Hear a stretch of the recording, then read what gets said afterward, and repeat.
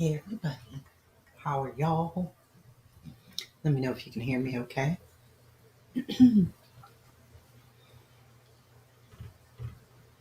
Hopefully you can.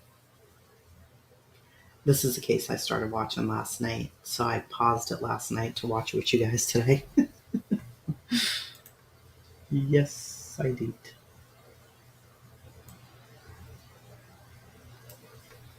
You can? Good, good, good.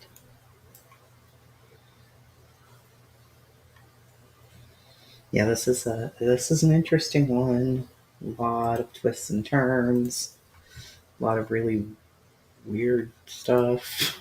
So I figured I'd give us a break and go to a trial because we do have Leticia's trial coming up. So Leticia's is coming on. We'll see if it's going to be on Monday. I don't really know yet. It's supposed to be, right? So we'll see. So this trial, let me see here. Let me look. We'll do opening statements, probably get through some of day 2, maybe. Hey, how are you guys? Jennifer. Sure, there is a backstory. The man who is on trial is a doctor. He's a surgeon. He goes through a divorce and he meets a very well-loved veterinarian, and they get into a relationship very quickly. Each of them are in court cases with their exes, okay?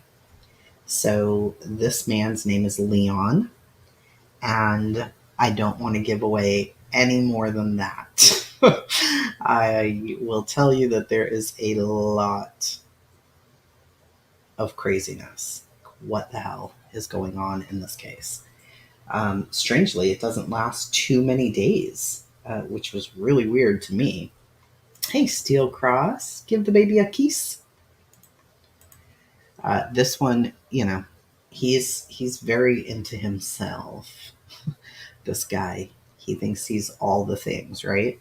And the way that he meets the veterinarian lady, he just like walks right up to her, like, hi, I'm Leon.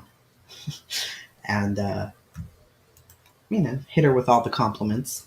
She had just gone through a divorce, and he was in the process of a court situation with his ex. There's custody issues on both. It just is wild. You'll see. So I'm going to start playing it. Shut me up.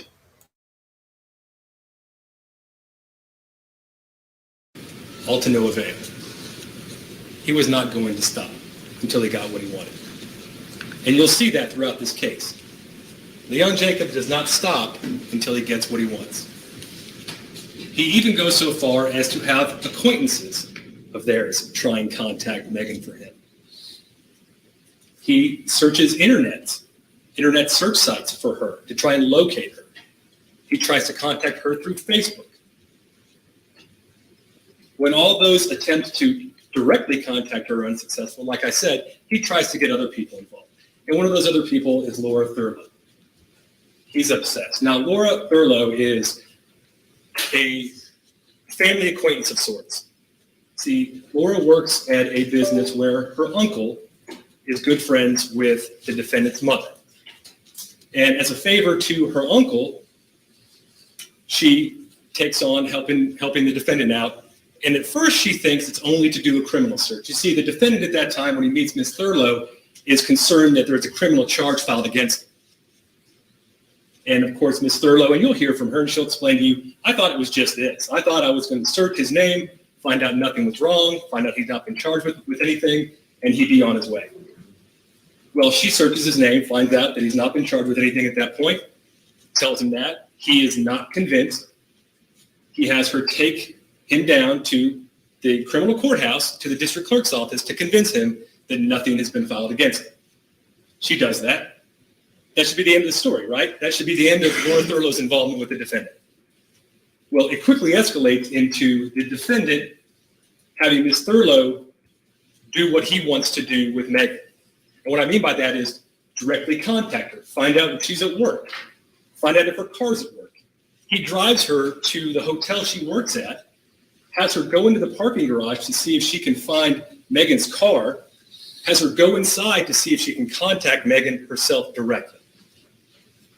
And you'll see the text messages from him to Laura Thurlow throughout the course of the end of January 2017. Help me, help me, help me. I thought you were going to fix this. I thought you were going to fix this. I thought you were going to fix this. And it's at this point, Laura will tell you, that the defendant has developed an alternative plan as to how to deal with Megan's future. And she'll tell you that at that time, the defendant tells her, if I can't get her back, maybe you know somebody who can help me get rid of her. And the reason he asked Laura that is because Laura has a background with working with criminal defense attorneys. And in the defendant's mind, he thinks, well, you must know some dirtbags. You must know some people who I can get employed by me, who I can use to get Megan out of the picture. Now, Laura, at that point, as you might imagine, starts to fear for her own safety. And it's at that point she talks to her friend named Kenneth. Okay, now I have a PowerPoint up here just to keep all the people straight in your mind, because it is a story involving several people. So Laura Thurlow talks to a friend of hers named Kenneth. And Laura Thurlow's in a difficult spot because, like I said, her uncle is good friends with the defendant's mother. And she'll tell you, in hindsight, I should have gone to the police. I should have told the police what was going on. I should have told the police what this guy was saying. I should have told the police I felt threatened myself. But instead, she talks to her friend named Kenneth. Now, Kenneth is a guy that she knows, an acquaintance, who's a kind of a rough and tumble guy. And she asked Kenneth, hey, can you get this guy to back off of me? And you'll see the reason why, like I said, in the text messages, that he's calling her incessantly, fix this problem for me. And Kenneth says, no problem, I can call him. Before Kenneth is able to do anything, Kenneth unexpectedly dies. Now, Kenneth has a friend named Motaz Aziz. Now, he's going to be referred to throughout this trial but as Motaz Aziz, his real name, but also Zach, because that's the name the defendant knows her by. Laura attempts to call Kenneth to speak with him. Zach has Kenneth's phone because Kenneth, they were roommates. He has Kenneth's personal belongings. Kenneth had died the day before. Motaz answers the phone and has a discussion with Laura. There's some discussion about the defendant at the end of that conversation. Laura, believing now that Motaz, knowing his background and he was in the military, thinking that he can take care of the defendant and get him off her back, tells the defendant, this guy's going to contact you. Laura thinks that Motaz is going to contact the defendant and say exactly what Kenneth was going to say. Leave this girl alone. Well, Motaz calls the defendant, and Motaz meets with the defendant. Motaz does not do that. Motaz meets with the defendant under the guise of himself being a hitman. Now, Motaz is way in over his head from the beginning. There's no question with that. Motaz meets with the defendant, and when he realizes how serious the situation is when at their first meeting, the defendant gives him several $1,000s to take care of his problem. Now Motaz, I think, recognizes himself. He is in over his head. So what does he do now? Well, what he does is for the next several weeks, he strings the defendant along. There's no evidence that you'll hear of any kind that he ever intended to hurt Megan, that he ever intended to kill Megan.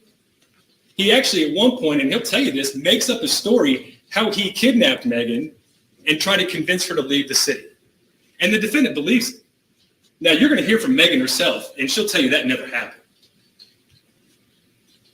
Motaz is drawing out the time. He's trying to figure out what to do with this guy.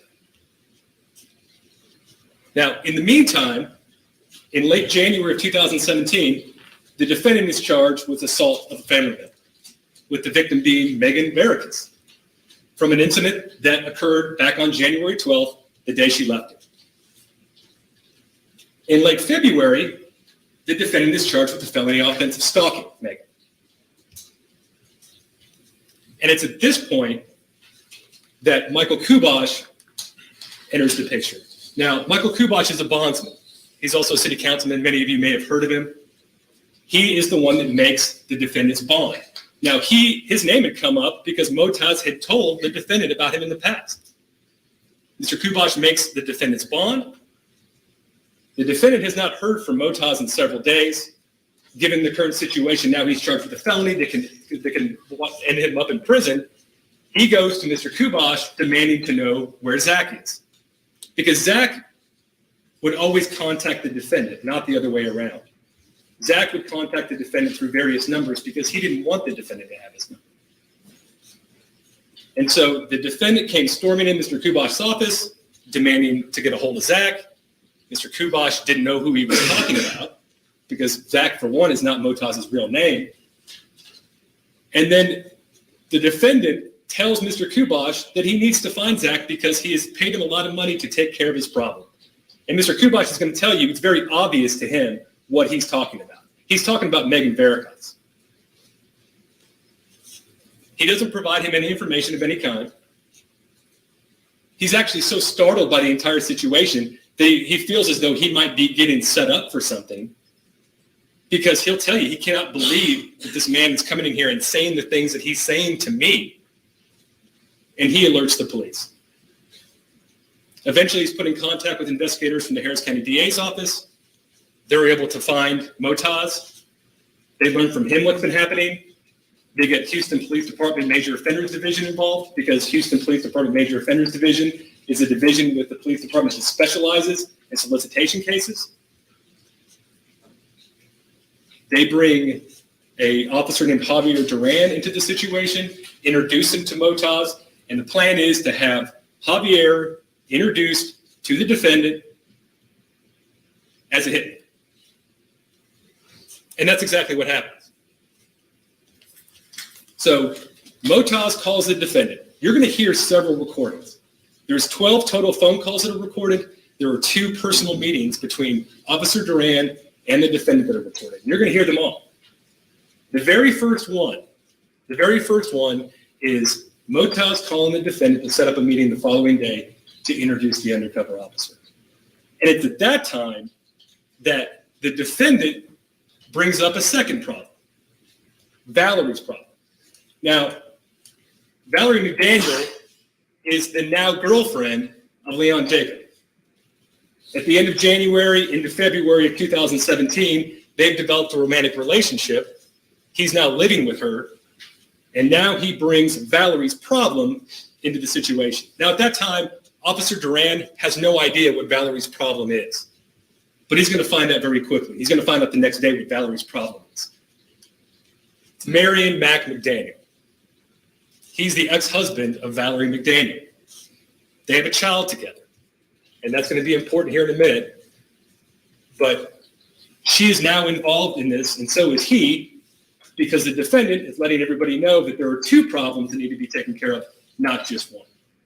The meeting takes place the following day. It's at an Olive Garden. Present at that meeting are the undercover officer, Javier Duran, Motaz Aziz, Valerie McDaniel, and the defendant. And the purpose of the meeting is going to be very clear from the get-go to you. One of the first things the defendant says or asks of Officer Duran is, are you a cop? Are you a police officer? I have to cover my bases. Are you a cop? This is exactly what he says. Officer Duran says no. The conversation continues. And the conversation mostly focuses on Megan. And you'll hear that all options are on the table when it comes to Megan. All options. Kidnapping her, planting drugs in her car to get her in trouble, and ultimately killing her.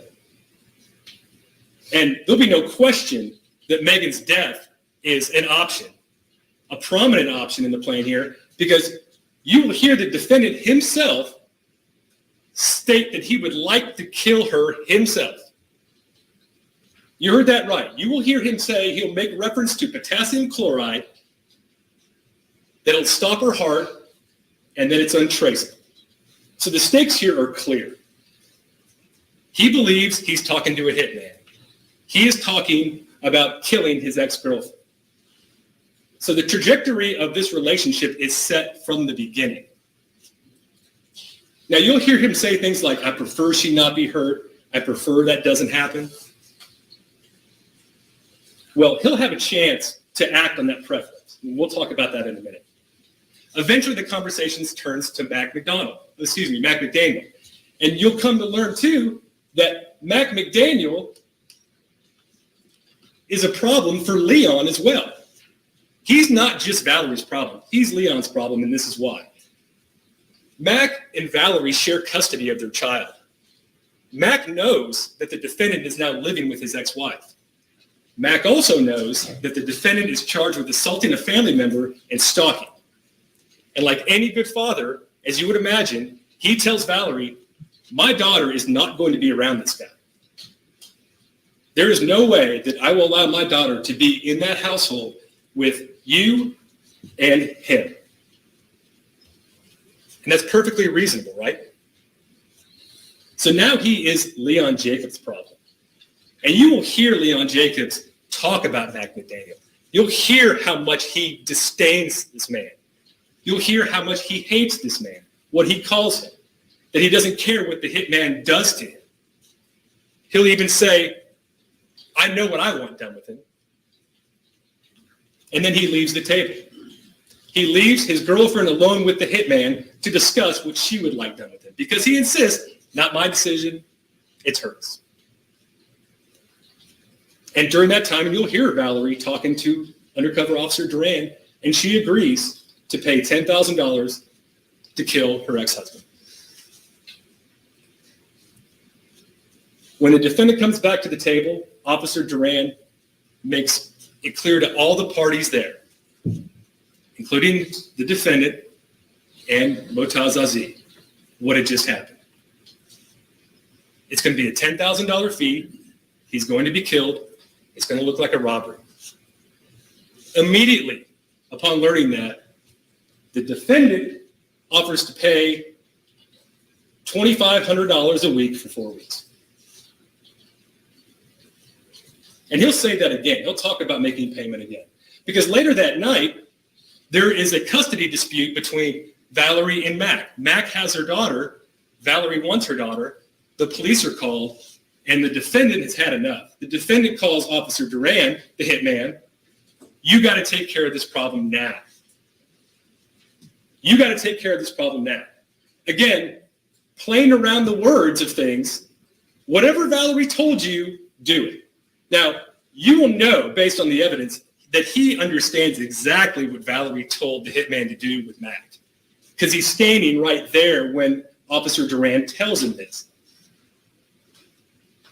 He believes that because he doesn't use certain words, he's not responsible. But he says, just get it done and you'll get your payment. Well, unbeknownst to them, of course, HPD has contacted Mac. They've contacted Megan. They've both been warned that there is a valid threat to their lives, and they both agree to cooperate. And so the next day, undercover officer Duran goes to Valerie's condo to meet with the defendant to let him know that Mac has been killed. And there's the proof. Mac has agreed to take part in the staged death scene. And these are the pictures, or this is one of the pictures that Officer Duran intended to show them when he arrived at her apartment that night. And he makes it clear, and this is again a recording you'll hear, the officer makes it clear he is dead. He is dead. At that point, Valerie excuses herself from the conversation. What is the reaction to learning of Mac's death? Is it shock? Is it disbelief? This is never how I wanted it to go. What is this? What have you done? No. No. Because that was the plan, to have Mac killed. Immediately after talking about Mac and how he died, the defendant then steers the conversation back to Megan. Because again, this is the path that he has set them on. This is for real now. He knows that a person's been killed in his direction. But again, the defendant gets what he wants. The defendant wins. Because you'll hear the reasons why he wants this done. With Mac, it's clear. With Megan, it's because of the criminal cases. And he'll refer to those cases over and over and over again. If she goes away, then these cases go away. If she goes away, then these cases go away. You'll even hear about an elaborate plan to have the hitman take Megan's phone, send him an email from her email address saying, "I'm sorry, I love you." He then plans to forward that information on to his defense attorney, who will then present it to the court or the prosecutor in order to have his cases dismissed. That is how far the defendant goes to get what he wants. And I'm not suggesting it wasn't Mr. Parnham, and I'm not suggesting the defense attorney was involved in this, but this is how far out he has planned his own survival. And he'll say it over and over again. I need this taken care of. Whatever it takes, I need it taken care of. The night after the meeting at her apartment, at Valerie's apartment, they decide to contact him about Megan being abducted.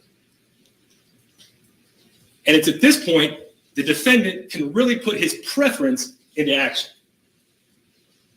During their conversations that night, this is the picture that the defendant gets. We have Megan. She's zip-tied, she's duct-taped. If there was any time for the defendant to say, enough is enough. Enough is enough. Let her go. I don't want her hurt. I don't want her killed. Just end this. There are plenty of opportunities for him to have said that. But this right here is the last one. And he doesn't. Because he knows the end game in all this. Mac was going to die, and Megan was going to die. And Leon Jacob was going to get to walk away. Because there was two obstacles to the defendant's new life with Valerie McDaniel. It was Mac, and it was Megan. Mac could keep Valerie away from him by making Valerie choose between the defendant and her daughter. And Megan could make him end up in prison. Those were his problems. He expected them to both be dead. And when he was arrested, in the early morning hours of March 10th of last year, he believed they both were dead. He's guilty of solicitation of capital murder for both Megan Veracus and Mac McDaniel. And at the end of this trial, we'll ask you to reach that verdict. Thank you. Good morning. Words matter. The words that are spoken, they have meaning. They have definition. They have significance. See, words can build, they can motivate, they can create. Words hold power, but it's only the person who speaks those words that knows what the meaning is behind them. And that's what this case all comes down to. There were three speakers: Leon Jacob, Valerie McDaniel, and Officer Duran. They are all speaking. They're all trying to tell their story that they want to be told. They're all fighting for the control, for that authority, to give definition to what they want to happen. And finally, you will see throughout the entirety of this trial the one egregious efforts that Officer Duran went to just to force his narrative. Now, as my co-counsel George Parham just introduced, my name is Matthew Pospisil, and together, me and George stand here today proud to represent Leon Jacob. Leon Jacob, say it fast. Mr. Jacob here, he's a Houstonian, he's a PhD, and above all, he's a father. Now, like many of us today, you can see, like many of us here today, Leon's made some mistakes in life.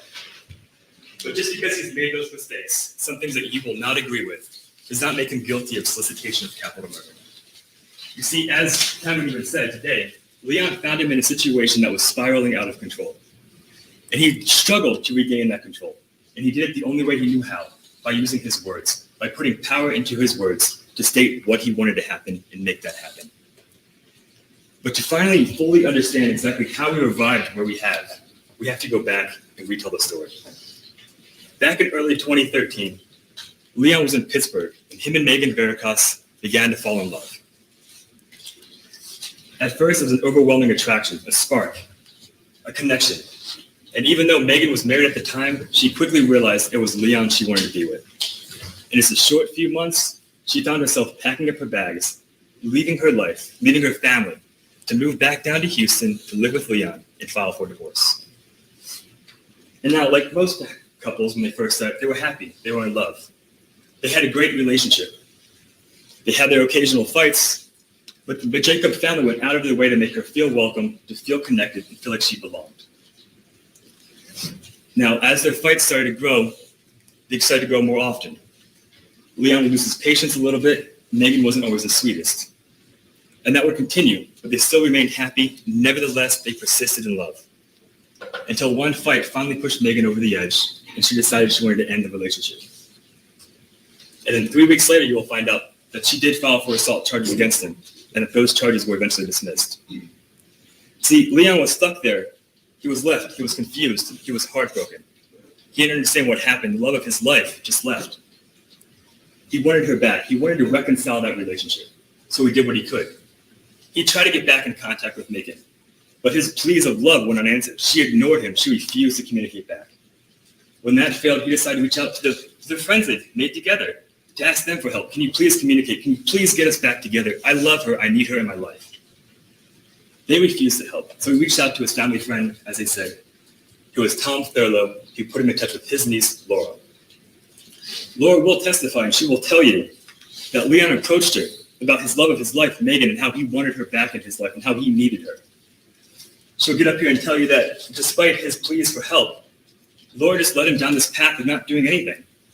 She tried to look up the criminal record of the assault case that was eventually dismissed, but decided not to help him any further, while leading him down this rabbit hole that she was helping. She made up this story about how she followed her to the rodeo and was having people watch her at all times. Complete fabrication that Leon thought something was actually happening. She was making efforts, and she was doing nothing.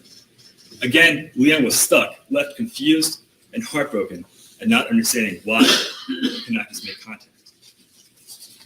Eventually, Laura decided that she was tired of trying to help Leon and decided to put him back in touch with somebody else. And that is how Zach gets involved. Now, Zach will get up here, and he's going to tell you that he was a hero. He's an Army veteran and a Purple Heart recipient. And he could not stand idly by while this lady, a damsel in distress, needed his help. But the reality is, Motaz is nothing but a con man. He saw a situation take advantage of somebody like Leon, who had money, who had power, and to steal from him. He'll get up here and tell you that he took money from Leon with no intention of ever doing anything he helped out with, or even giving that money back. The reality is Zach saw the opportunity to make his own fortune and jumped on it. He conned Leon out of this money. He told him a story about how he's going to arrange a meeting at a hotel to have a sit-down conversation between Megan and Leon. But he never did any of that to actually make any of that happen. And as those efforts that Leon thought Zach was investigating for him to find Megan, to put him back in contact, he quickly realized that he needed to escalate this matter to make things more intense, to prove his own con further. You're going to find out that it wasn't Leon who wanted any harm to come to Megan. But in fact, it was Zach who started up the idea of, we'll stage a car crash. You need her to get out of town? We'll stage a car crash. We'll crash into her. We can plant drugs in her car, get her arrested. We can solve your issue a different way than reconciliation. Leon adamantly started at this point in time to repeatedly say, I want no harm to come to Megan. I don't want anything like that to happen. And eventually, Zach decided he wants no more part of this, and he tries to disappear. You're going to find out today that even the cops took 2 weeks to try and locate him as he went off the grid after stealing from Leon. And then once the Houston Police Department got involved through Officer Duran and the undercover investigation, you will finally realize the agenda, the motive, the narration that Officer Duran was trying to make clear. You'll find out in the course of this trial that the Houston Police Department did their due diligence in discovering who the players were involved. They looked at Leon Jacob. They looked at Valerie McDaniel. They realized they were both prominent doctors. They were both successful and well-educated people. They realized this could be the case that makes their career. You're going to realize that this motive and agenda produced an investigation to where they were forced to make their play. They would try to force these people into making the decisions that they did not want to make. There are plenty of hours of recordings in this conversation between the undercover officers, Leon Jacob and Valerie McDaniel. It's going to be revealed throughout the course of this trial that Leon repeatedly stated, "I want nothing to happen to Megan. I want no harm. I just need her to get out of town." And you're going to find out that it was constantly Officer Duran who repeatedly said, "We're going to have to kill her. Let me kill her. I need to kill her. I can't get caught with this. I have to kill her." And every time those statements are made, Leon always says, "No harm can come to Megan." The truth is in the words with this case. Words are powerful. Words have meaning and significance. The truth is, Leon loved Megan. He didn't want her hurt. He wanted a life with Megan. The reality is, if it wasn't for Officer Duran forcing this agenda, forcing his motive, forcing his own narration of the events transpiring, we wouldn't be here today. If it was not for Officer Duran trying to make this into a television story and force his own narrative, Leon would not be forced here today to tell his story. All right. Thank you very much. You may.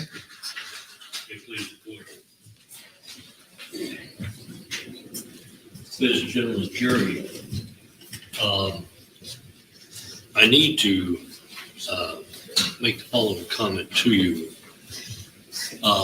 What we say in opening statement is not evidence and is not considered to be considered by you as evidence in this case. What you will make your decision on in this case is the evidence that comes forth from this witness stand, be it documents, be it live testimony on direct or cross-examination. This portion of the trial is for us to give you an idea, a working idea about what we think the evidence is going to show. And you're not obliged to accept, not obliged to object. This is our viewpoint, much like we told you in voir dire when we picked this jury. I want to go through the timeline of the events, and I want to make sure that everybody can follow. Is that too small for you all? Can you follow? All right. We have a timeline of audio conversations that take place between the undercover agent and Leon Jacobs. On March the 7th, Leon, in conversations with the undercover, can you see? In conversation with the undercover says, "All right, I just need her to leave Houston and things are going to be okay. I want her out of Houston." Why? Because he doesn't want her here as a witness against him. And that's something that we have to accept. He wants her gone so that she won't be available to testify. He doesn't say dead. He doesn't say killed. He wants her gone out of Houston. On March the 7th, I prefer that no one gets hurt. I just want her to leave. And I want my legal problems to go away, but you know I told you what it needs. You know whatever you know what I'm talking about. So on March the 8th, in conversation with the undercover agent, I don't want her hurt. I just want her to stay. Now, I'm going to stop right there and talk to you about what I consider to be common sense. The prosecutor told you that for a period of a number of months, 8, I believe to be exact, that Megan and Leon were very much in love. They were together. They cared for each other. And I think it takes a quantum leap of imagination to think that you turn from a lover to a killer of the person that you love. The feelings are still there. Those feelings don't go away. And I can't foresee of a situation in my experience, and which is not evidence, or in your experience, where you care for somebody and you in turn, because that person decides not to be with you, you decide to hire a hitman and kill him. That contradicts. I don't want her hurt. I just want her to go. Go where? Go back to Pittsburgh. The evidence will reflect. I can get another hearing set for that. If she no-shows for that, if she's up in Pittsburgh, she's not here for the hearing,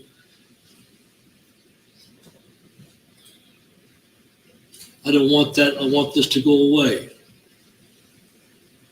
Everything else goes away if she's not here. That's what I want, right? Again, on March the 8th. Ever talk again? I don't want that, but I want this to go away. He then says, this is all in conversation with the undercover officer. Well, he doesn't want it to happen to her, Valerie. Right.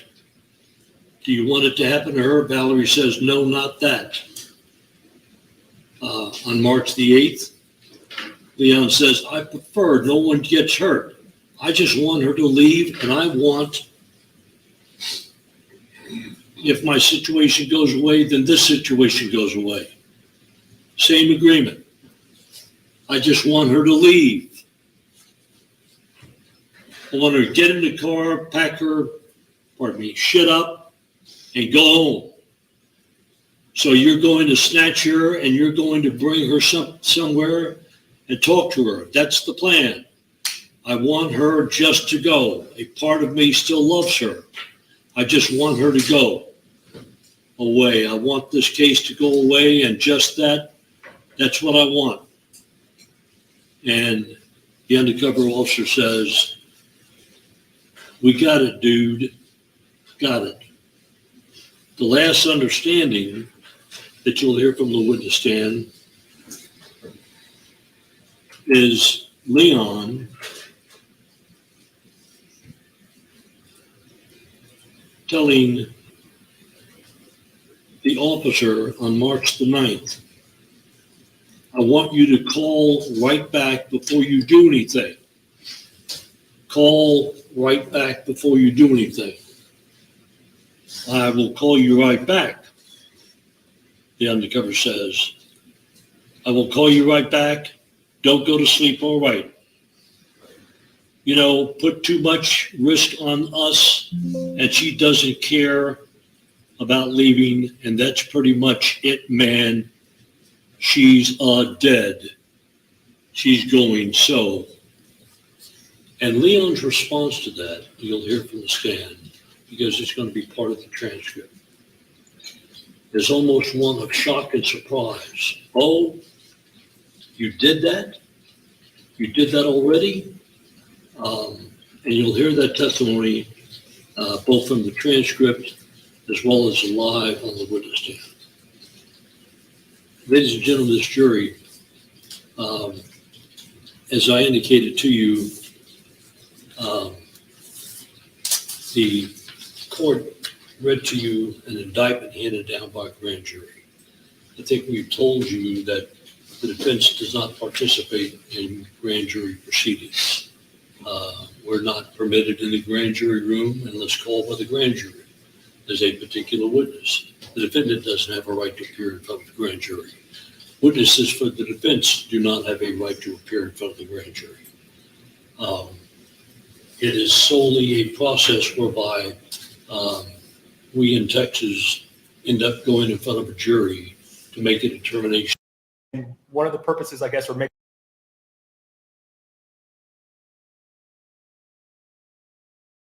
Mr. Kubash. Fine. And could you just state your name and spell it for the record, please? I'm Felix Michael Kubash, Felix, Michael, Michael, Kubash, Kubosh. And how are you employed, sir? I am a city council member for the last 5 years. I work for the city of Houston as a council member. I'm an elected official. And I'm a Harris County bail bondsman for the past 21 years. Can we ask that Mike pull up a little closer? Yeah, can you sit a little bit closer to the microphone? Okay. Better. Thank you. So you're a council person, you said, for 5 years? Yes, sir. And what area do you represent? The entire city of Houston. Okay. I'm an at-large council member. You're at large, okay. And you have another business you run as well, correct? Yes, sir. I own a bail bonding business called Kubosh Bail Bonds. And how long have you been doing that for? 21 years. And just so that the jury's a little bit familiar with what happens, somebody pays you a portion of a bond, you post the entire bond, and the person bonds out of jail. That's correct. Anytime in late February, early March of last year, do you recall ever coming into contact with the defendant, Leon Jacob? February the 23rd, 2017 at 4 p.m. in the afternoon. And just so we're clear about who you're talking about, do you see this person, Leon Jacob, in the courtroom today? Yes, I do. Can you go ahead and identify him by something that he's wearing? Striped tie and a black suit with a white shirt. Your Honor, may the record reflect that witnesses identify the defendant? The record will so.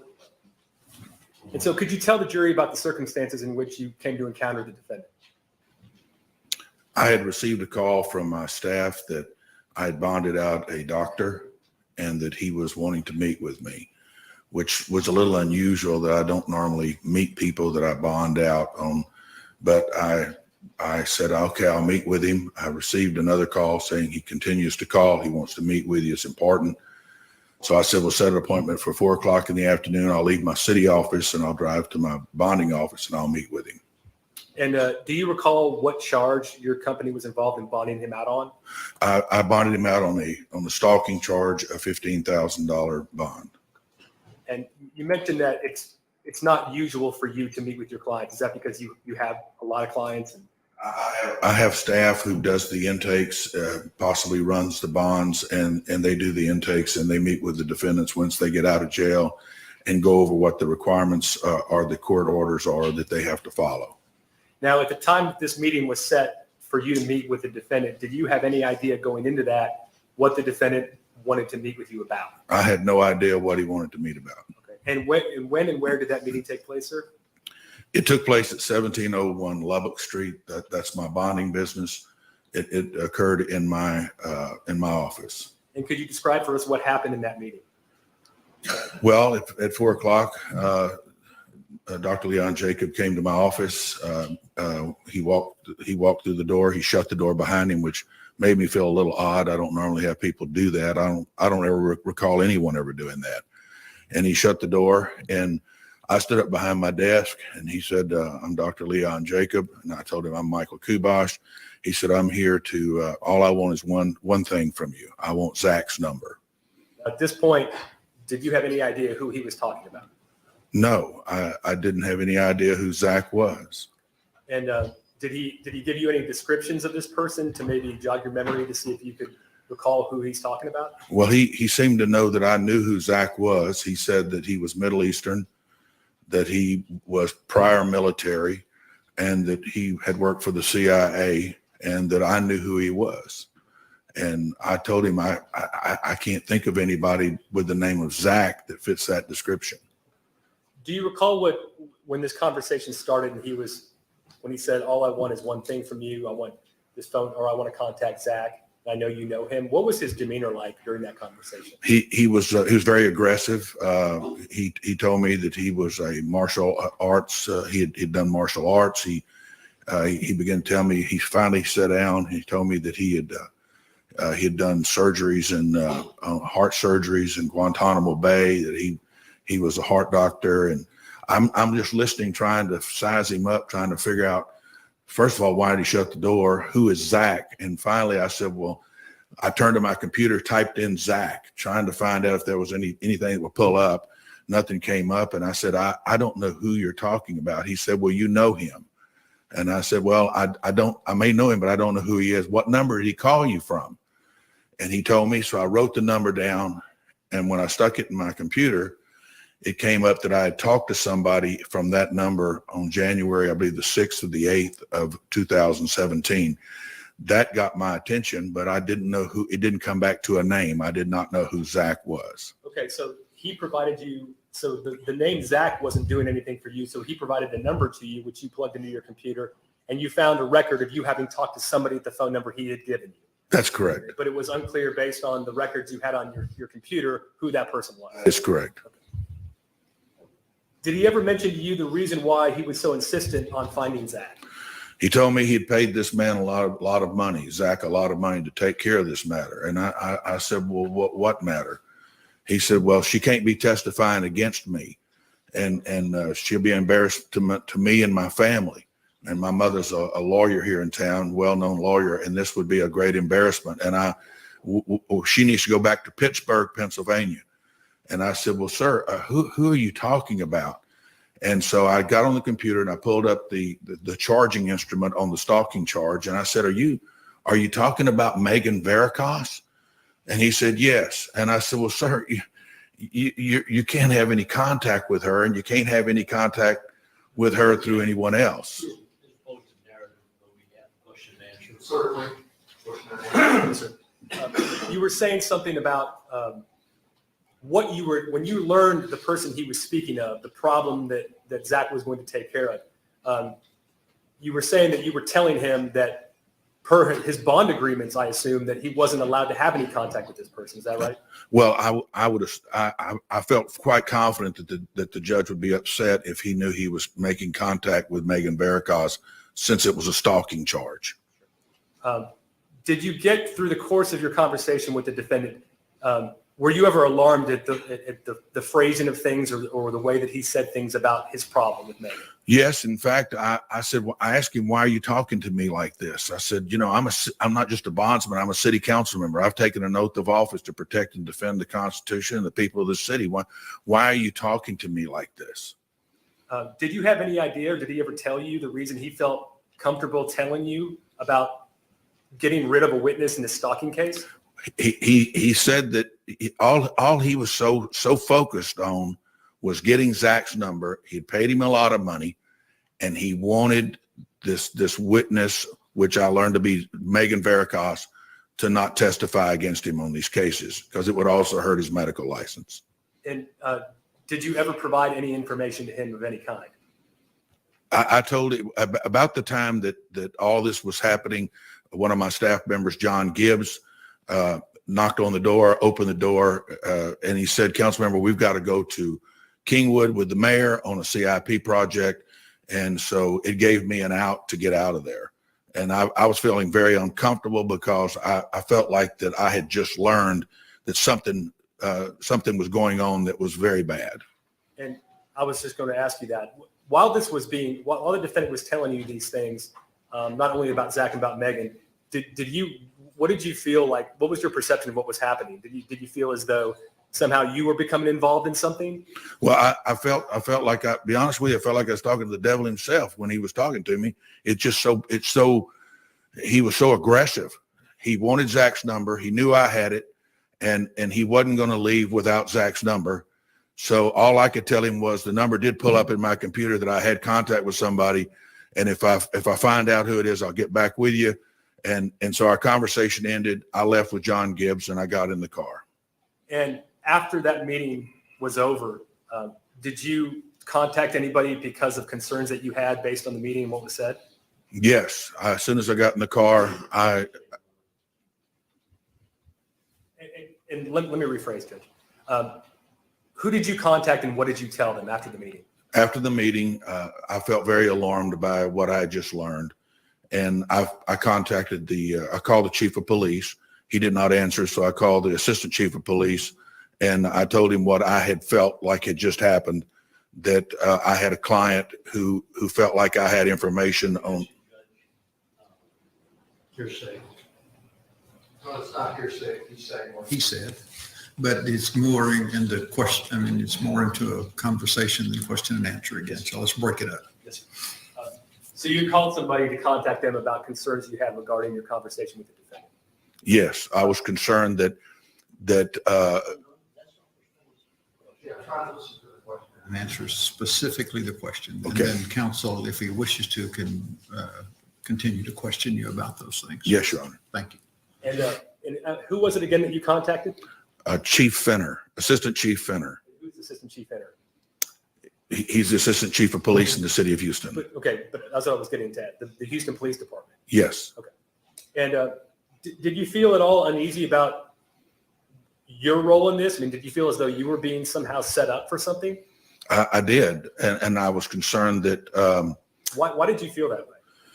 because the phone number was in my computer that he had given me. And for somebody to give you a 10-digit phone number and it come up in your computer when you type it in, it just didn't make sense to me. How was I getting involved in this? Why was I being involved?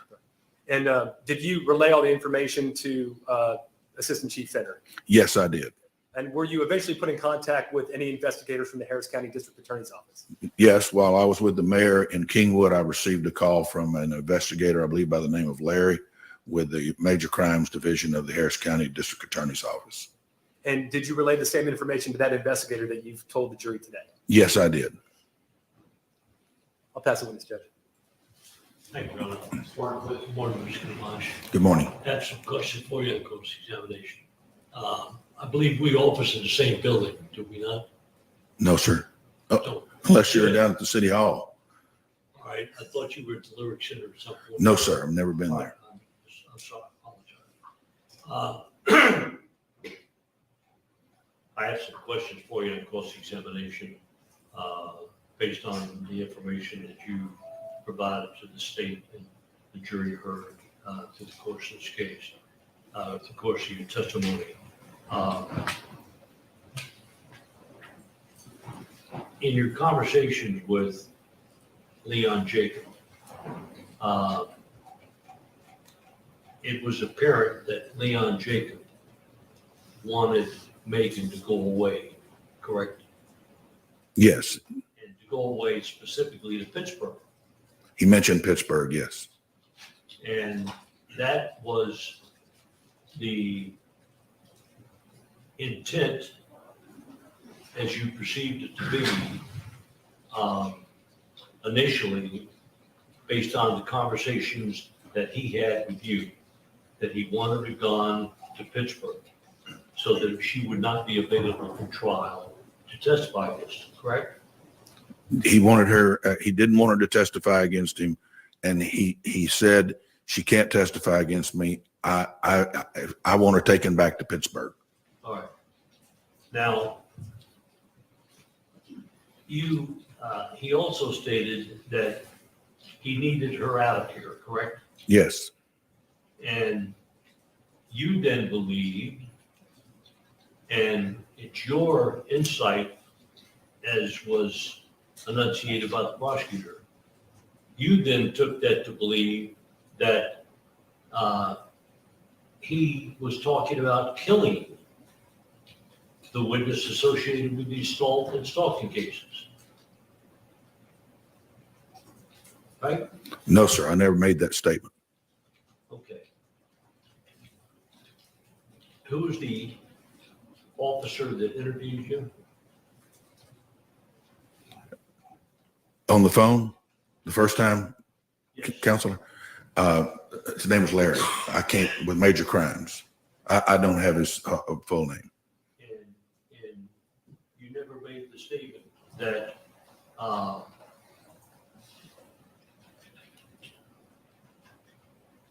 you believe that Leon was talking about killing the witness and associated with the assault cases? I never made that statement. And as far as you know, he was just having a conversation with you in order to convince Megan to get back to Pittsburgh.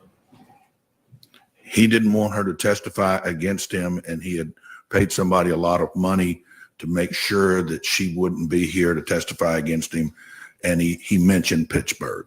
All right. I pass the witness. Thank you, sir. Nothing further, Judge. Is he to be excused? Yes, sir. Any objection for excusing the witness? Can we approach Judge? You may. Subject to recall, you are excused, and we appreciate your testimony. Good to see you. Next witness, please.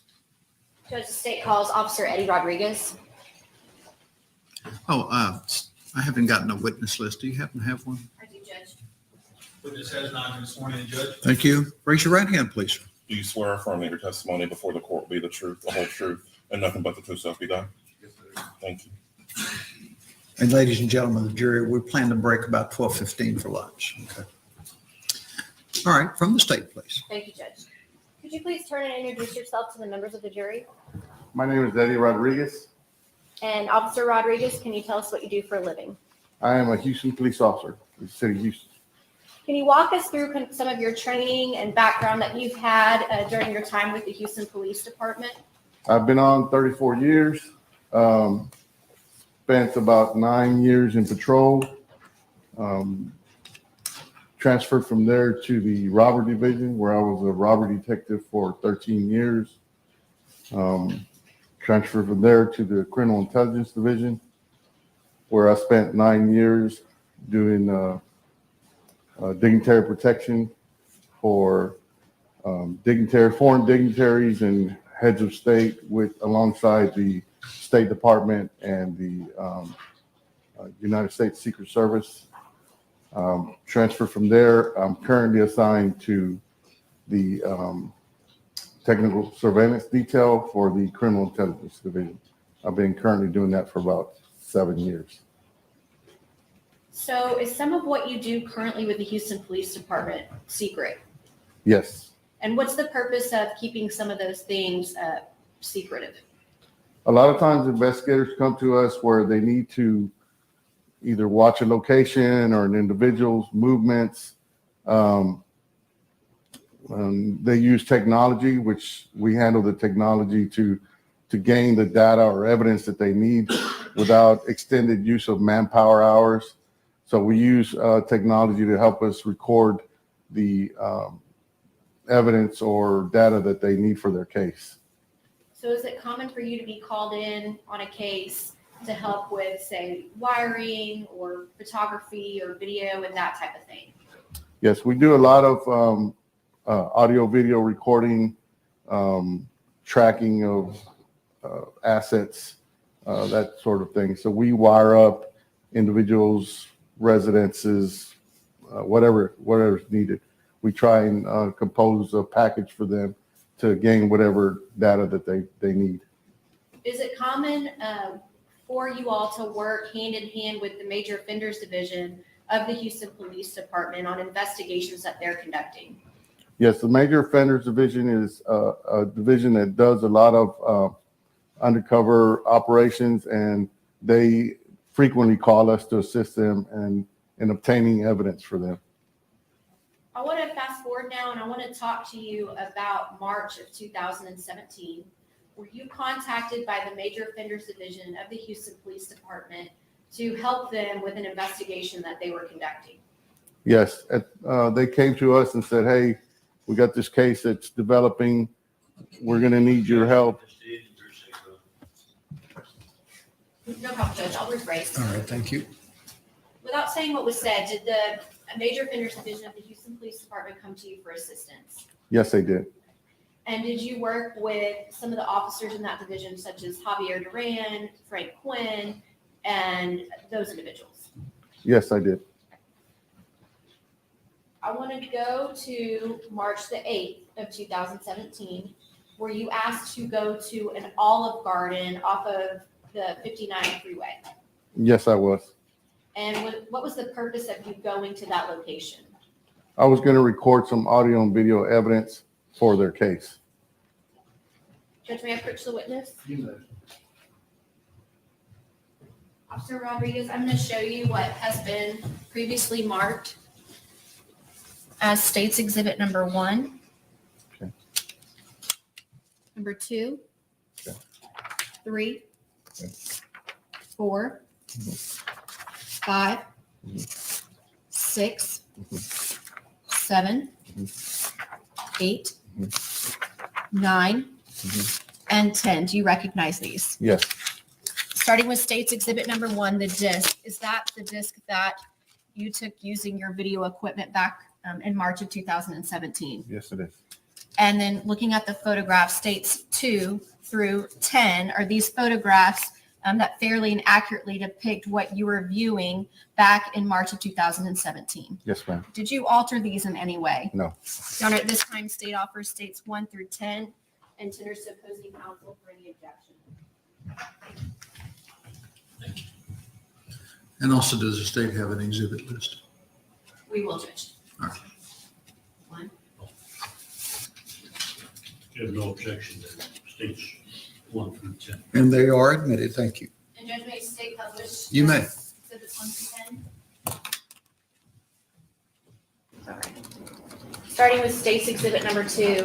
Is this one of the photographs, one of the still images that was taken off the video that you recorded back in March of 2017? Yes. Now, as you're recording this from the parking lot in that area, are you familiar with the facts of the case, or are you simply just videoing what you see? No, at this point, I didn't know anything about the case, what it was. I'm just recording data, evidence. It's evidence, but we call it data. So it's, we turn the machines on and start recording, and this is just one of the stills that came off of that data. Okay, and so states 2 through 10 are just some of the stills that came off of state's exhibit number 1, which is the video that you took. That's correct. Once you take these items, you turn them over to the Houston Police Department as part of their investigation. Yes. As part of your assistance to the Major Offenders Division of the Houston Police Department, did you also assist Officer Duran in hooking him up with some technology that allowed conversations he was having with the defendant in this case, Leon Jacob, be recorded? Yes, I did. And did you use your experience in order to do that? You know what equipment to use at the time. That's correct. Did that end your involvement with this case? Yes. Your Honor, I pass the witness. On the defense, please. We have no questions, Your Honor. And to be excused. Yes. No objection, Judge. And you are excused, sir. Thank you, Thank you sir. so much. Your next witness, please. State calls Lopez as you, Judge.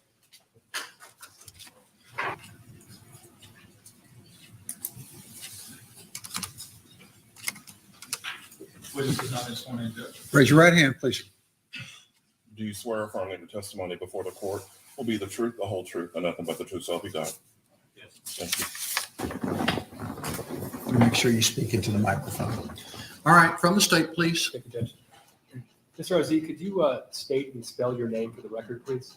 My name is Moataz Azza, spelled as Moataz. Last name is Azzeh. And how old are you, sir? I'm 32. And where are you from originally? I was born in Chicago, but I lived in Jordan when I was young, and that is where the accent from. So you grew up in Jordan. Yes, Did you go to high school here in the Houston area? yes, I did, Where in did you go? Clearbrook High School.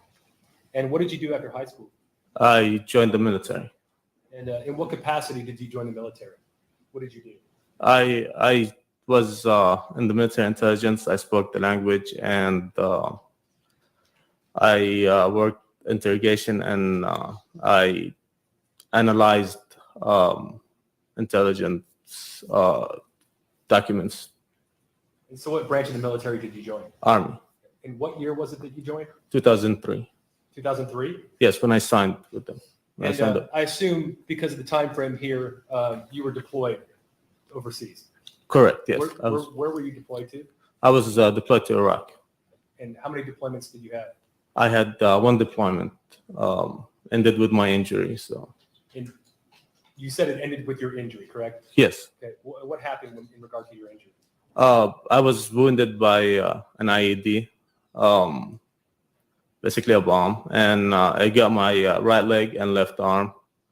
I wasn't able to walk for some time, and I was medically discharged from the injuries.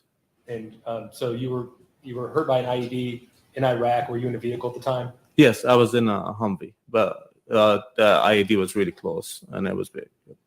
And you said you were medically discharged due to the injury, correct? Yes, Do you still suffer from injuries associated with that? Yes, I still have shrapnels in my right leg. I have limitation of motion and weakness in the knee. Pain also. And so what year was it that you were discharged from the military? I was discharged at the end of 2006. And what did you do after your discharge? I went to the University of Houston and got my degree in computer science, software engineering. And did you graduated and got your degree? Yes, What year was that? I graduated in 2012, December 2012. Now, the defendant in this case, Leon Jacob, do you know who that is? Yes, Do you see him here in the courtroom today? yes, he's in Denver. Okay, could you just identify him by something that he's wearing today? A suit with blue and lines of tie. May the record reflect the witness identified the defendant? The record will so reflect. Could you tell us how you came into contact with Mr. Jacob initially? I was called by a friend of a friend, and her name is Laura. We met before briefly, but my friend apparently told her about my history in the military, and basically told her that I'm his best friend. So the day that Okay, let me stop you there. okay, The person that you're talking about, when you say if Laura is a friend of a friend, what friend is it that you're talking about? his name is Kenneth. Okay, and how do you know Kenneth, or how did you know Kenneth? Kenneth was a friend that I met at University of Houston, and we were best friends. And he was he was a lot older than me, but we kind of clicked at the university, and ever since we've been hanging out. And Was he a student at the same time you? no, he was working there. Okay, he worked at the university. Yes, So from the time that you were at the university through the time that you graduated and up until last year, you two remained friends. yes, till he actually passed away. Were the two of you ever living together? Was there ever a roommate? Or a arrangement? Whenever I was at University of Houston, he actually stayed with me for 2 months. Yeah. And you mentioned something a moment ago, and I wanted to make sure that everybody heard it. You said he passed away. Yes. The night before Laura contacted me, he had a stroke and passed away. And I had his stuff, his phone. And whenever Laura called him, I answered. I wanted to tell her what happened, and then she told me about the situation. Did you say something? Objection, because Your Honor, I apologize. Not to repeat what. Somebody else tells you, okay? Sure. Now, you mentioned before that you had met Laura on a prior occasion. Yes. Was that through Kenneth? Yes. Were you friends with Laura? I knew her, but I wasn't at that time. I wasn't really. I keep to myself usually, so I did not know her as a friend yet. So You just met her before. yes, And when you said a moment ago, when the day before Laura contacted you, Kenneth passed away. When she actually contacted you, she was actually calling to speak to Kenneth. Is that right? yes, So she called Kenneth's phone yes, that you had. yes, Okay. And you answered the phone, and the two of you had a discussion. correct, Okay. And was that discussion, some of that discussion regarding the defendant in this case? correct. And what did you tell Laura in relation to the defendant? I told her to that he will expect a call from me, and basically to set up a meeting after.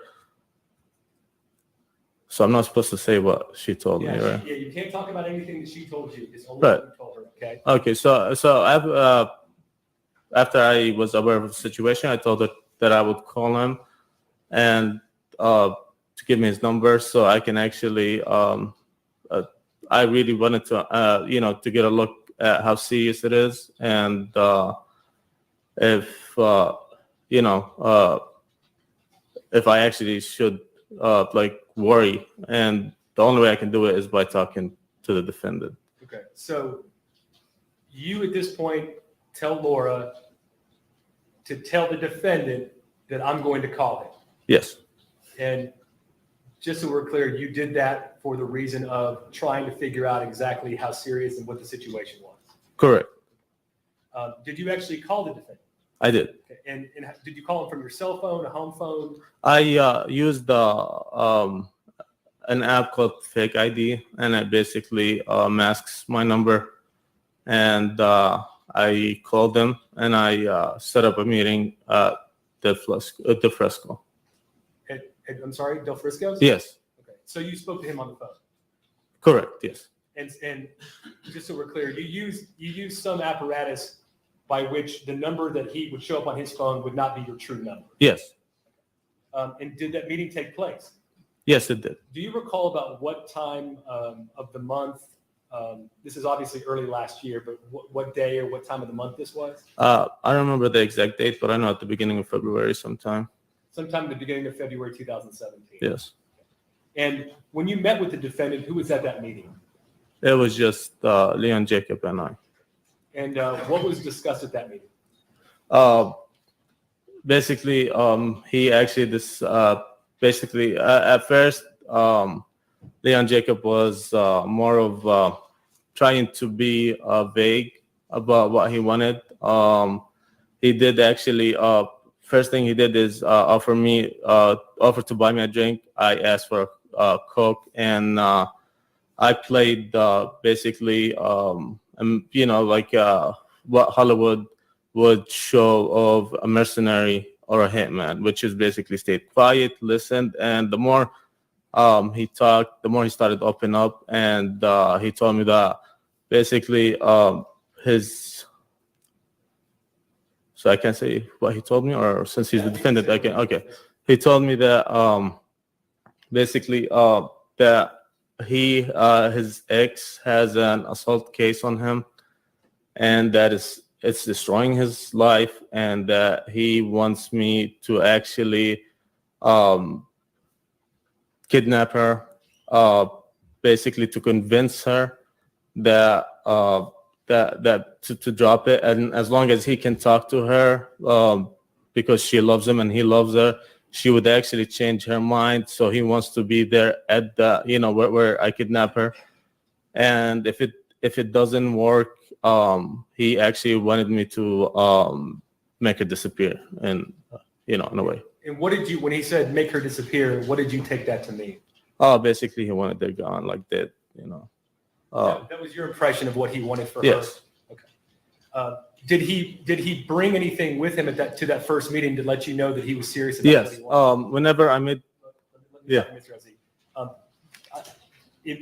Let me ask the question first and wait till I'm done with the question. I know you may want to answer the question because you think you know what I'm going to ask, but just because she's typing everything, Oh, make sorry sure I about finish that. the question first before you answer. Okay. Okay. Okay. And my question was, did he bring anything with you to show that he was serious about what he wanted with Megan? Yeah. Did you bring anything with you? Sorry, with him. Yes, sir. Yes, he did. On the phone call, I asked him to bring 2,500 to see how serious he is, and if he did, then I actually figured he's really serious. And he brought that money. Yes, And did he give it to you that night? yes. When the first meeting with the defendant ended, what was the plan going forward from there? The plan for me was to actually find out a way to protect Megan and to see how I can approach this the best way I could, and to guarantee that I keep Megan out of his reach. Okay, let me stop you there. Did you know who Megan was? No. What information did you have on Megan at that time? At that time, basically, before I met him, I didn't have except her name. Laura did mention that she worked at a hotel, but most of the information that I gathered to convince Leon Jacob that I am someone that is capable of basically of being a mercenary, to convince him that I'm a mercenary. I actually gathered most of the information about him.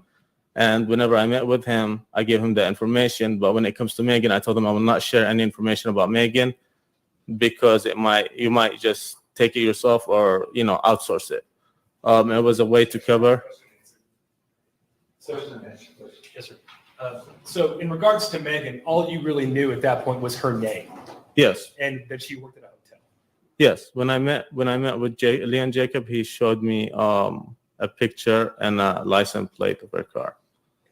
Okay, so he showed you a picture and a license plate of her car. He showed me a picture with him and her, and then another picture of her license plate of her car. May I approach, Judge? Mr. Ozzie, I'm going to show you what's been marked here, State's Exhibit number 11. Tell me if you recognize that. I actually cannot remember, but the license plate, but the car, yes. Okay, the car here. Does this appear to be the picture that was sent to you by Leon Jacob? No, it was actually more direct toward the back. Okay, so this was a picture of you believe to be the same car, Yes. but it was just from a different angle. Yes, and when I got that picture, I really didn't pay attention to it because my target was not Megan. My target was to protect Megan. So I didn't need information about her. Like I really didn't need to actually get her involved if I didn't have to. Yes, sir. Okay. This time, Judge, we go to State's 11. No objection, Your Honor. State's 11's admitted.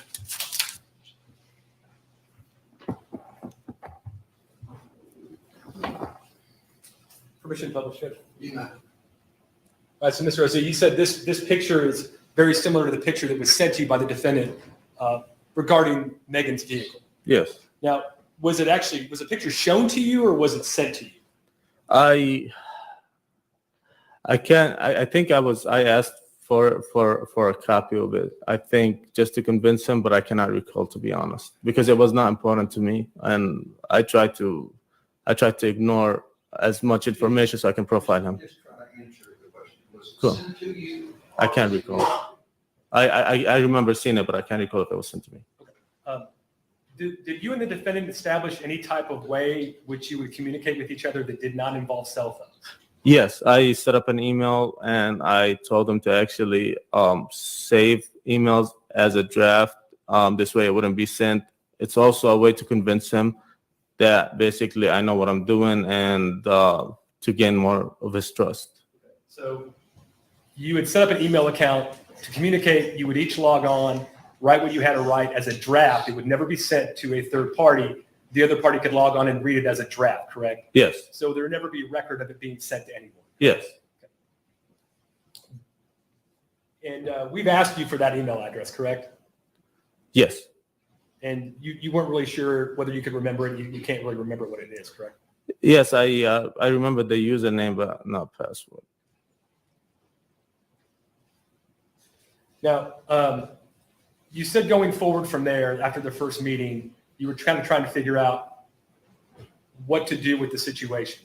What was the next step in your contact with the defendant? I actually was profiling him. I needed to understand the threat. So I actually took a day or two, I believe, to actually think of my next step. And this is when he started calling Laura. So I called him, told him to back off from Laura and that she's off limit. And that basically I will be in contact. At that point, I established that he has an obsessive personality. He likes to control things.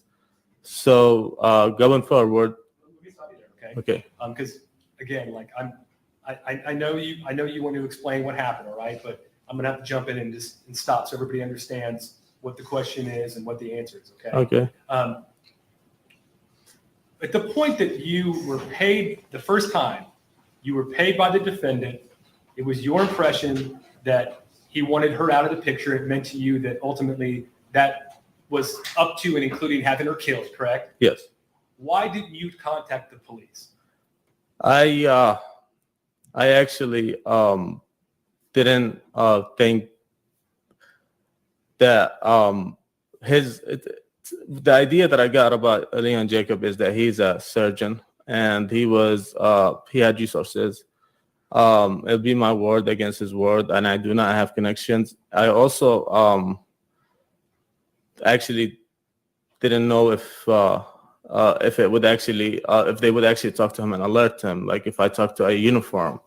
So I did not want to take the chance. The probability was not there was actually a chance that this all can fail and he would actually do it himself or go for someone else. And so, but you personally, was there any concerns you had about the officer not believing what you had to say? Yes, I actually did, because at the time I had a pending case. So Your pending case at the time was for what? it was for a possession of stolen property. And has that case been resolved? Yes, it was, and I completed the probation time, and yeah, it's been resolved. So you were on probation, but you've since completed that. Yes. And at the time, going back to January, February, March 2017, were you ever offered anything from either a police officer or my office in regards to your cooperation? No. Nobody ever told you your case will go away if you cooperate? No. No. It was clear that that's not good. And today, you have some pending charges, correct? Yes, in Fort Bend. Fort Bend County. Yes. Has anybody made any promises to you regarding those cases in exchange for your testimony today? No. Okay. We left off talking about the first meeting. If you can recall, when was the second time you communicated with the defendant? It was he had a court date coming up, and it was before the court date. I told him that basically I will kidnap. I kept on telling him that I have a team, so it was we are gonna kidnap Megan, and we're gonna have her at a hotel. But none of that was gonna happen.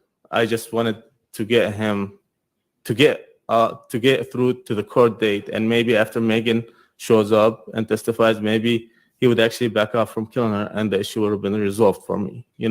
There's no life-threatening situation at that moment. But that day, do you need to ask questions? Yeah, I do. Yeah, sorry. So did you actually go through with that plan? And what I mean by that is, did you actually contact the defendant and tell him that you had kidnapped Megan? Yes, I did.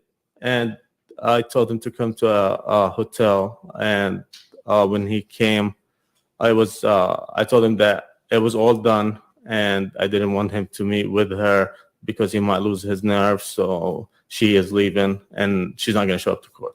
We actually convinced her to leave, and that's what I told the defendant. And did you ever kidnap Megan? No. Did you ever have any contact with Megan? No. And when you told the defendant that you had already kidnapped Megan, talked to her, and convinced her to leave, did it appear as though the defendant believed you? Yes. And during this time, did the defendant ever pay you any more money for your services? The payments were a small amounts, and it was in different times, and I cannot remember the exact times because money was not something that I was concerned with. But he kept paying you. There was multiple payments. Right? Yes. And you mentioned that there was a court date coming up. Yes. And your hope was that when Megan showed up to it, maybe that would get him to back off. Right. What happened after that court date? After that court date, I contacted the defendant to actually find out, like, if he is going to back up or anything like that. He was basically concerned because she showed up, and of course she was going to show up. I was expecting that. I told them we actually convinced her. I don't know what happened. She was about to leave. Leon Jacob told me that basically he heard from his lawyer or something like that she was going to leave, but that changed, which to me that was pure luck and basically made my story more believable for him. Okay, so when she showed up, you told him, I don't know what happened. We got her. We told her to leave. She said she was going to leave. I don't know what went wrong. Yes. It just so happens that he thought that you were telling the truth, and he had heard somewhere else that somebody else had convinced her to stay. Right. And that was lucky for you because it made your story work. Yes. After that court date and after that conversation, what was the plan going forward from there? At this point, he did not back off. I actually took another day or two to actually start thinking of what I'm going to be doing. And there was a stalking charge that was posted on his name, I was checking the public records just in case there's information, so I can actually keep my cover and convince him that I know everything. And I saw a charge of the stalking on his name. You found online you found a record of him being charged with the felony offense of stalking. Yes. Did you call him to tell him that? I called him, and I wanted, yes, to tell him, and he actually knew before. At this point, I had the idea that there's no way he's going to back off, and that it's actually escalating to, and it made him, even though there was consequences, even though there was cases, he still didn't back off. So at this point, I really took the threat very seriously. Aside from the conversations about her being kidnapped, did he ever say to you during the course of this relationship, these several times that you either met in person or talked on the phone, did he ever say anything specific to you about what he wanted done with her? Yes, he actually wanted her. He wanted to basically meet with her, talk to her, because she's going to be convinced. But if she's not, he wanted her gone, like dead gone. And I tried to convince him that, to keep him away, to see if he's actually going to push toward the death thing. And he actually pushed. He kept on going with it, even though I was giving him options, even though I wasn't acting on it, but I just wanted to see how far he would go. He kept on pushing toward the death, and like he wanted it to end if she's not going to take him back or drop the case. So he was clear to you that if things weren't going his way, he wanted her gone, as in dead gone. Yes. And so after you said you called him, and one of the purposes, I guess, or maybe the sole purpose, was to alert him about the fact that he'd been charged with stalking. You said he already knew. Right? Yes. Okay. At any point during your relationship with the defendant, did you ever give him the name or suggest the name of Michael Kubosh to him? Yes, I actually gave him the name of Michael Kubosh as a bail bond, and I unmasked my number because the name that Leon Jacob knew me by was Zach, and I talked to Kubosh before, and he told me about his connections.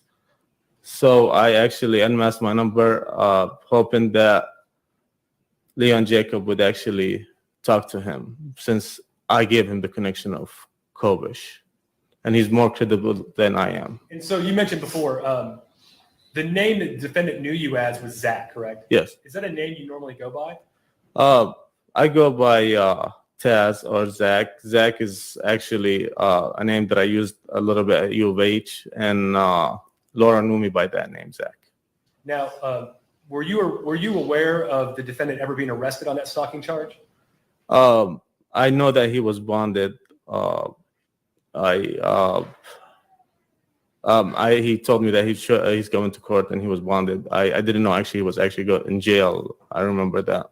And in this time period, what type of communication were you having with the defendant? Were you calling him daily? Were you calling him a couple times a day? How was that going?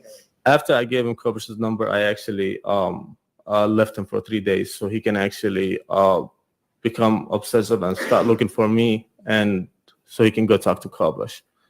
And then I called him, and nothing was happening, so I thought that did not work. So I wanted to get him to the stalking charge and see how basically at this point a stalking charge should scare him, but it didn't. And at this point, I started building more trust. I started calling him, and he started planning, like giving suggestions on how to kill. And I've seen basically he had no remorse. He was self-obsessed, and he really wanted it done. Okay, so I want to kind of back up to the first plan where you said you had kidnapped Megan, and she showed up to the hearing. And after that, he was still convinced that you were who you said you were. Yes. So he believed that you actually, your impression was that he believed that you had actually kidnapped her and you told her to leave, but she didn't. Yes. Now, how was it over the next several days or weeks how was it that you were able to convince him, and what were you telling him about the next step in the plan? So if that didn't work, what sort of things were you telling him around the time of the stalking charge about whether you would be able to do anything for him in regards to Megan? At this point, I was giving information about him, but keeping Megan covered in a way that there's no information shared. So I kept on my cover, and my cover was also not to talk too much, so not to give information that is not necessary. And it always made him more it made him more convinced, and he also wanted to be more in control of the situation, which made his focus on me now. He wanted to actually, know me, control me, make sure that I do what it is that he actually wanted. At this point, whenever the stalking charge was coming up so he can go to court, I actually told him that killing her right now is going to come back at you. So I told him I can set her up with a felony. I can send my team, crash her car, plant drugs, and she can get arrested for it. And then she will not show up to the stalking, to the court that day, and it'll be dismissed. Based on the information of the dismissal, it was him telling me that his lawyer told him that if she doesn't show up, it'll be dismissed. So you were convincing him that now's not the right time to kill her because you were just charged with stalking, and they're going to obviously come back and look at you first, right? Yes, and showing him that I'm concerned about him is to build trust, and it works, and it worked actually. And so then there was a plan. You suggested a plan to cause an accident with her vehicle, plant drugs in her car. That's just saying. Did you just mention another plan? Yes. About planting drugs in her car? Yes. Okay, and that involved a car crash, correct? Yes, we crashed her car and planned drugs to it. Did that ever happen? No. Okay. Did you ever tell him it happened, much like the last time where you said it had with the kidnapping? No, I told him that my team was interrupted by cops and they were arrested, and I blamed him for it. His personality is he likes to show off, talk about himself. So I figured he would tell somebody that she would not show up. So I told him, who did you tell? My team is gone. They were arrested. And, I made it it sounds like a problem, like I'm pissed off. And at this point, I was actually planning to get hard evidence so I can actually be able to go to the cops and it might be more believable. Did it appear as though when you told him about this plan gone wrong a second time, did he appear to believe you that Yes. It didn't work out, your team had been arrested? Yes, he did. He believed me. Now, at any point around this time period, were you contacted by an investigator from our office? It was after the whole stalking situation happened a week, I think, or a week later. I was actually contacted by Mike and his partner. I'm sorry, I can't remember his last name. Two investigators from the Harris County DA's office. Yes. Okay. And did you speak with them about what you knew? At first, I got in the car and I wanted to see if they can take it over and they have enough information to know how serious it is. As soon as I got in the car, I figured that the reason they contacted me was because of Kobush. So whenever I got in the car, it seemed like they didn't have the full idea of how dangerous it is. So I actually started talking. I'm sorry, you can slow down. Yeah, sorry, it's hearsay and fascinating. So don't refer to it. And so you said that you got in the car with them. Did you ultimately give a statement about what you knew in the situation as it had been for the last several weeks? Yes. During your course of your relationship with the defendant, did you ever obtain anything from him aside from cash? Yes, after the stalking case, I actually received 2 watches from him, and I was able to convince him to give me the receipts because I told him that I checked it out and it's fake. So he wanted to prove to me they're not. So I got the receipts, and that is hard evidence to me. At this point, I was actually planning to use it, but the detective approached me at the same time. So And what did you do with the cash that the defendant had given you? the cash was spent. It was spent by you. Yes, The watches and the ring, what happened with those? I gave them to the detective. Have you been promised anything or offered anything in exchange for your testimony today regarding what you did with that money? No.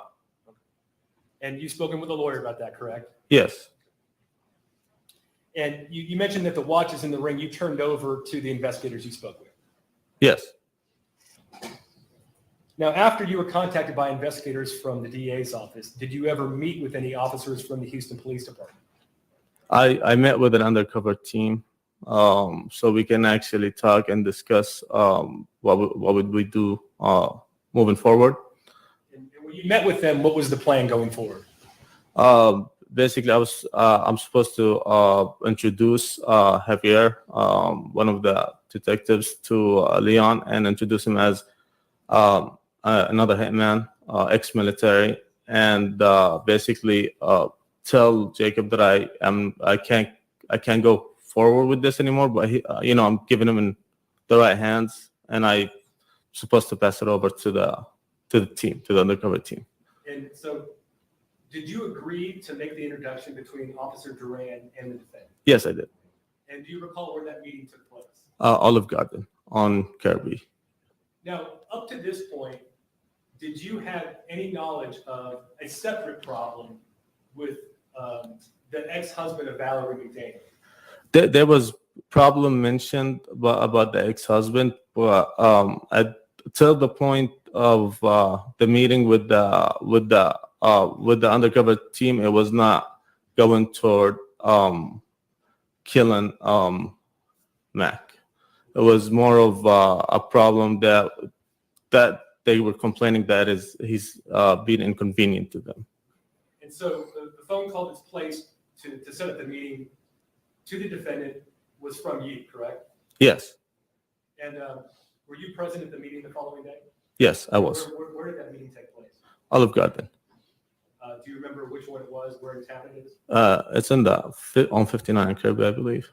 And what was it that you were going to tell the defendant in regard to Officer Duran?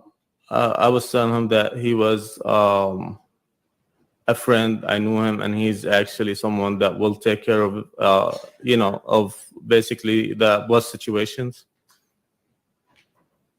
And who was present at that meeting that you had with Valerie, me, Javier, and Leon Jacob. So Valerie McDaniel, the defendant, the officer, Javier Duran, and you. Yes, correct. And when you made the introductions at the meeting, what did you say? I actually don't remember the exact words, but it was mostly building trust between Leon Jacob and Javier. I remember making a joke about something that I would know about a friend that tells Leon that I knew Javier, and I told him that he is the best and he will take care of everything. So it sounds to me as though you're kind of passing the defendant off in terms of what he wants done to Javier. Yes, correct. And were you present for the entire meeting? At some point at Olive Garden, I basically Javier wanted to talk to Valerie alone and Jacob alone, so we kind of split at that time. Whenever he wanted to talk to either. Okay. And so, just so I'm clear, who leaves who at the table? At the table, it was Valerie and Javier, and me and Leon Jacob, we went outside. Permission to publish, Judge. Publish what? It's a video recording. It was states one, Judge. States one. May. Judge Matt Approach. You may.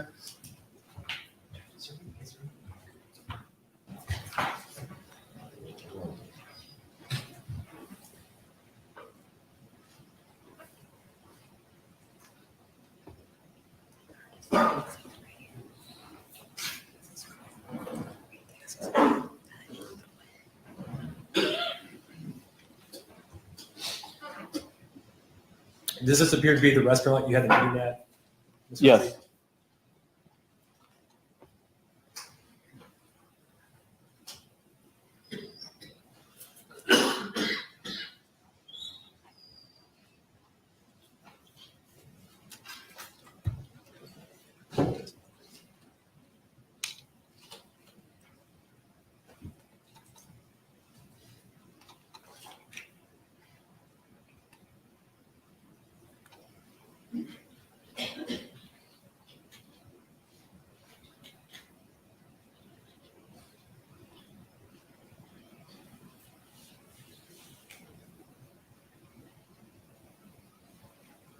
Does this appear to be you and the defendant outside speaking?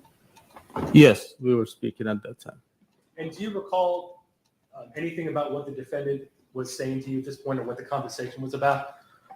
He was worked up because it was basically it was not resolved till now.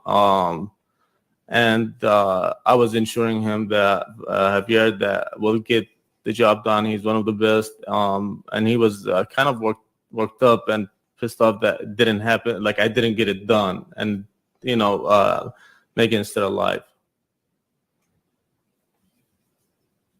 And after this conversation outside the restaurant, did you go back inside? Yes, we did. Now, after that meeting, did you have any further contact with the defendant at all? No, at this point, it was I handed her over to Javier and the team, and I did not need it to actually go on. I'll pass it to the judge. From the defense, please. Good afternoon. Do you prefer Motaz or do you prefer Zach? Motez. Motaz. Hi, Motaz. Just got a couple of questions for you on cross-examination. Starting off with, you keep making a mention that Leon needed something to go to his lawyer. He had to show his lawyer. Do you know who that lawyer was by name, by chance?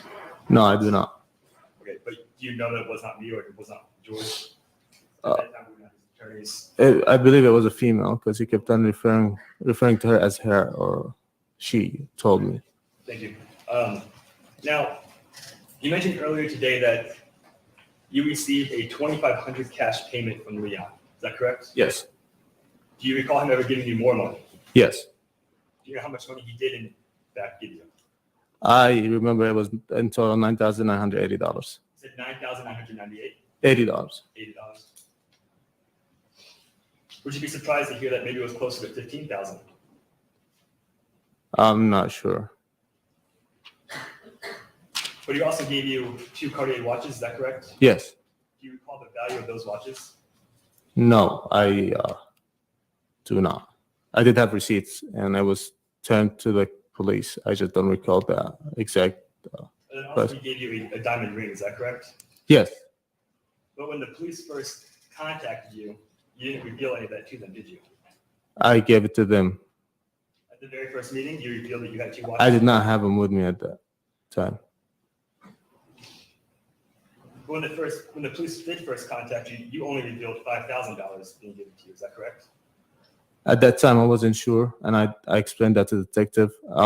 And actually, I can't recall how I actually calculated the number 9,980, but this is where I got to whenever I told the detective. And the reason I remember is because keep up. Yeah. Sorry.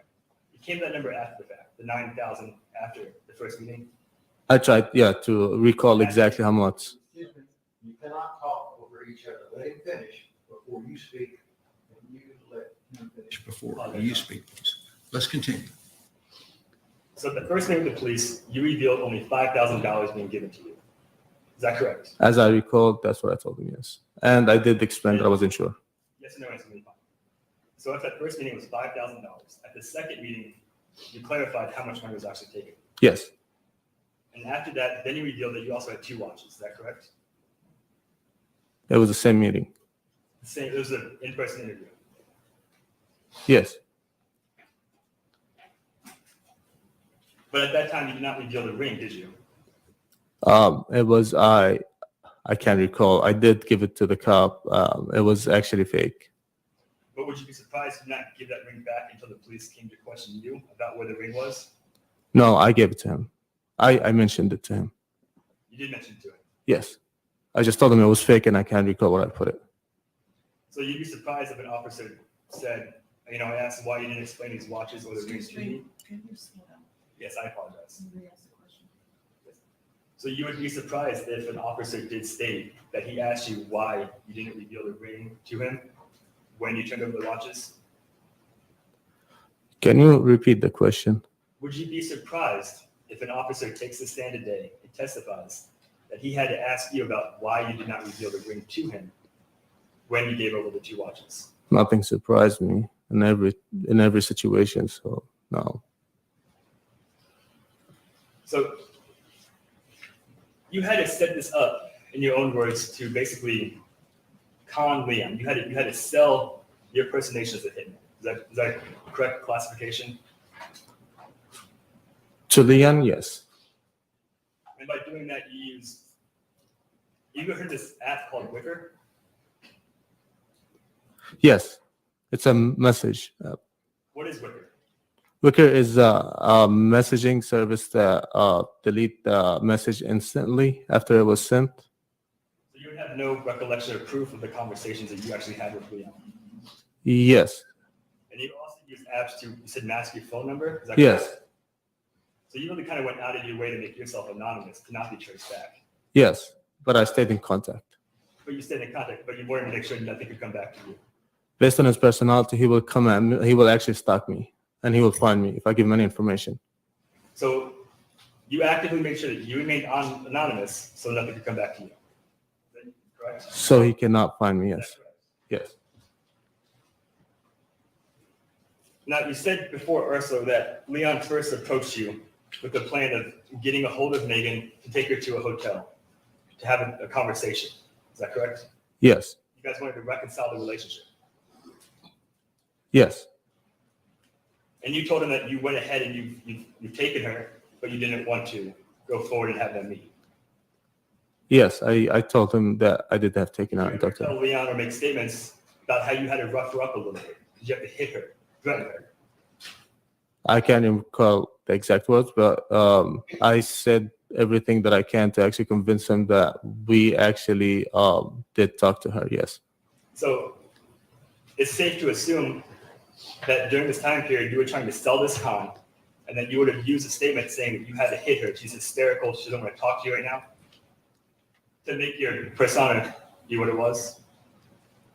No, I was actually focusing on protecting Megan because in the first meeting, he did mention if it doesn't work out when he talks to her that he wants her gone. Interesting that you would, in the interest of protecting Megan, but you went out of your way to make sure there was no record of any conversation. Is that correct? Yes, because if I actually leave any evidence, he might suspect me. That's correct. And you also wanted to make sure that all messages sent were deleted. Is that correct? I do not recall that. You use an app, Wicker, that deletes all text messages. I honestly cannot recall that. You also had a way of sending an email chain. Is that not correct? Yes. Where you would log into his email, compose a draft, and then delete it. Is that correct? I gave him the email thing, but I never actually sent an email or put an email. You would log Yeah, in. it was supposed to be to actually show that I know what I'm doing. Give him basically it was a tool for him to actually believe that I'm a mercenary, a hitman, and I know what I'm doing. Yes. You're going to actively sell this comp. Is that correct? It's actually not. Well, it is it was actually an operation to keep my cover. Yes. So if it was to keep a cover, it's called con. It is. Yes, that was actually Actively sell the comp. to sell what he needs to believe. Yes.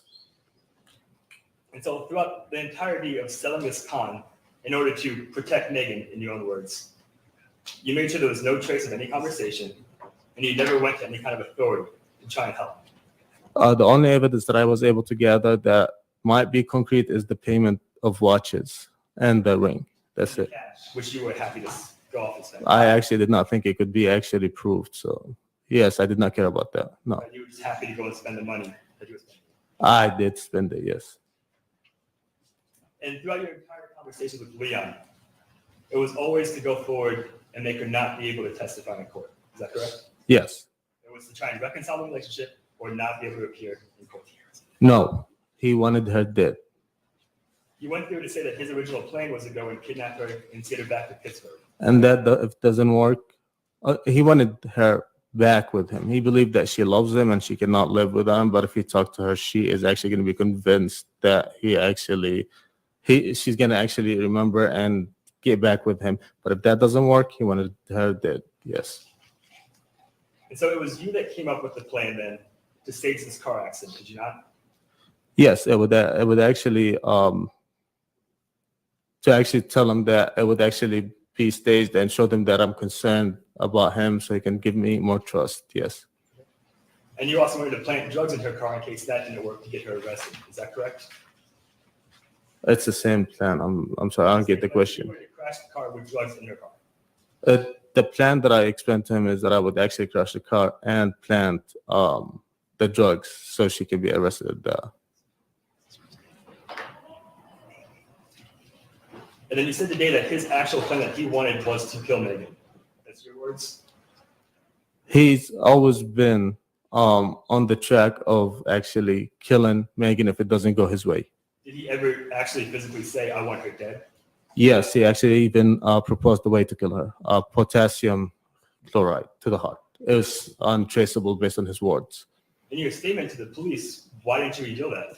I did. I told him he actually suggested to actually get how to actually kill her. Yes. So if we were to play your statement today in open court, the recorded statement by the police officers, we're going to hear you tell the officers that exact statement.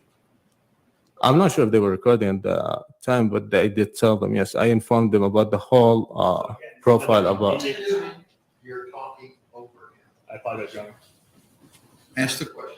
Again, this is another convenient allegation that he wanted somebody dead, but yet you went through and you did any kind of. Take the argument to the judge. It's cross-examination, Your Honor. Ask the question, please.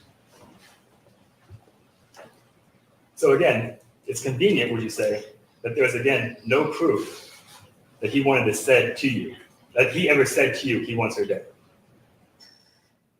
It was in Olive Garden. I'm not sure if that counts, but he did mention that he wanted them both dead at Olive Garden. Yes. He wanted to hire somebody to kill her at Olive Garden. He actually, yes, he always mentioned to me that he wanted her dead. Yes. You also testified today too that it was never Leon who expressed any concern towards Mac. Is that correct? He never brought up he wanted him dead. Both did. Leon said that Mac did not allow Valerie's daughter to visit because of his court case. Right, but he never went through and said he wanted Mac McDaniel dead, did he? He did in the phone call. He said. Was that phone call recorded? I believe so, yes. And he said the exact words. Was this phone call to you? At that time, I was I called him so I can actually set up the Olive Garden thing, and he said that I need to take care of the second thing. At this point, I asked him what second thing. He said, I need you to take care of Mac. But he didn't say I need Mac dead. He just said I need him taken care of. Yes. At that point in time, you never spoke before about Mac or what he would want to have happen to Mac, did you? No, but when he said that he wanted it also taken care, since we spoke about Megan and he wanted her killed, then I actually made the relation, yes. It's a misstatement because his original plan with Megan, excuse me, I'm very sorry. His original statement was to get Megan to Pittsburgh. And after that, it was to get her in trouble. His original statement was for him to actually meet with her so he can get her back, and if it doesn't work, he want her dead. Pittsburgh is something that I told him that I did. So with that knowledge, why did you not inform the police on your statement to them that that's what he said? I did inform the police everything that happened as the first meeting happened between me and the detective. I did explain to the police everything as fast as I can so they can prepare and move in, because at that time, Leon Jacob was becoming more restless.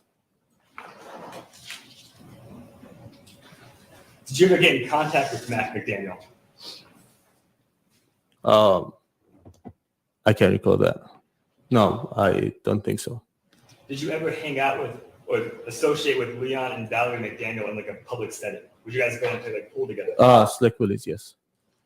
Did you ever have a conversation with Valerie outside of Leon's presence? Can you repeat the question? Did you ever have a conversation with Valerie outside of Leon's presence? Object to relevance, Judge. It's going into any kind of other motive that Leon was not privy to, that personal knowledge of any other fact towards what he's testified to today. It's overruled. You can answer it. I really don't understand the question. You need to slow down. I apologize for that, but Did you ever have a conversation with Valerie McDaniel where Leon was not present? I met with them always together. We had conversations. Usually, Jacob would actually take me outside. All he did was ask you if you ever had a conversation with her. Yes or no? Alone? No, I don't recall that. No, Did you guys ever talk on the phone? You and Valerie? I believe I did. Yes, Was Leon on a three-way call? I believe he was there. They were always together whenever they talked to me about anything. But you would have a conversation over the phone with Valerie, not with Leon. With yes, Valerie was actually there with Leon. Yes, So then you did have conversations with Valerie without Leon being present. he was next to her. So no, I guess.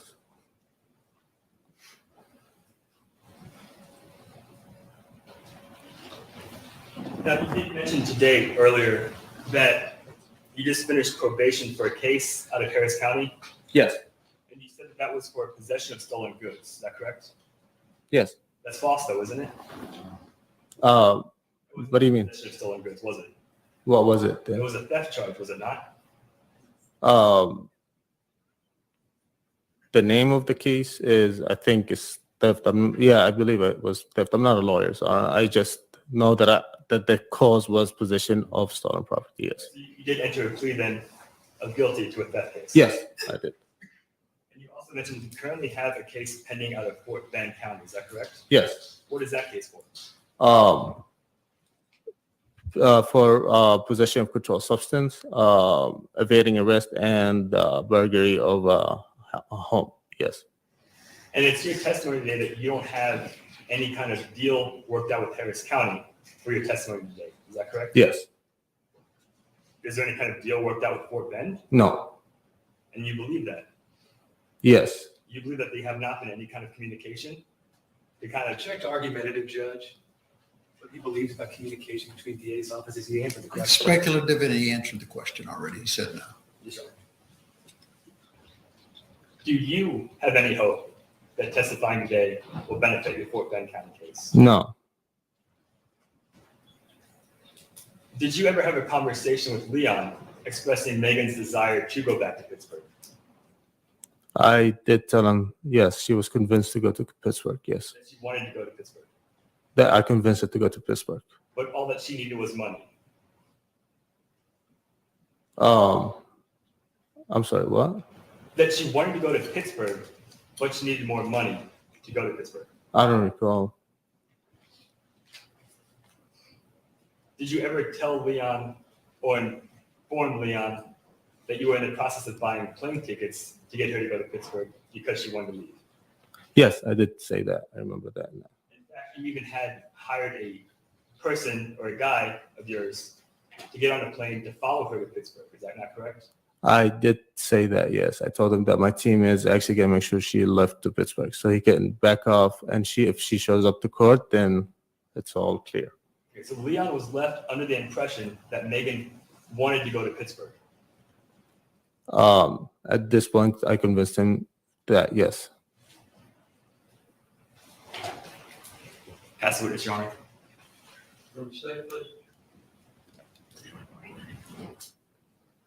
Nothing further, Judge. To be excused? Yes, sir. To be excused? Yes, Your Honor. All right, you're excused, sir. Thank you for your testimony. Are we still holding on 12:15, we think? It's around, Derek is going right now. Are you on? I'm saying, Derek is outside right now with the food right now. Okay, I think lunch is available, ladies and gentlemen. We're going to take a short recess for lunch. You're not to discuss the case at any time amongst yourselves until you're actually in deliberations. So bear that in mind. And we'll be in recess till you finish your lunch, and we'll get back started then. Thank you. All right, thank you all. Please be seated. Ladies and gentlemen, jury, this witness has already been sworn. Would the state proceed, please? Yes, Judge, could you please state your name for the record? Hey, Gutierrez. And Officer Gutierrez, what do you do for a living? I'm a police officer for the city of Houston How long have you been a Houston police officer? for 12 years. During your time with the Houston Police Department, have you been assigned to a division within the police department called major offenders? Yes, ma'am. Briefly, just tell the members of the jury what major offenders is. So major offenders, my unit is career criminals unit. We do a lot with proactive investigations. Yes.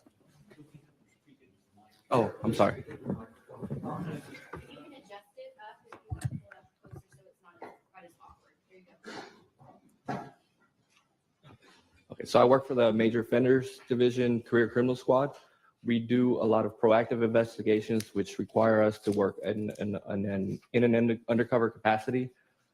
We also do reactive investigations, which is like reports that come in, and then we just follow up with that, and we get tips that we also follow up on regarding different types of investigations. Is it common for your squad? Is that a fair assessment of them, a squad? Yes. Is it common for your squad over at the Major Offenders Division to work with the Harris County District Attorney's Office, Major Offenders Division? Yes, we work with them as well. And is it common for us to work investigations together? Yes. And in fact, did we work the investigation on Leon Jacob together with your agency? Yes, we did. And were you part of that? Yes, ma'am. What was the role that you played in the investigation? My role was mainly as a surveillance cover team to provide for our undercover that was meeting with the defendant. So let's start with the meeting at the Olive Garden. Mhm. When the meeting occurred at the Olive Garden, what was your assignment at that location? I was inside the restaurant as well. We were just watching them from a distance from where they were sitting at. When you say you were inside the restaurant, kind of describe for us the steps that you all took so that you could get inside the restaurant and be able to observe what was occurring during that meeting with the undercover officer. So we were centralized in the restaurant, me and another officer, and we didn't know exactly where they were going to sit, so we were just trying to figure out the best possible way where we can see them, just to make sure our undercover would be safe and then nobody would get injured during that transaction. Was it y'all's plan to get to the location, the Olive Garden location, before the target, Leon Jacob? Yes, that's usually what we try to do, get there first. That way we can set up. And did that happen in this case? No. What happened? The defendant was already there. So when you arrived there, are you dressed in plain clothes? Yes. And are you trying to just kind of blend in with Yes. the crowd? Trying to blend in, just not. Just, She's got to ask her question so that she can take it down. okay. She can't take you both down talking. I'm sorry. So make sure you let her finish her question. Yes, sir. Before you answer. All right, thank you. Don't get me dirty versus you talk over me, okay? So if you'll do me a favor, let me finish. May I sit right there at this table? You can come up here if you want. Anywhere you would like. Thank you. If you'll let me finish my question, Yes, ma'am. then she'll be a lot happier with me, okay? So when you go into the Olive Garden that day, was the defendant already inside? Yes. And who did you see him there with? With a female that we later determined it was his girlfriend. Okay. Did you later learn her name to be Valerie McDaniel? Yes. Prior to going into the Olive Garden, are you all given some intelligence so you know who you're going to be on the lookout for? Yes. And were you given a description and a photograph of an individual by the name of Leon Jacob? Yes, ma'am. And do you see him here in the courtroom today? I do. Okay. If you would, for the members of the jury, could you point to him and describe what he's wearing? He's sitting right there. He has a suit on, striped tie, kind of longish hair. Your Honor, may the record reflect this witness has identified the defendant. And the record so So when you arrive to the restaurant, is it fair to say that you guys are surprised that Leon and Valerie are already there? Yes, we were. So what do you do at that point? My partner and I, we just sit down where we could see them, and then we just kind of wait till the whole transaction finished. Are you able to see the defendant from your location? Yes, And are you able to see your undercover officer from that location? yes. How many people were at that table at the Olive Garden with your undercover officer? There was the undercover officer and 3 other individuals. And could you see what they were doing? No. They were. We could just see that they were just talking and conversing. Now, If I may, does that refer to the defendant and his, or the officers? Oh, all of them, Okay. everybody. so all 4 of them are talking at the table. Yes. Are you able to hear what they're saying? No, we cannot. At some point, do some of the individuals sitting at the table get up and leave the table? Yes. Who leaves the table? The defendant and the undercover officer left at one point, and then also the defendant and the witness went outside as well with the defendant. And when you say the witness, is that an individual that you knew to be Motaz Aziz? Yes. So from your vantage point, you're able to see first the defendant leave with the undercover, Yes. and then they return, Yes. and then you see the defendant leave with Zach Mhm. Motaz, Yes. and then they return. Yes. And all during this time, you are unable to hear anything that they're talking about or discussing, right? Could not hear. No. Do you leave the Olive Garden at some point? Yes, we left after the defendant and Valerie left. Do you continue your involvement in the case as far as surveillance goes? Yes. How do you do that? Whenever they would have any type of meetings, we would be where they would meet, and then also whenever we would stage certain details, like whenever we met with the other complainant, I don't remember his name, but we staged what happened with him.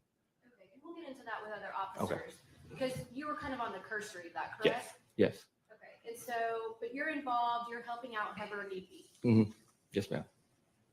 Fast forward now to the night of the arrest. Are you involved in that? Yes, I was present. How were you involved? I was outside the apartment whenever they went in. After they arrested him, they interviewed Valerie, and then once they interviewed Valerie, she signed a consent. Let me stop you right there. Without saying what anyone was said, did they arrest both the defendant Leon Jacob and the defendant Valerie McDaniel? Yes, they did. And at some point, were you aware that officers with the Major Offenders Division obtained a consent to search that condo? Yes. And were you part of that search? Yes. What was the main thing that you all were looking for when you're conducting a search of that condo? We were looking for any type of device that would be able to record conversations between the defendant and our undercover. Like what? Cell phones, computers, anything electronic. Are you familiar with the term burner phone? Yes. What does that mean to you? Burner phone, it's a phone somebody obtains. It pretty much doesn't keep any type of information on the phone. And the only way you'd be able to identify it is through finding it and then trying to do a search on the phone. Is it common for criminals to obtain cell phones under false names so that the phone can't be traced back to them? Yes. Is it common for criminals to obtain phones, like say on the street, so that again, the phone doesn't come back to their name? Yes, ma'am. And is it common for criminals to obtain those phones and then dispose of them after a case so that you all don't have valuable evidence to be used against them? Yes. So in this particular case, were you aware that a burner phone was being used by the defendant Leon Jacob? We weren't aware, but it was possible that he could have been. So was that one of the things that you were looking for when you searched the condo that night? Yes, ma'am. And did you in fact find a burner phone for the defendant? I did. Where did you find it? I found it under the bed in the bedroom. So describe for us, if you remember, what the condo, the basic layout of the condo was. So entering the condo, it was a living room, and then there was a long hallway to the right. Down the hallway, I think there was a restroom on the right-hand side, and then a bedroom on the left, which was for the child. And then the master bedroom was further down the hall, like at the end of the hall. Were you aware that night that there was actually a child inside that condo? I was not. Okay. did you search the room where the child was located? We opened the door, saw the child was inside. She was asleep. We didn't want to bother her. So we just left her alone. And then there was an officer at the door just making sure she was okay. She wouldn't wake up and come outside and see everybody. And did you later learn that the child in that room was the daughter of Valerie McDaniel? Yes. Natalie McDaniel. Yes. When you searched the condominium, you said you found the phone in the bedroom. What bedroom are you referring to? The master bedroom. And where in the bedroom did you locate the burner phone? It was underneath the bed.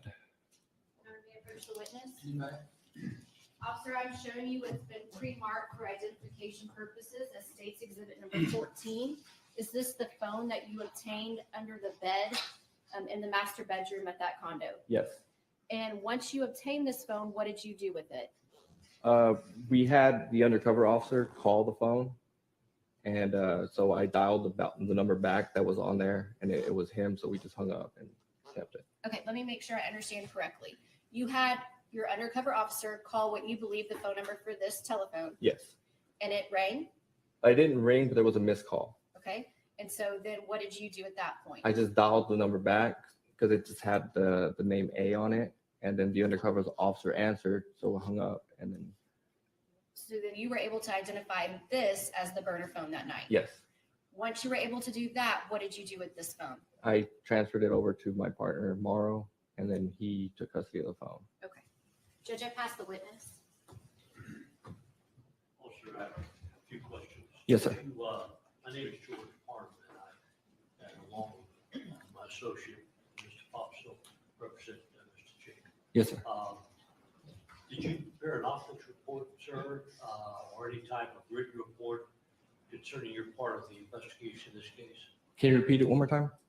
Did you prepare an office report or any type of written document concerning your participation in this investigation? I did not. All right.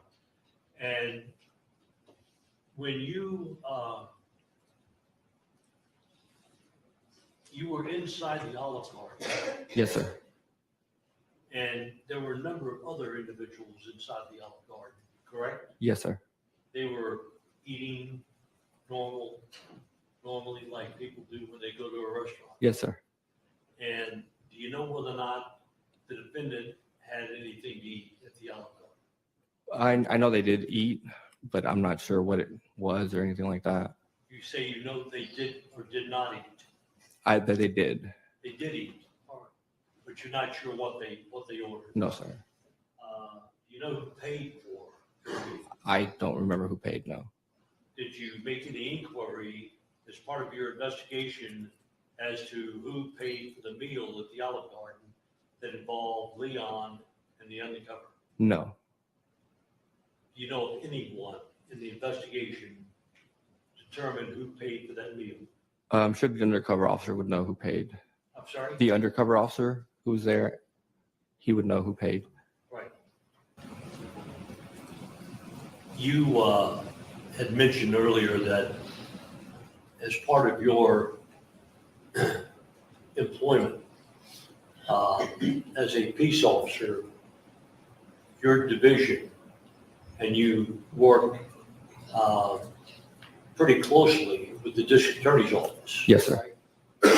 And as such, you participated in investigation that the district attorney's office might want you to investigate. Yes. And on occasion, you will take information that you received to the district attorney's office about a new investigation. Yes. All right.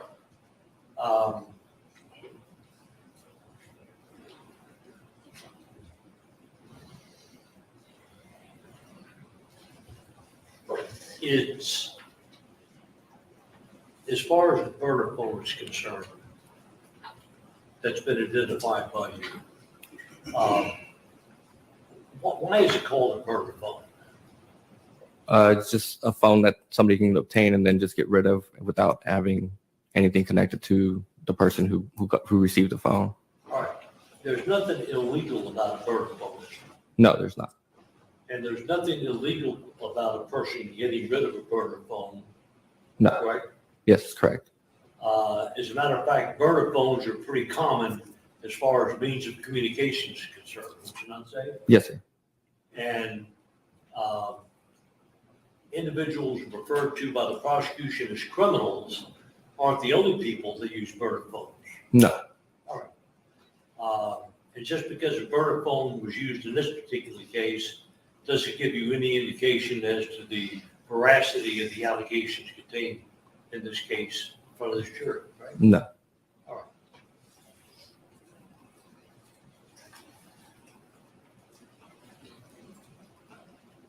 Now, you were given a photo and description of the defendant? Yes. All right. And who gave that to you? It would be the undercover officer. And at some point in time, you thought that you would be there before Mr. Jacob and his partner or his person would be present, Yes. Yes. but that didn't happen. It did not. And I think you mentioned that you were there to provide safety against physical danger that might occur to your undercover officer. Yes, to an undercover officer or anybody else in that restaurant as well. And to your knowledge, was there any physical danger to your undercover officer vis-a-vis Mr. Jacob? We're not sure. We've never met him before, so we didn't know how he would act. So Did you see any physicality no, take place? no, sir. And you've listened to the audio tape every night? No, not all of it. Okay. I'm talking about the phone that had been submitted to you. Oh, I don't know what was on that phone at all. If I may have one moment. Yes, please.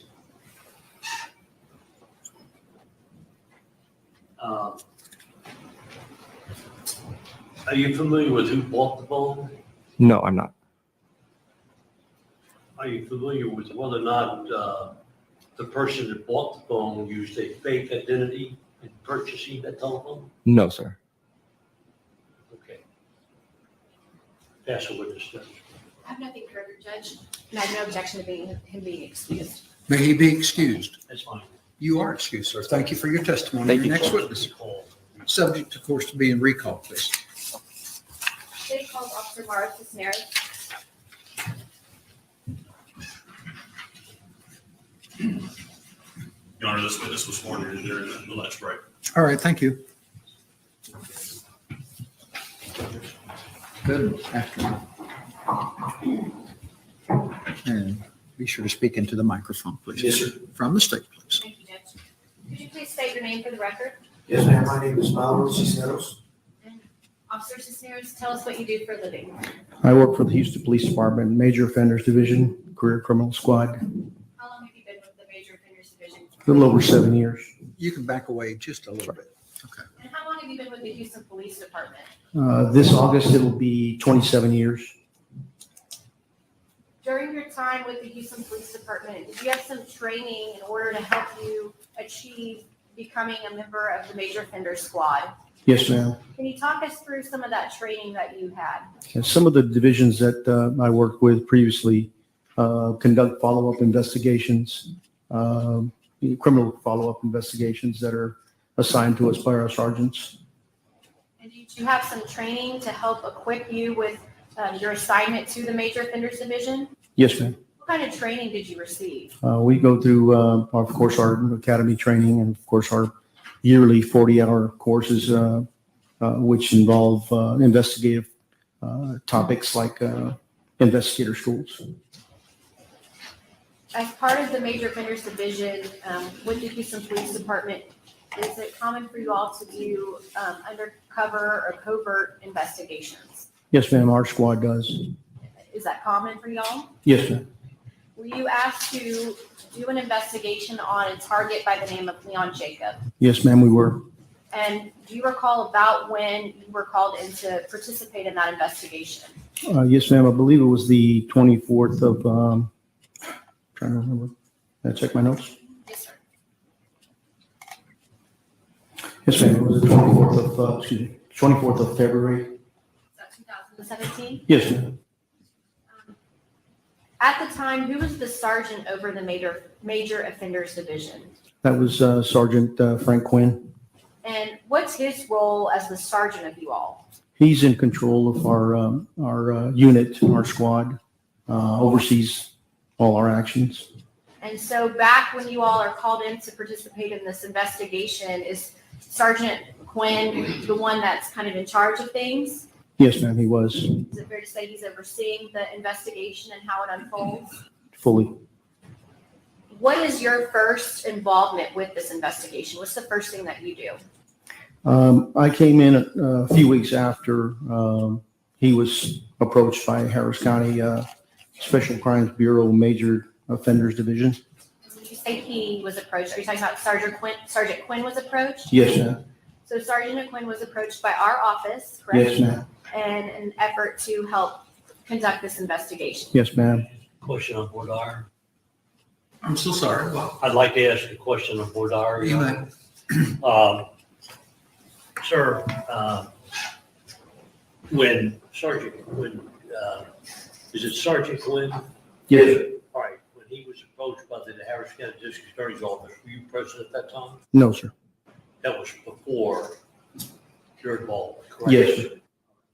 So anything that you relate about Quinn's interaction with the District Attorney's Office before you're present would be basically hearsay to you. Yes, sir.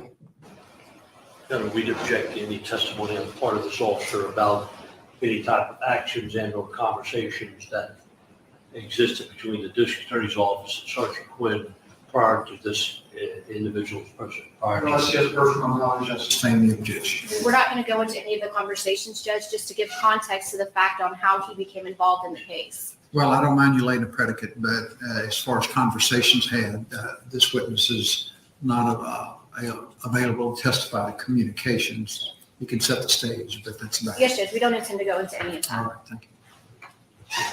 All right, officer, so at some point, do you become involved with Sergeant Quinn in this investigation? Yes, ma'am. And what's your first thing that you do on the investigation?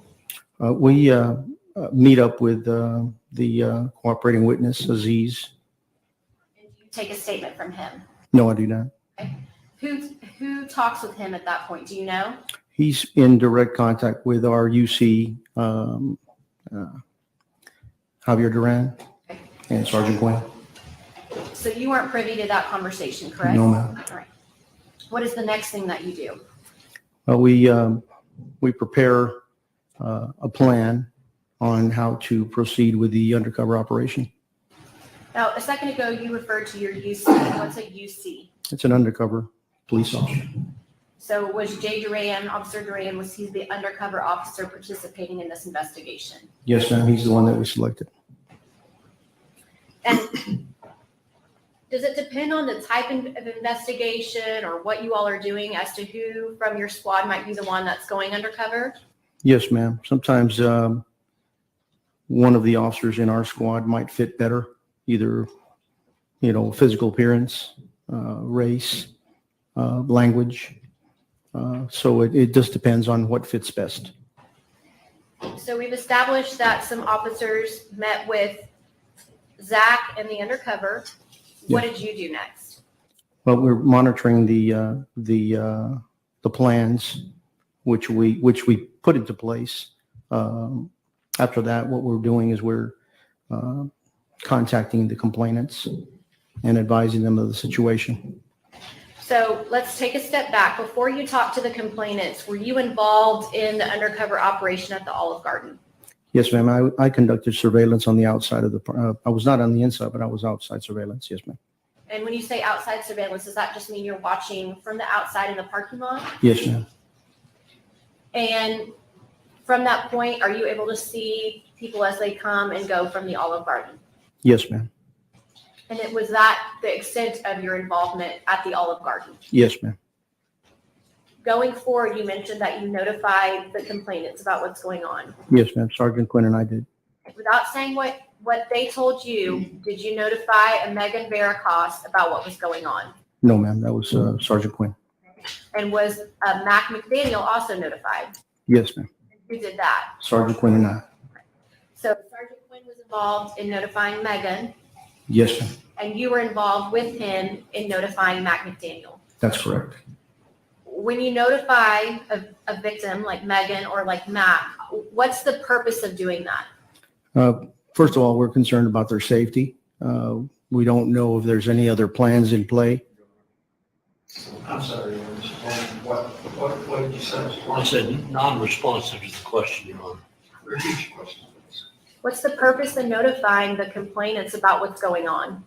Well, to prepare for the operation and for their safety.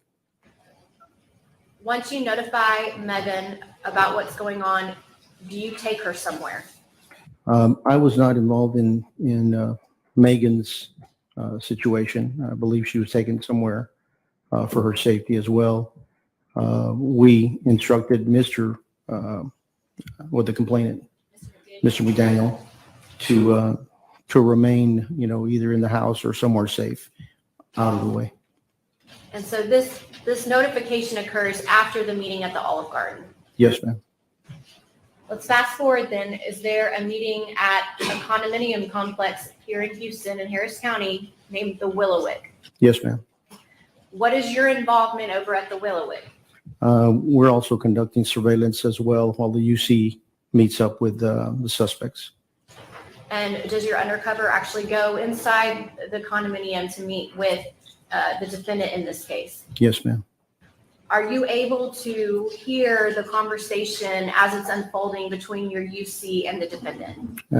I couldn't monitor it. We have CID units monitoring that a lot more clearly than we do.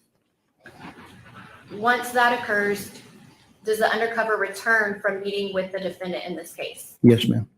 And at that point, do you all make a decision about giving a death notification? I'm sorry, can you repeat that? Do you all make a decision about giving a death notification? Yes, ma'am. Okay. And describe for the members of the jury, when I say death notification, I know we know what I'm talking about, but give us a little context as to what you're going to do when you're going to give a death notification. Well, what we do is we'll, in this situation, because, situations are different in different cases, but in this situation, we decided to appear at the apartment complex and notify them of the death. When you say notify them, who are you talking about? Ms. McDaniel and Leon Jacob. So at that point in the investigation, are you aware that the defendant in this case, along with Valerie McDaniel, believed that Matt McDaniel was actually dead? Yes, ma'am. Okay. And at this point in the investigation, do you also know that the defendant and Valerie McDaniel know that Megan Veracast is dead? Yes, ma'am. So when you're going to give the death notification, is it for both individuals or just one of the two? It's for both. Who does the death notification in this case? It was Sergeant Quinn. Where are you during that? Behind the camera. Okay. So you're not involved in doing the death notification? No. At some point, do you know that Sergeant Quinn does a death notification that night? Yes, ma'am. And after doing that death notification, do things fast forward and do you all end up placing the defendant and Valerie McDaniel under arrest? Yes, ma'am, we do. Do you do a search of the condominium with other officers that were assigned to major offenders? Yes, ma'am. And as part of the search, do you locate a cell phone belonging to the defendant, Leon Jacob? Yes, ma'am. How do you know that the cell phone belonged to Leon Jacob? We did not know it at the time. Did the defendant ever tell you that he had a cell phone in the apartment? Yes, he did. And did he direct you to where he thought that cell phone might be? There was several cell phones. I'm going to talk his personal cell phone that you located. Let's talk about that one. Did the defendant direct you to where it was located inside the condo? Oh, yes, ma'am. He said it was his bedroom. And did you retrieve that? Yes, ma'am. Your Honor, may I approach the witness? I'm going to show you what's been pre-marked for identification purposes only as State's Exhibit number 13. Does this appear to be the phone that you collected from Willowwick that night? Yes, ma'am. Yes, ma'am. Once you received that phone, did you also take possession of a cell phone that Officer Gutierrez had recovered? Yes, ma'am. Can I approach the witness? Yeah, ma'am. I'm going to show you what we've marked as State's Exhibit number 14.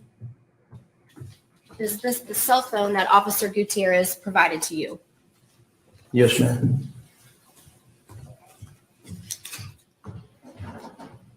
Once you obtained those cell phones, did you take those somewhere? Yes, ma'am. We took the cell phones to the HPD property room. And once you got to the Houston Police Department property room, who was there? We transferred chain of custody over to Jimmy Turpin, Lieutenant Jimmy Turpin. And is Lieutenant Turpin, do you know who he's employed by? He's employed by the Harris County District Attorney's Office, Major or Special Crimes Bureau, Major Offenders Division. So did you in fact give those to him? And then is it your understanding that he checked them into the property room? Yes, ma'am. He tagged it into the Harris County property room. Judge, I pass the witness. Joseph, yeah, a few questions for you on cross examination. You testified a number of times, I think. A few. Yeah. Officer, you were outside, you were in an automobile, correct? During which time, sir? Yeah, I'm sorry, at the house where, when the officers went in. During the undercover operation or the arrest? Undercover. Yes, sir. I was outside. All right, and that's when the telephones were retrieved from the possession of Leon Jacob, correct? No, sir. All right, that was during the second time? Yes, sir. When we conducted the arrest. All right, now, I think you said that, and correct me if I'm wrong, that Leon Jacob directed you to where the cell phone was located. His personal cell phone. His personal cell phone. He had asked us to retrieve it from his bedroom. Take that phone, and just straight. Okay, go ahead. So he directed you to where his personal cell phone was located, Yes, sir. and he permitted you to retrieve that, right? Yes, sir. When he ended up being arrested, were you part of the arrest itself? Yes, sir. I was in the apartment. All right. Did he appear to be shocked and surprised that he was being arrested? Yes, sir.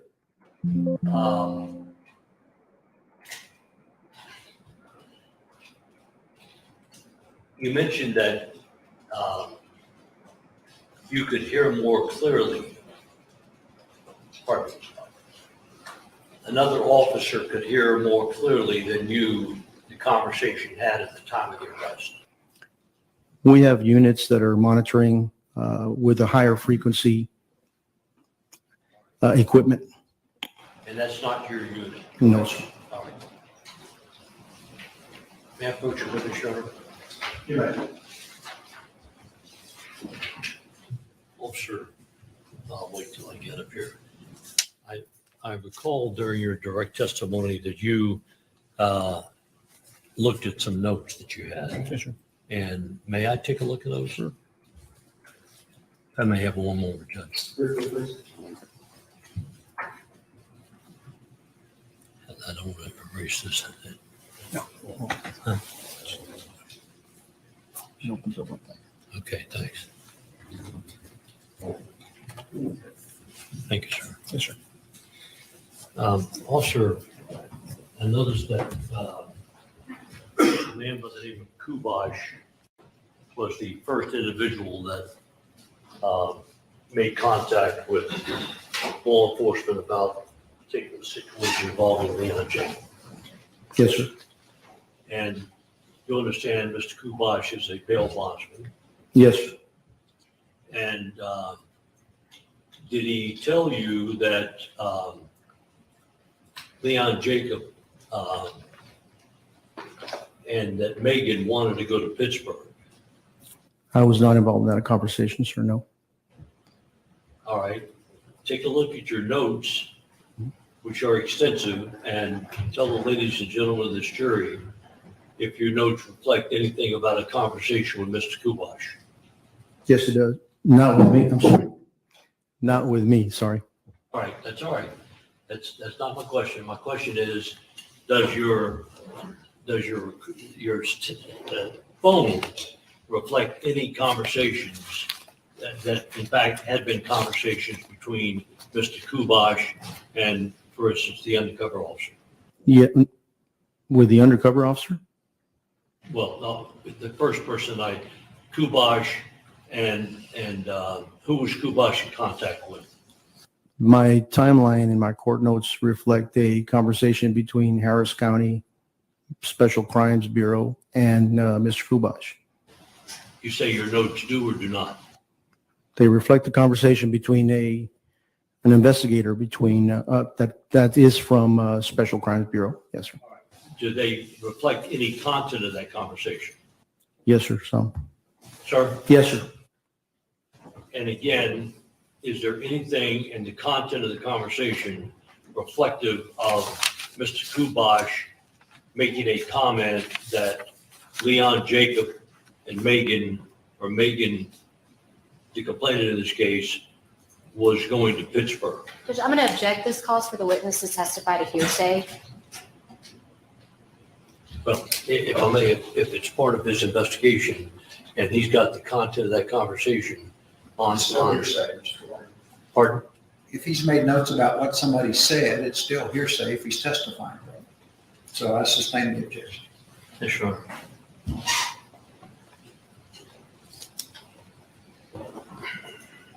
Let me phrase it in this fashion. Is there anything in the content of your notes that reflect anything about Pittsburgh? Which again, I'm going to object. This calls for hearsay.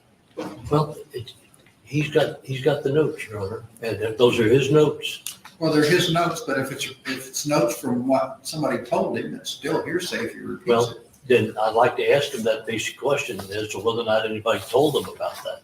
And he can certainly, it can be objected to, but I think it's important to establish this issue that I'm trying to establish as far as Pittsburgh is concerned.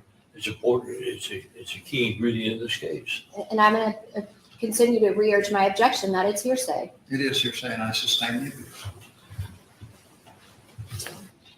I pass this witness. Thank you, sir. Nothing further, Judge. To be excused? Yes, Judge. Mr. Barnum, any objection to be excused? No, I have no objection. He's on call. Thank you so much. You are excused. Your next witness. Thank you, sir. State calls Captain Jimmy Turpin.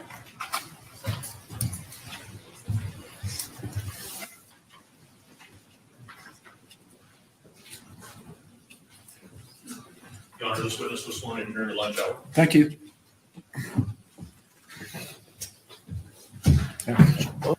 All right, from the state, please. Thank you, Judge. Could you please state your name for the record? Jimmy Turpin.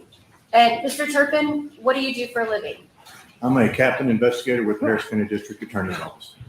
Talk to the jury a little bit about your background and how you became a captain over the special or the Major Offenders Division of the Harris County District Attorney's Office.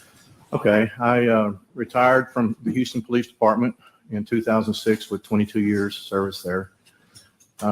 Was retired for a whole 2 weeks. Started with the DA's office February of 2006. Like anybody else does, started a misdemeanor, worked my way through misdemeanor into the trial bureau, felony trial bureau, worked there approximately a year. And then I was approached about coming to special crimes, which I agreed to do probably in around 2000, end of 2008, 2009. And I have been there assigned to the Special Crimes Bureau ever since.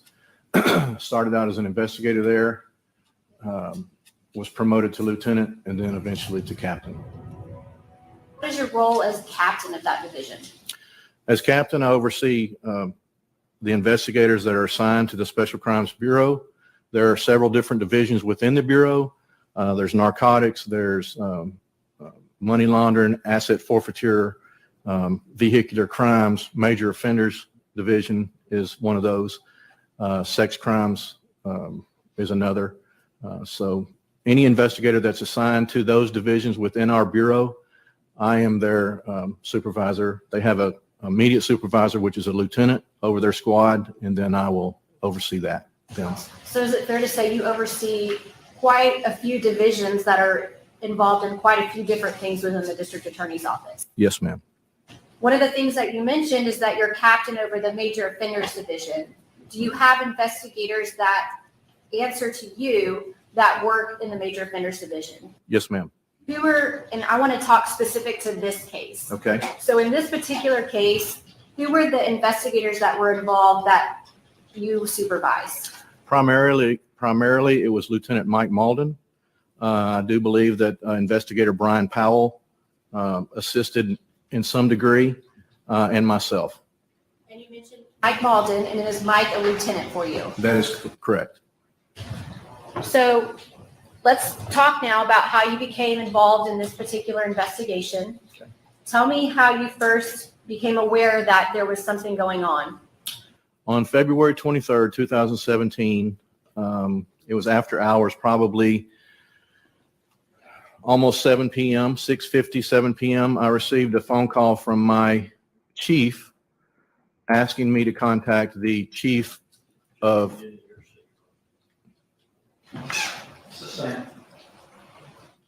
Without saying what was said, did you receive a call from your chief? Yes. And within the district attorney's office, are there actually people that are higher than you are? Yes. Okay, considered your supervisors. Yes. And after you received the call from your supervisor, without saying what was said, what did you do next? When I received a phone call, I then contacted the intake division and spoke with a person by the name of John Denholm, who is our intake chief. Okay. Backing up a little bit, what is intake? Intake is where charges are filed. Officers will come and file charges on people who are arrested, or they either have a warrant that they need to execute. They will come to intake to either file the charges or process the paperwork. And prior to Hurricane Harvey, was the intake division of the Harris County District Attorney's Office actually located in the same building as the Harris County District Attorney's Office? Yes, ma'am. And is that the building that we see out the windows over there, 1201 Franklin? That's correct. Okay. So when you say that you went and talked to John Denholm with the intake division, that would have been contained within the district attorney's office. Yes, ma'am. And without saying what you talked with John Denholm about, tell us, who is John Denholm? John Denholm is the chief, or was the chief, of the intake division for the Harris County District Attorney's Office. Now, when you say chief, that's a different term than captain or lieutenant. So is he an investigator or is he a prosecutor? He's a prosecutor. So after talking with him, what do you do next? I then contact a person by the name of Michael Kubosh. And without saying what was said, do you have a conversation with Michael Kubosh? Yes. Do you recall what day that was? February 23rd, 2017. This is all occurring within the same day. Within hours. Okay. And this is all after about 5 p.m. that afternoon. After 5 p.m., yes. After you talk with Michael Kubosh, what is your next step? I then contacted the Houston Police Department and spoke with a Officer Sharp in the Homicide Division of Houston Police Department. And after you spoke with Officer Sharp, did someone reach out to you Yes. from the Houston Police Department? Yes. Who was that? Officer Sharp. Okay. And after you talked with Sharp, who did you speak with? Michael Kubosh. Okay. And then what did you do next? I contacted Lieutenant, after I received the information about the matter, I contacted Lieutenant Malden and advised him of the situation, what was going on, and asked him if he would be the case agent from the DA's perspective on this particular case. How does that work? So we have a major offenders division with the Harris County District Attorney's Office, and then there's the major offenders division with the Houston Police Department. And we've heard a little bit about how they work in conjunction with each other, but as someone who handles that relationship, talk to us about it. Well, I have a unique perspective because I've worked both. So the Houston Police Department Major Offenders Division conducts proactive and reactive investigations similar to the Major Offenders Division within the Harris County DA's office. But they are an agency unto themselves, a police department, where we are basically a law firm that has, for the state, that has investigators who are policemen attached to them. So the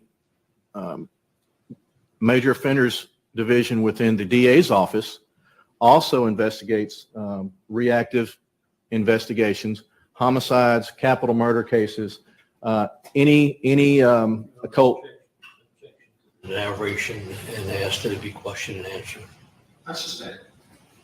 So do you work then often on proactive investigations independent of the Houston Police Department? Yes, ma'am. And then is it also common for you to work at proactive investigations with the Houston Police Department? Yes, ma'am. Do you know an individual by the name of Sergeant Quinn? Yes, ma'am. How do you know Sergeant Quinn? I've known him for years. I worked for him when I was with the Houston Police Department. And at the time that this case occurred, what was his position within the Houston Police Department? He was the sergeant over a career criminal squad within the Major Offenders Division of the Houston Police Department. So did you, without saying what was said, did you make contact with him? I have spoken with him. I also instructed Lieutenant Malden to make contact with him. Okay. During this time period, were you going to be out of the office? Yes, ma'am. That's primarily why I asked Lieutenant Malden to contact Sergeant Quinn. Your Honor, the question asked. Why did you ask Investigator Malden to be involved? Because I was going to be out of town. During the investigation that you're conducting, do you become aware of an individual by the name of Leon Jacob? Yes, ma'am. And do you do some research on the defendant, Leon Jacob? Yes, ma'am. Through your research, did you learn that he had pending cases filed with the Harris County District Attorney's Office? Yes, ma'am. Judge, may I approach the witness? Yeah. Captain Turpin, I'm going to show you what has been pre-marked as State's Exhibit number 15, 16, and 17.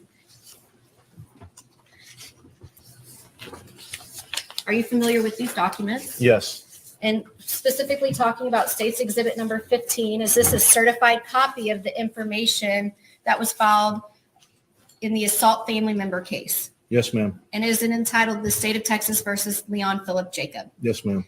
And from reading the information, are you able to determine who the complainant was alleged in that information? Megan Louise Veritas. Okay. And now showing you what's been marked as State's Exhibit number 16, a certified copy of the a 2-year protective order. Were you familiar with that document? Yes, ma'am. Okay. And who is the protected individual in this document? Megan Veritas. And then showing you State's Exhibit number 17, which is a certified copy of a stalking indictment.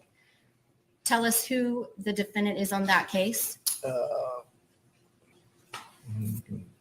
I'm sorry. The defendant, yes, Yes. Leon Phillip Jacob. Okay, and then the complainant in that case as well. Megan Veritas. Got it. This time, State offers State's Exhibit 15, 16, and 17 certified copies of the documents, and I'll tender to opposing counsel for any objections he might have.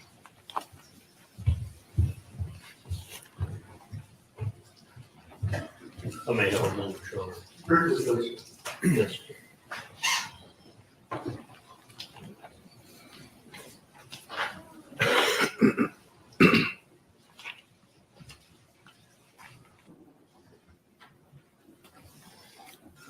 No objection. Thank you, sir. Other than what you previously ruled upon by the court. Certainly. So states 15, 16, 17 are. All right, Captain Turpin, so at this point in your investigation, do you leave town for a few days? Yes. And do you leave Lieutenant Malden to continue the investigation from the Harris County District Attorney's Office standpoint? Yes, ma'am. At some point, do you return from out of town? Yes. And then do you re-engage in this investigation? Yes, ma'am. What's the next step in your investigation? While I was off, Lieutenant Malden continued the investigation and began looking for an individual by the name of Zach. Okay. Without saying what was said, did you become aware that Zach was actually located? Yes. And did you become aware about what had occurred at an Olive Garden Yes. and what had transpired among some phone calls between an undercover officer with the Houston Police Department and the defendant, Leon Jacob? Yes, ma'am. Did you become aware of a plan to go to the Willowick condo late into the night of March the 8th, 9th time period, 2017? Your Honor, object as to the form of the question being asked. It's testimony coming from the district attorney's office as opposed to coming from the witness stand. I'll rephrase, Judge.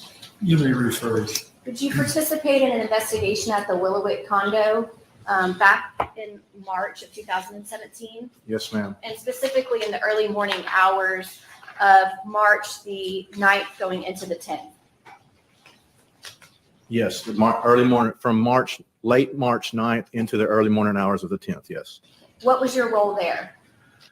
I was there to facilitate any issues that may occur on scene between the Houston Police Department and our office, if there was any to arise during the investigation. Did any? No. Did you become aware that at some point in those early morning hours that the defendant, Leon Jacob, was arrested Yes, ma'am. and that Valerie McDaniel was arrested? Yes, ma'am. Did you then go to the Houston Police Department property room? Yes, ma'am. Who did you meet when you got to the property room? I met with, several officers were there, primarily the major offenders, officers that were involved in this investigation. But Maros Cisneros was probably who you're referring to. It is. So did you meet with Officer Cisneros? Yes, ma'am. And did he give you anything? Yes, ma'am. What did he give you? He gave me phones and computers and iPad that had been recovered from the Willowick location. And what did you do with those items? I marked and tagged those into the Harris County DA's property room. You want to approach the witness? I'm going to show you what's been marked as State's Exhibit number 13 and 14. Are these the phones that you took possession of from Officer Cisneros and then placed into the Harris County District Attorney's property room? Yes, ma'am. And then once they were placed into the property room, did you ever retrieve them or do anything with them? I did not retrieve them. And did that end your involvement with this investigation as far as the proactive investigation and then recovering evidence? Yes, ma'am. Your Honor, I pass the witness. Yes, ma'am. Approach, Your Honor. You may. Officer, I'd like to take let me get up there first. Do you have exhibits 15, 16, or 17? Prosecutor has first. I'm sorry.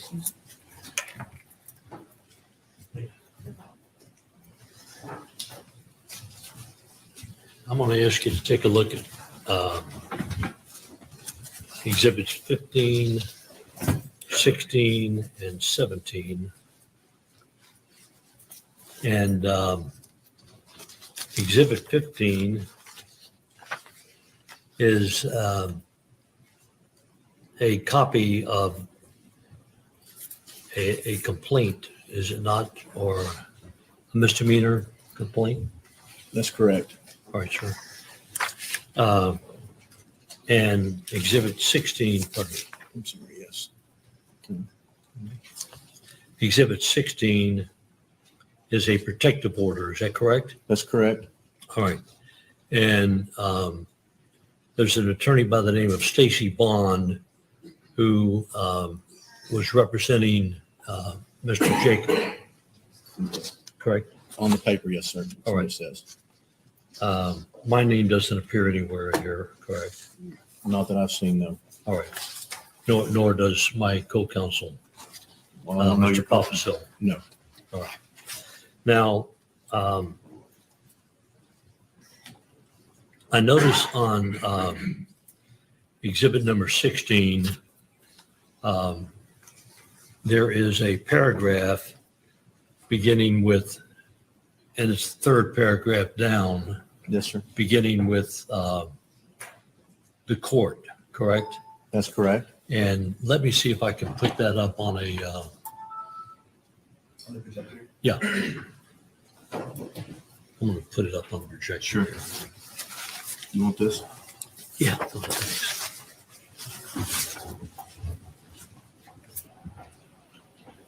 Can you read that second paragraph? May I stay? Oh, here we go. Okay. Beginning with the court. Go ahead. Yes. Beginning with. The court finds that the applicant and respondent are members of the same family or household, or were previously involved in a dating relationship. For the limited purpose of enforcing this order, and then it's scratched out. All right. What is scratched out? The court finds that family violence has occurred and that family violence is likely to occur again in the future, and that the respondent, Leon Jacob, has committed family violence. The court. Right. Let me stop you right there. So that particular portion that indicates that Leon Jacobs has committed family violence and is likely to commit family violence in the future, and the court finds that family violence has occurred, that's been scratched out. Yes, sir. Correct? Yes, sir. And would that indicate to you that the court did not find evidence to support those particular sentences in that paragraph? I would not want to testify as to why they scratched that out. All right. But somebody obviously scratched them out. That's correct. And is it fair to assume that those did not pertain to Leon Jacob if they're scratched out? I'm going to object that call for speculation. This witness has already stated he doesn't know why they were scratched out. Calls for legal conclusion, sustained. Who would have had access to this particular document to scratch it out? I would assume the prosecutor of the court at this time, or are the attorneys. All right. There's nothing on here to suggest that I participated in this proceeding, correct? No, sir. Nor my co-counsel? No, sir. All right. As a matter of fact, there's no lawyer attached to this particular document. Just the name Stacy Bond. Stacy Bond, correct. All right. But is it fair, I may have just asked this, but is it fair to assume that scratching it out, somebody inferred or at least directly made a determination that that particular scratched out document or sentence was inapplicable in this proceeding to Leon Jacob? Judge, I'm going to object. This calls for legal conclusion and speculation on the part of this witness. Sustained. Let's go down to the next sentence, officer. The court finds the following protective orders are, and would you read that for us? For the safety and welfare and in the best interest of the applicant, and are necessary for the prevention of family violence. Now, there's scratched out portions of that particular sentence, correct? Yes. And would you read the scratched out portions for the ladies and gentlemen of the jury? For the safety and welfare, and are necessary for the protection of family violence, or excuse me, prevention of family violence. So again, the same question. There is somebody in authority, we don't know if it's a prosecutor, a court clerk, that has scratched that portion out of the protective order, and it would be inferred that it didn't pertain to Leon Jacob. Would that be fair? Objection calls for legal conclusion and speculation on the part of this witness. I sustain it. I don't think we've heard that he's an attorney. He's not. I sustain it. I may have a moment, Your Honor.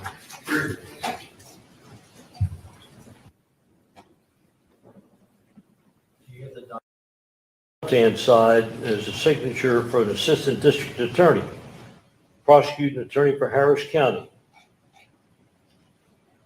Who would that be, have been? The name is Beth Barron. All right. Now, in your familiarity with with courts and the system and things of that fashion. Is it a fair assessment, sir, that these signatures, both of Stacy Vaughn and an assistant district attorney, were signed on this document after those items referred to in the previous couple of questions have been scratched out? That would be the norm. That would be the normal thing to do. Yes, I would not sign a document prior to something. I would not believe that anyone would sign a document prior to knowing its contents. And also, if somebody scratched out a portion of a document that had already been signed, that could be tantamount to a criminal act, could it not? If you altered a document after a signature, yes. Okay. A few more moments, Your Honor, for me, before I pass the witness. You testified in the bond hearing, did you not? Yes, sir. And I was the attorney asking questions of you. You were.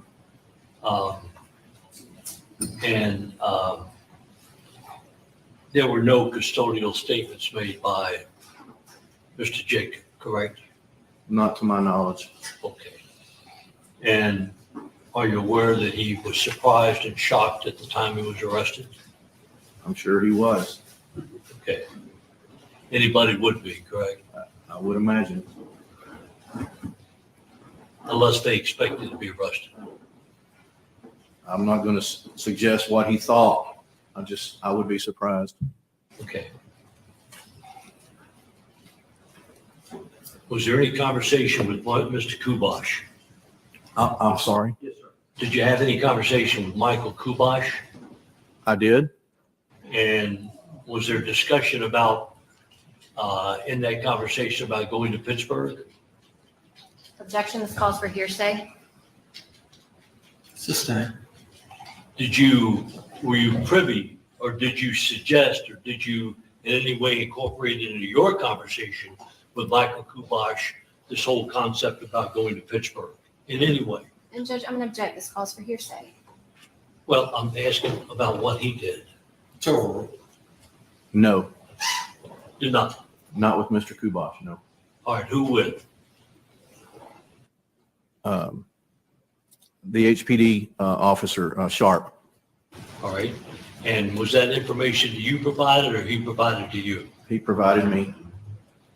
That there was information collected during this investigation that would underscore the idea of going to Pittsburgh, that is making going to Pittsburgh, correct?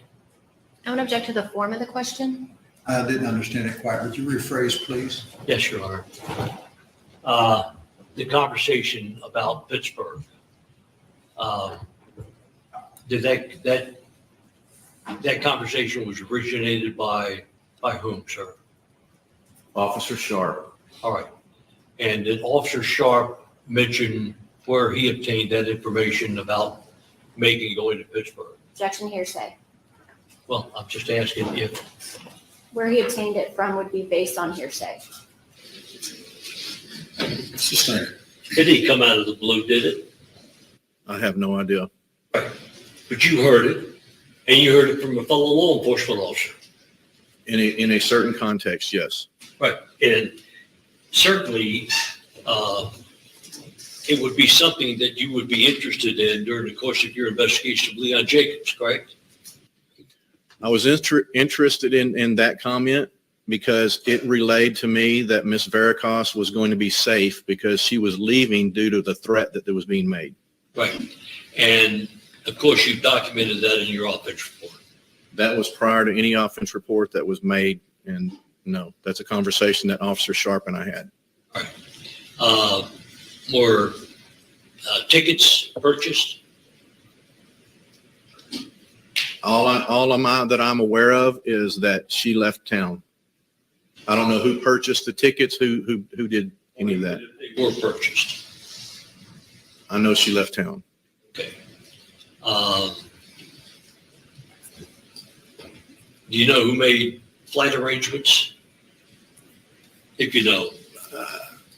I'm not sure. Okay. Have you been subpoenaed to come down today? Yes,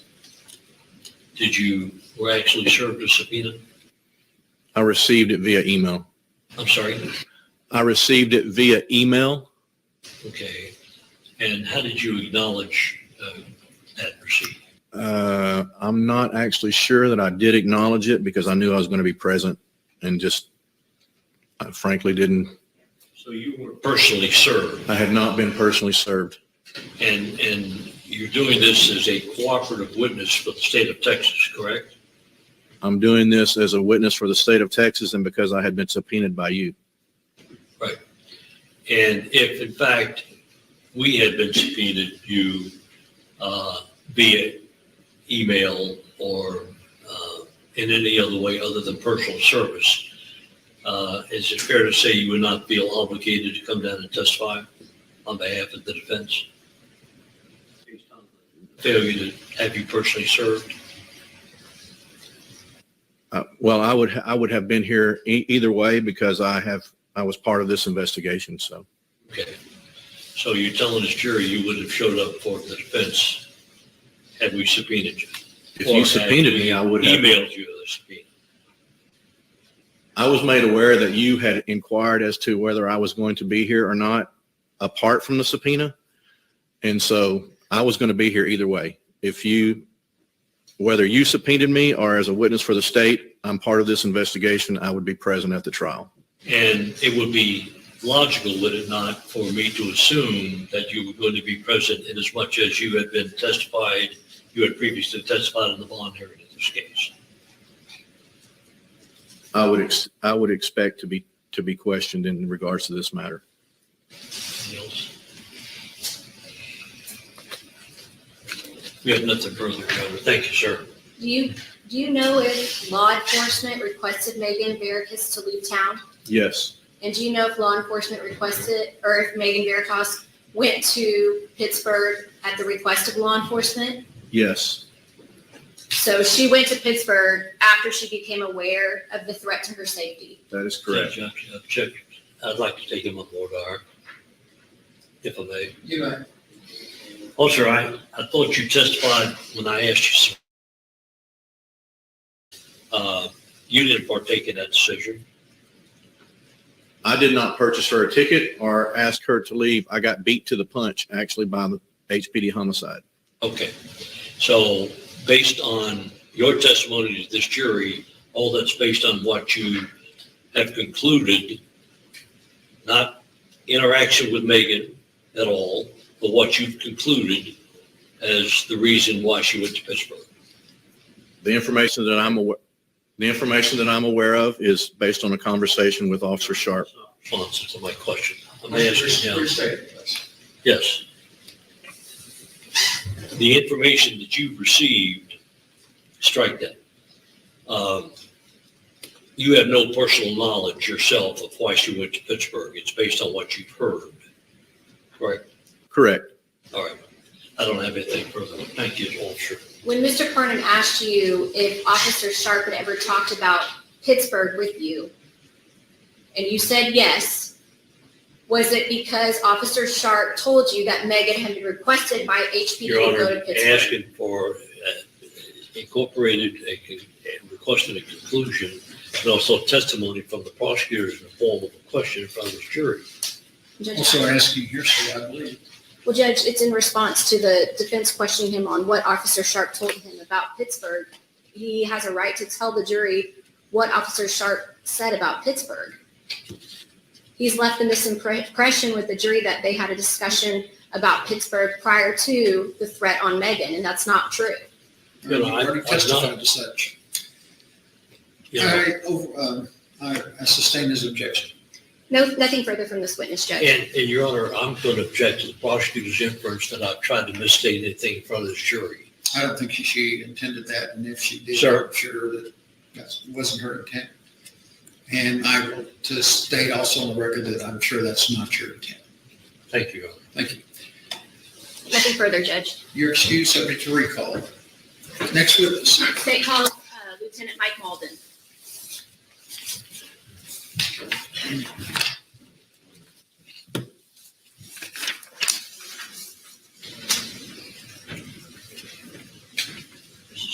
Your Honor, this witness was sworn in during the lunch hour. All right, thank you. From the state, please. Thank you. Could you please introduce yourself to the members of the jury?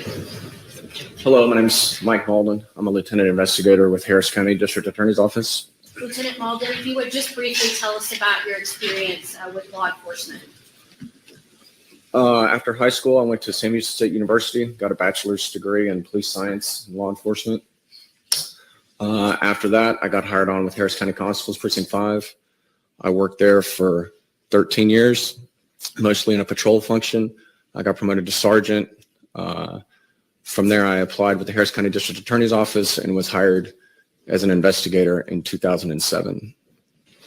And what is your current assignment with the Harris County District Attorney's Office? I am a lieutenant investigator with assigned to the Major Offenders Division. And how long have you been doing that? At the with major offenders? Yes, sir. About 4 years now. And we just heard from Captain Jimmy Turpin, is he your supervisor in major offenders? Yes, ma'am, he is. I want to go back to February, March timeframe of 2017. Was Captain Jimmy Turpin your supervisor back then? Yes, he was. And without saying what was said, did it come to your attention that the district attorney's office would be participating in an investigation involving an individual by the name of Leon Jacob? Yes. And did you work with the Houston Police Department in that investigation? Yes, I did. Okay, what was your role initially during the beginning stages of this investigation? I was called on February 23rd by Captain Turpin and it basically assigned the case to assist. The following day, I researched Mr. Jacob as well as some information I was given by Captain Turpin. Okay. Did you begin looking for an individual by the name of Zach? Yes. Talk to us about your investigation and trying to determine the identity of this Zach. I had the name Zach, and a possible phone number that belonged to Zach. And I began researching that phone number in various databases and reports and stuff that we have access to. Were you able to come up with a lead in determining who or what the real identity of Zach was? Yes, ma'am, I did. Okay. Eventually, were you able to determine what his real name was? Yes. Do you recall about the date that you were able to determine the correct identity of Zach? February 28th is when I identified the identity of Zach. Once you identified Zach, did you make efforts to contact him? Yes. Okay. And once you identified the true name, what was that name? Motaz Azi. Were you able to make contact with him? I was. Do you recall the date that you made contact with him? March 6th. Okay. 2017? Yes, 2017. Where did you initially make contact with him? At a Starbucks on the west side of Houston. Did you, without saying what was said, did you talk to him at that Starbucks? I did. And after you talked to him, where did you go? Back to our office. Brought him back to our office to talk to him in a more official capacity in the interview room. When you meet him at Starbucks, who's present for that interview? It was myself and my partner at the time, Brian Powell, and Motaz Azi. Was that statement recorded? Not in the one in the car. No, it wasn't. We were just talking to him. And when you say in the car, is that a car in the, I assume, the parking lot of Starbucks? Yes. Okay. And so then you mentioned you took him back to the district attorney's office. What was the purpose of that? Just to have get a recording of his statement and what had happened and taken place up to that point. Did you take a statement from him? Yes, I did. After taking a statement from him, did you obtain some property from him? I did the following day. So on March the 7th, 2017, you obtained property from him. Yes. And what property did you obtain from him?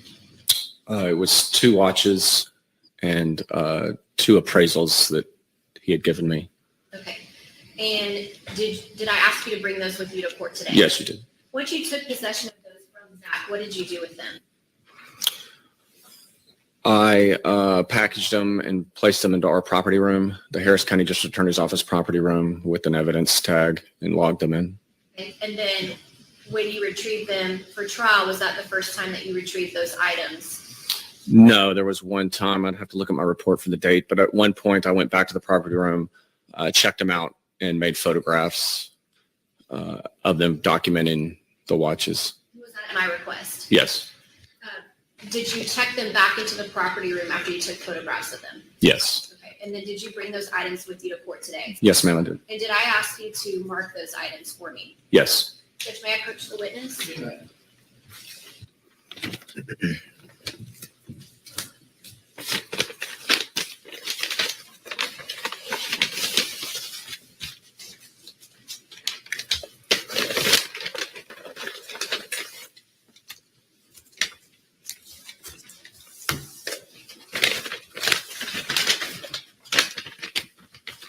And this is just the notation of me checking them out for photographs. Okay, I'm going to ask you about that. So I noticed that this is an envelope with some red tape sealed on it and some initials. Talk Yes. to the jury about what that is. So when this goes into the property room, it's sealed with evidence tape, which is tamper-proof tape. Then it is initialed and dated. And these are my initials, MM. And it's dated at the time that it was placed into the property room. Okay, and then you mentioned a subsequent time where I asked you at my direction, you actually went over to the property room and took photographs of the items. Is that also indicated on the envelope? Yes, it is. So the original seal's broken, and it's resealed and redated with a notation on the date that it was checked out of the property room. Or it actually wasn't checked out. I just went into the property room, opened it, took photographs, and resealed it. And but that notation, since the seal was broken, is notated on the envelope. Slow down just a little bit. For me, Okay. Okay, so I'm going to show you now what's been marked for identification purposes only as States Exhibits 34, 35, 37, and 38. Do you recognize all of that? Yes. Are these the items that you retrieved from Zach and then checked into the property room or MOTAS? Yes. Your Honor, at this time, I'm going to offer into evidence States Exhibit 34, 35, 37, and 38, and I tender it to opposing counsel for any objection. Other than what has previously been heard on the previous motion. They're admitted, but go over, since they're not on your exhibit list, tell me what they are again, please. Yes, Judge. States Exhibit 34 is a Cartier watch. States Exhibit 35, Cartier watch. States Exhibit 37 is an appraisal, and States Exhibit, 38 is also an appraisal. All right, thinking they're admitted. Did you also obtain an additional item from Zach? Yes, I did. Was that on the same day that you obtained the watches and the appraisal from him, or was that on a different day? That was a different day later on. Did you learn about this additional item from Zach or from someone else? From someone else. And then did you go back to Zach and ask him about this additional item? Yes. Okay. What was that additional item? It was a ring. And did you bring that with you to court as well today? Yes, ma'am, I did. Judge, may I approach the witness? And did you follow the same procedure in tagging this item of evidence as you did the other items? Yes, I did. May I open this? And at my request, did you also mark this item? I did, yes. And are these also your initials on the outside of the envelope along with the date? Yes. We have marked this as States Exhibit number 36. Is this the ring that you went back and obtained from Zach? Yes, it is. Your Honor, at this time, State offers States Exhibit number 36. I tender to opposing counsel for any objections you might have. Got our objection based on previous motion that been heard. It's admitted. It's 36, Judge. Right.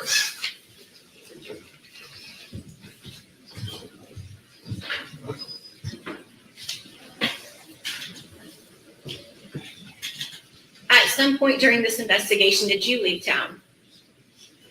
Yes. Okay, so did you take vacation? I did. So you and Captain Turpin, did you take turns taking vacations? We did. It was spring break, and we both had vacations already planned. So when you left town, did you miss out on the investigation portions that occurred at Olive Garden and then also at the Willowick? Or just Willowick? Just Willowick. I believe I was still in town for the Olive Garden, but I was not present at Olive Garden. So let's talk a little bit about the meeting that occurred at Olive Garden. Prior to that, were you part of the team that arranged the Olive Garden meeting? Yes. How did that meeting come to fruition? After locating Motaz Aziz, we had him, he made a telephone call to Mr. Jacob, and the meeting was arranged at that point. Were you present for that telephone call? I was. Where did that telephone call take place? Inside my vehicle. And who else was inside the vehicle with you? It was myself, HPD Officer Javier Duran, and Motaz Aziz. What was the date that that phone call took place? That would have been on March 7th. So that would be Tuesday of that week, if you remember. That's correct, yeah.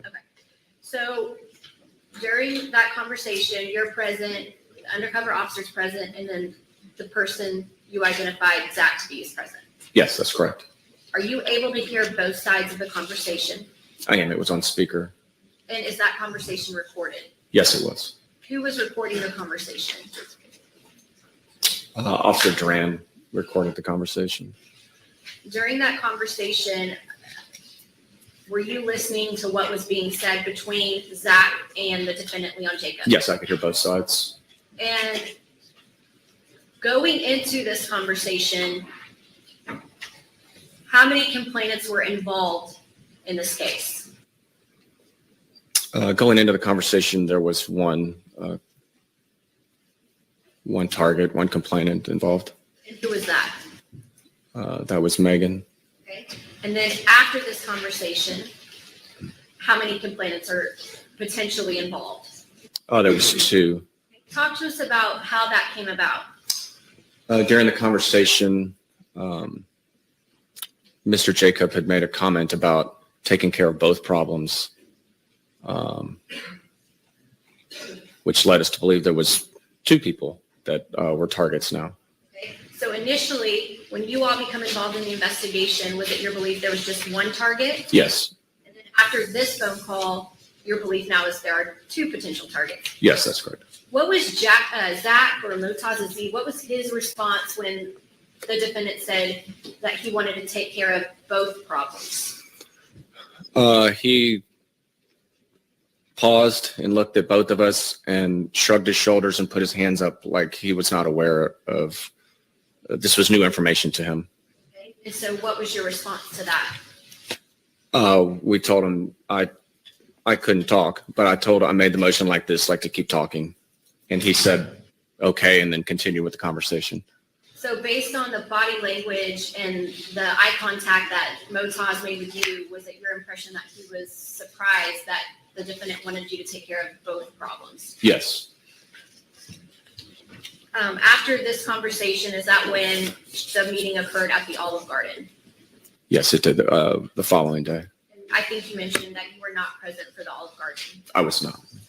And then were you present for the subsequent phone calls or the meeting at the Willowick condo?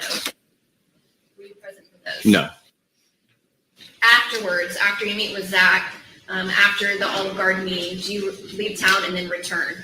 Yes.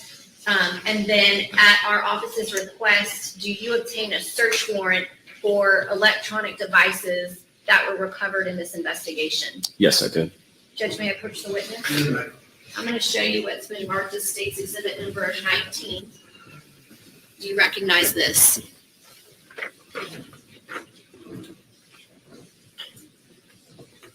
Yes, this is the search warrant I obtained for the phones. Okay. And is this a certified copy? Yes. And was it signed by a judge? It is signed by a judge. Okay, and I'm showing you what's been marked as State's Exhibit 13 and 14. Did you check those items out of the property room Yes, prior to ma'am. obtaining this warrant? Yes, I did. And what was the purpose of doing that? The purpose of checking these out of the property room was to obtain identifying numbers for the phone to be included in the search warrant, so I could get an accurate description. And so did you obtain that description? Yes, I did. And did you place that in the search warrant? Yes. Okay. Once you obtained the search warrant for the cell phones, what did you do with those two devices? I completed the DFU, a digital forensics unit submission form, and turned them over to the digital forensics unit along with the copy of the search warrant and the submission form. Okay. When you say the digital forensic unit, explain what that is to the jury. That is an in-house, they're with the DA's office, group of investigators that's trained in analyzing electronics such as cell phone and computers and doing a forensics analysis of the phone. Okay. So once you turn the phones over to them, does that end your involvement with those devices? Yes. I mean, you're not in charge of downloading them or anything like that? No, I was notified when it was complete, but I'm not in charge of downloading or any part of the analysis of it. Once you were notified that they were complete, what did you do? Got a copy of the download from them. Do you know, and if you don't, that's okay, but are you aware of who with our office did the actual download of these phones? I know investigator T-Fam and investigator Nathan Gates were involved. I couldn't tell you who looked at which one, or I'd have to look at the DFU report. And are they the ones that would have been involved with the content of these phones? Yes. And would they be the people to talk to about the content of these? Yes. Your Honor, at this time, State offers State's Exhibit number 19 as evidence. And I'll turn it over to counsel for any questions. Your Honor, based on the previous motion filed as it relates to these, we would, in the court has ruled on that previous motion. Subject to those, you have no objection.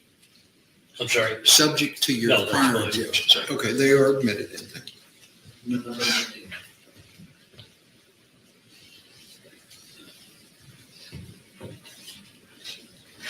Judge, may I have just a moment? Yes, ma'am. Did you, and without saying what was said, did you have a conversation during the course of your investigation with an individual by the name of Laura Thurlow? Yes. And did you take a statement from her? Yes, I did. Okay. And after submitting the phones, talking with Laura, and doing the other things, did that end your involvement with the investigation portion? Yes. Can I pass the witness? Mr. Porter. Yes, Judge. Briefly, Officer,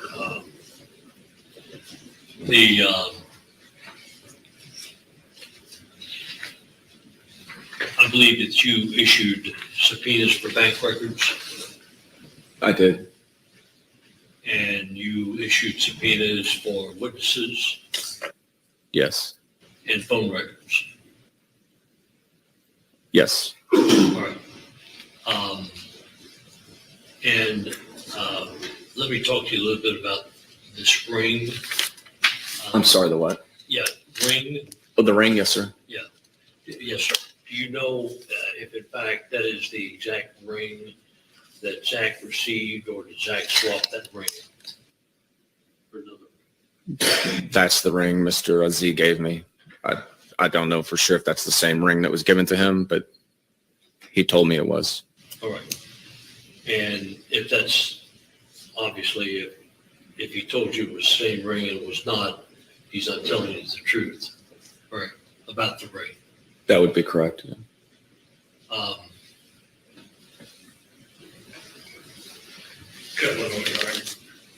Very good, please.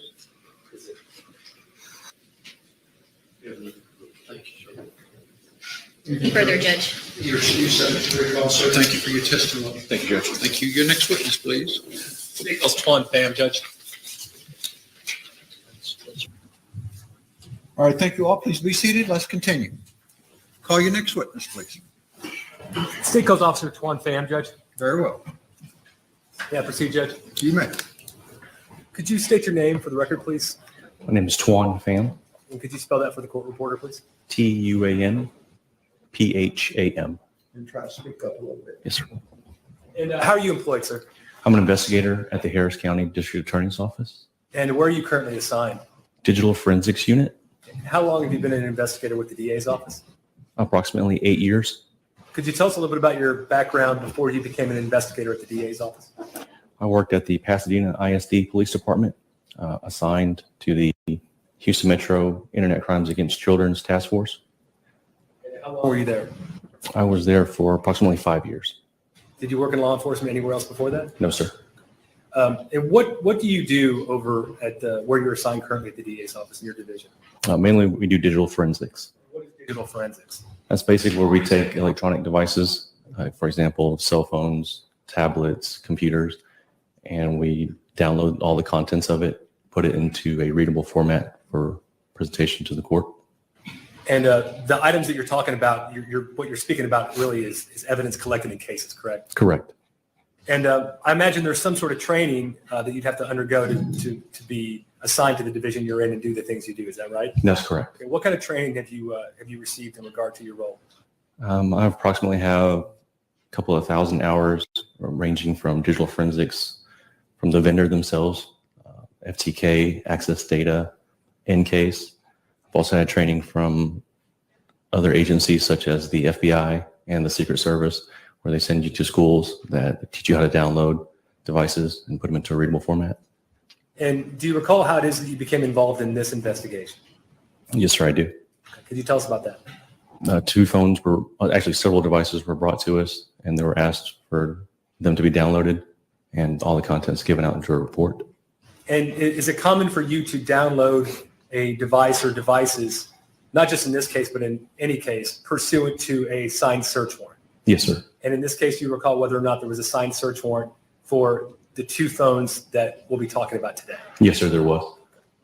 And could you tell us a little bit about what the process is like? When you said download the contents of, how exactly does that work? We have a device which is on our computer.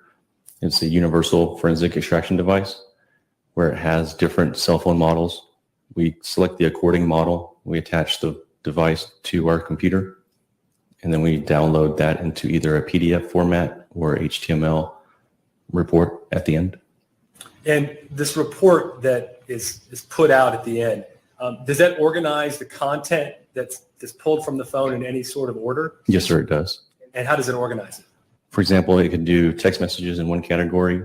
It can do pictures in another category, videos, different databases, different applications as well. May I approach, Judge? Officer Pham, I'm going to show you for identification purposes what I've marked at State's Exhibit 39 and State's Exhibit 40, and tell me whether or not you recognize those discs in that drive. Yes, sir, I do. And how is it that you recognize State's Exhibit number 39? That is a thumb drive that I just downloaded the report to. Okay. And State's Exhibit 40? That is also a DVD that came out of our office. And these 2 different items would represent downloads from 2 different devices, correct? That is correct. Okay. I'm going to show you what has been marked as State's Exhibit 13 and tell me whether or not you recognize that item. Yes, sir, I do. Okay. Can you tell us what it is? This is an iPhone telephone. Okay. And is there a unique identification number that you've attached to this phone in regards to your involvement in this case? Yes, sir, there is. And there's a tracking number that your office keeps in regard to this particular item. That is correct. Okay. State's Exhibit 14, same question to you. Is that sticker on there or any unique identifying number on there present that identifies it as the phone or the other phone involved in this case? Yes, sir, it is. Now, the iPhone, State's Exhibit 13, that's going to be associated with State's Exhibit number 39, correct? That is correct. And State's Exhibit 14 is going to be associated with the contents of State's Exhibit 40, correct? That is correct.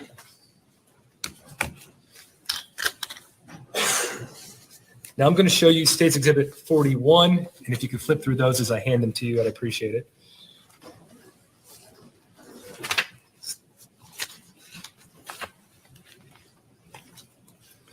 State's 42 now.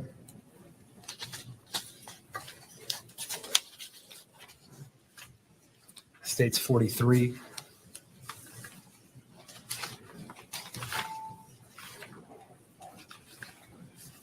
States 44.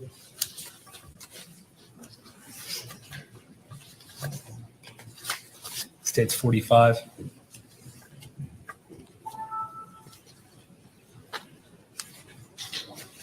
States 46.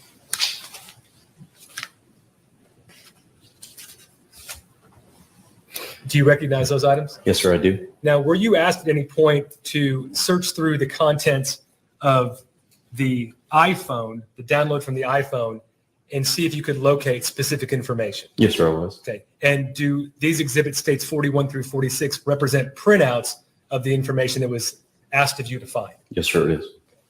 And again, states 41 through 46 is going to be exclusive to the contents of the iPhone, correct? Correct.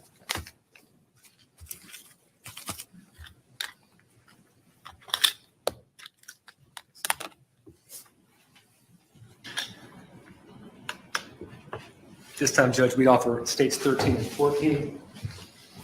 Phones, defense counsel, as well as states 41 through 46. Just one brief comment, Your Honor. Let's do 13, 14 first. I get those out of the way. Any objection to 13, 14? No objection to 13 and 14, Your Honor. 13, 14 admitted. No objection to 41.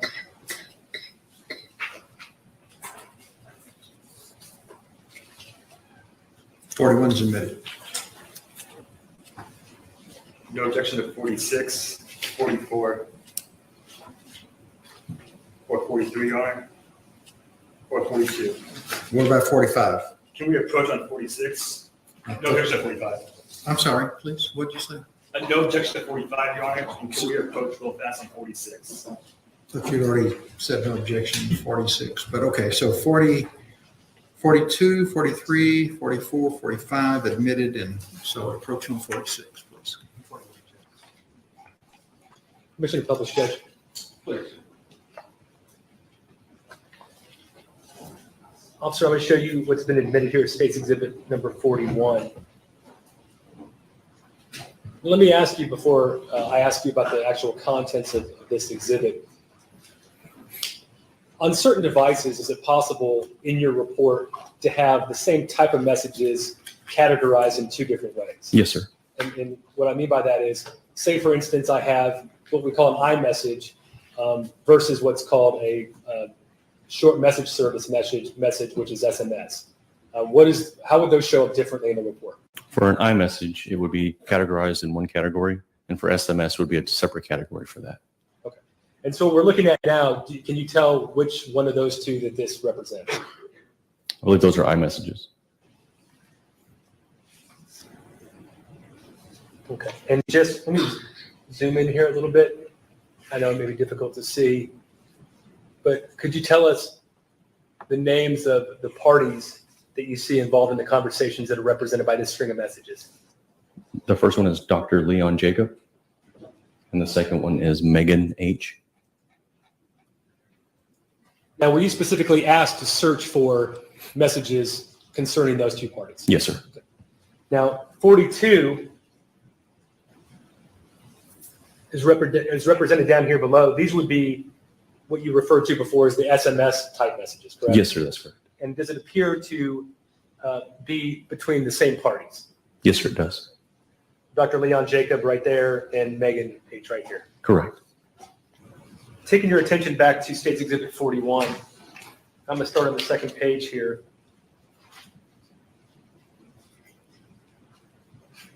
This date and time here at the top, can you make out what that is? Let me zoom in a little bit for you. And is it up on your screen next to me? Yes, sir. Yeah, okay. Can you make out that date and time? It's January 13th, 2017 at 10:28 a.m. Okay, and what does UTC -6 mean? So universal time code is just that 0, and then the offset is for whatever time zone that you're in. So the -6 is for our time zone. It's like Greenwich Mean Time. Correct. So January 13th, 10:28 a.m., correct? Yes, sir. As we go down the page here, and we see these messages, I'm going to flip over to the next page and go to the bottom of this page. What time do we have here and what day? January 13th of 2017 at 3:25 p.m. So this is the same day, but 5 hours later. Correct.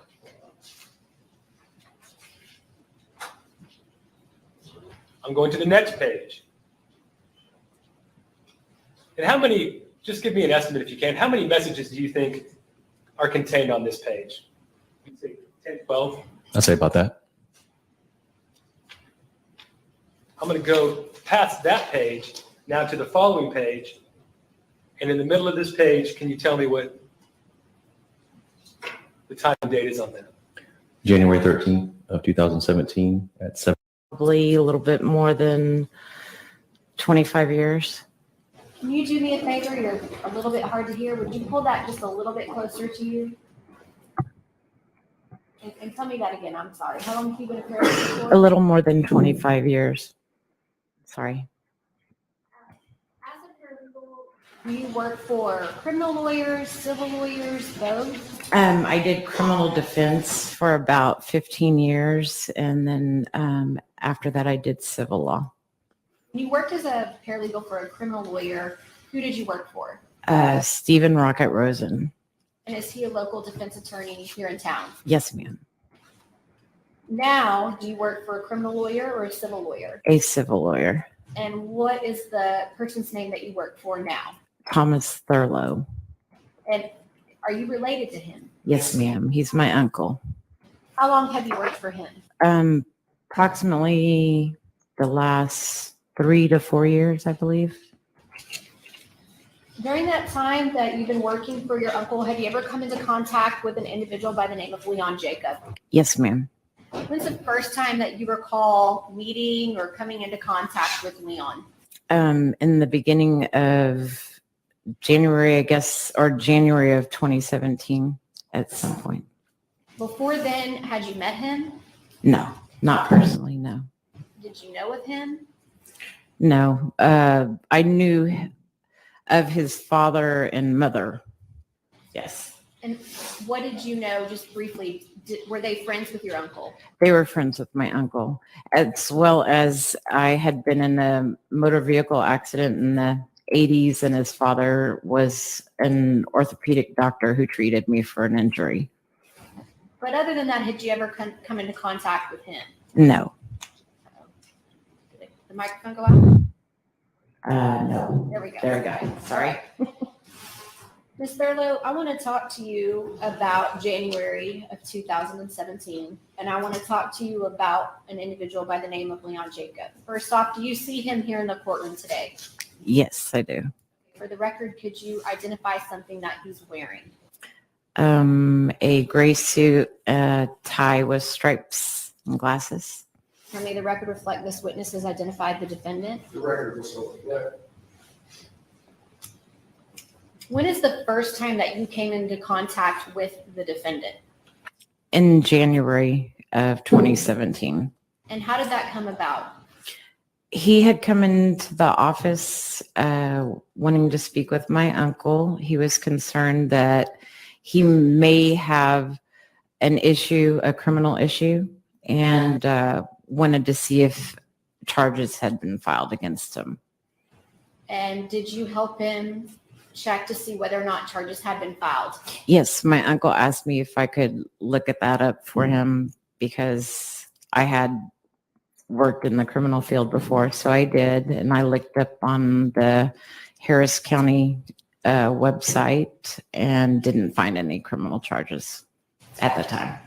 What was the defendant's reaction after you looked up? You tell him, look, I don't see anything. How did he react to that? He wasn't satisfied with that. He wanted to go to the courthouse and see if we could check at the courthouse. Did you do that with him? Yes, we did. How did you get over to the courthouse? I rode in the car with him. What kind of car was he driving at the time? BMW. And what happened when you arrived over at the criminal courthouse? We went to the clerk's office and looked it up, and there was no criminal history. Well, no criminal charges that had been filed recently. And was he satisfied with that? At that time, was he satisfied that, I guess, Okay, let me rephrase it Yeah. a little bit. What was his response when he learned that no charges had been filed? How did he act? we just kind of moved past that. We got into his car, and then he began to explain the story behind why he was concerned about why he may have criminal charges filed against him. And we drove to a hotel, the Holiday Inn, where his ex-girlfriend was working. Did you know his ex-girlfriend? No, Where was the Holiday Inn located that he drove you to? it was downtown. I don't know the streets, but I just know it was downtown. It was right before Super Bowl. Can you describe for the jury how he was acting during that time period? He was agitated, nervous. He was essentially trying to, he was a little bit desperate, wanting to get his girlfriend back. Apparently, he and his girlfriend had had some type of an argument. He had stated that, okay. You said he seemed agitated. Mhm. Did he want you to do something for him when you got to the Holiday Inn? Yes. What did he want you to do? He wanted me to try to speak to his girlfriend and see if I could get her to come back to him.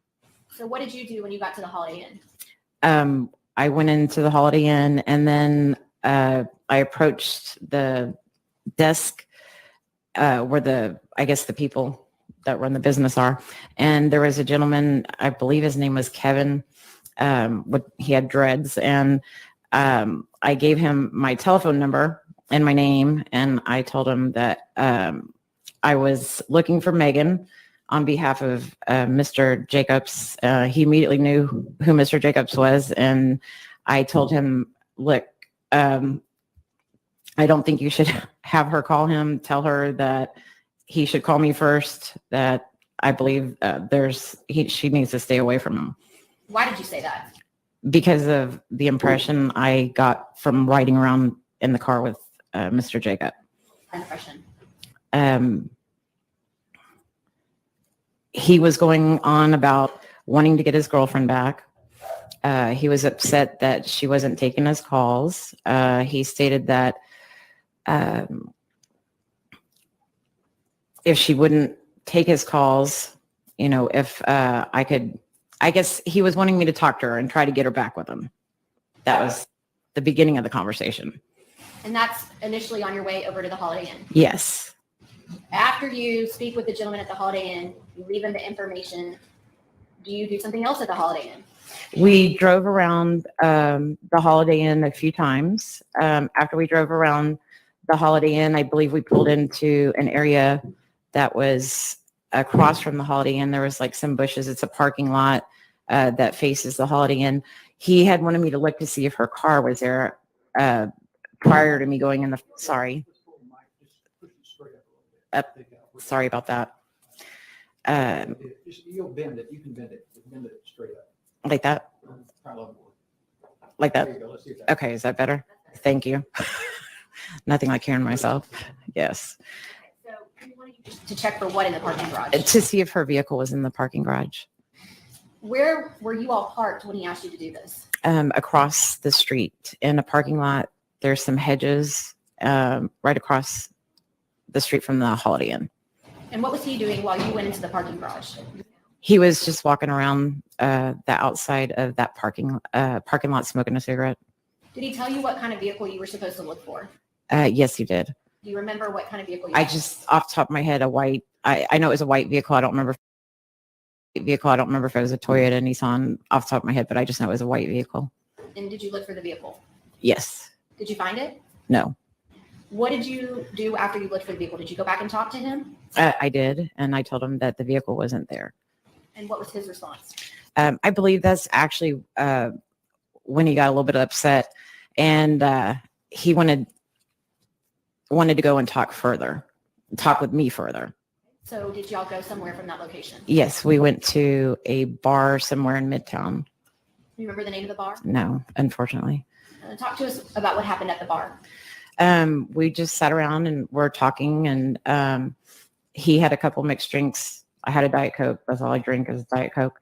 And at that point, he began to explain to me about how he had gotten into an argument with his girlfriend. He told me that she was throwing plates and making a lot of noise.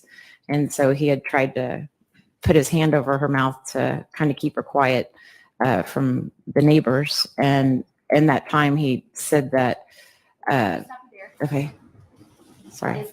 That's okay. We just got to keep it question and answer. Mhm. Okay? So is it your understanding that that's the night that she actually left him? The night, That they got into the fight? yes, Was that the night that she actually left him? that was my understanding. Did he start talking to you about your background as a paralegal? Yes. Talk to us about that. He's questioned me as to what I used to do. He said, I know that you used to do criminal defense. And I explained to him that I did. And he said, well, I bet you know a bunch of people a bunch of people that have done a bunch of things. And I said, oh, sure. And we went into some of the cases that I had handled. And he said, you know, people in the cartel, do you know people that, you know, do this and that? And I said, yeah. And we were talking about that. So he asked you if you knew people in the cartel. Mm-hmm. What other kinds of people did you want to know if you knew? Just basically any type of the criminals that we had represented in the past, murderers, killers. At that point in your interaction with him, what are you thinking? I wasn't thinking a whole lot at first, other than I was getting a little bit nervous as the questioning progressed. Fix that mic for me. Up again? Yes, ma'am. Is that better? Yes, ma'am. As the questioning progressed, I got a little bit more nervous because I began to feel uncomfortable. I felt like, where is this going? Where is this conversation going? We did laugh, but it would always come back to his being upset with his situation with Megan and his concern with Megan. And the focus kind of turned from what I did to Megan and beginning to question me and ask me if I knew. Well, first I apologize. He wanted me to see if I could go and talk to Megan and try to help him get her back, is what he was wanting me to do. And if I couldn't help him to get her back with him, then he wanted me to ask her to please leave town. And it kind of progressed. It went from there to where if she wouldn't get back with him, wouldn't leave town, then could I either personally, grab her, put her in a car and take her to him, or have somebody do that I could give you a syringe that you could use and on her, bring her to me, and I'll take care of the rest. So was it your belief that there were several options on the table at that point? Yes. And just so that we're clear, option A was to get her to go back with him. Mm-hmm. Yes? Yes. Option B was to get her to leave town. Yes. And then option C was to either you kidnap her or find someone to kidnap her, and then y'all would inject her with something and that he would take care of the rest. Correct. To you, did that mean he wanted to kill her? At that point, I didn't feel like it was, because I didn't know what the syringe was going to hold, but regardless, I knew that was completely not something I would ever even entertain or consider, obviously. But as the conversation continued further, then it was, do you know somebody that can take care of her? Have her taken care of, I should say. Okay, so let's talk a little bit about that and break that down a little bit more. So while you're at the bar and you're talking with him, about how much time has transpired from the time he showed up at your uncle's law office that day to the time that you're at the bar having this conversation? 2 to 3 hours, maybe. I'm going to guess. Maybe a little bit more.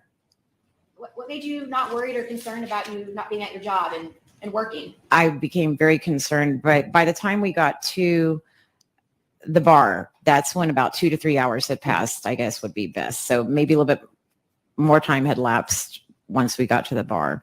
And at that point, I began to feel uncomfortable, and I would try to text on my telephone, I was wanting to text like somebody at my office or, hey, call me so I can be called back to the office.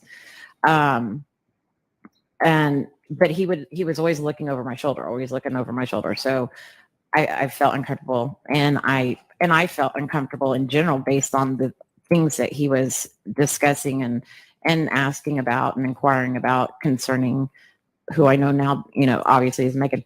And so I said, I need to use the ladies' room. And I got up and I walked over to the ladies' room. As when I got up to walk over to the ladies' room, he got up and followed me to the ladies' room and just stood outside the door and waited until I came out. So I didn't feel comfortable being around him at that point. Did you ask him to take you back to work?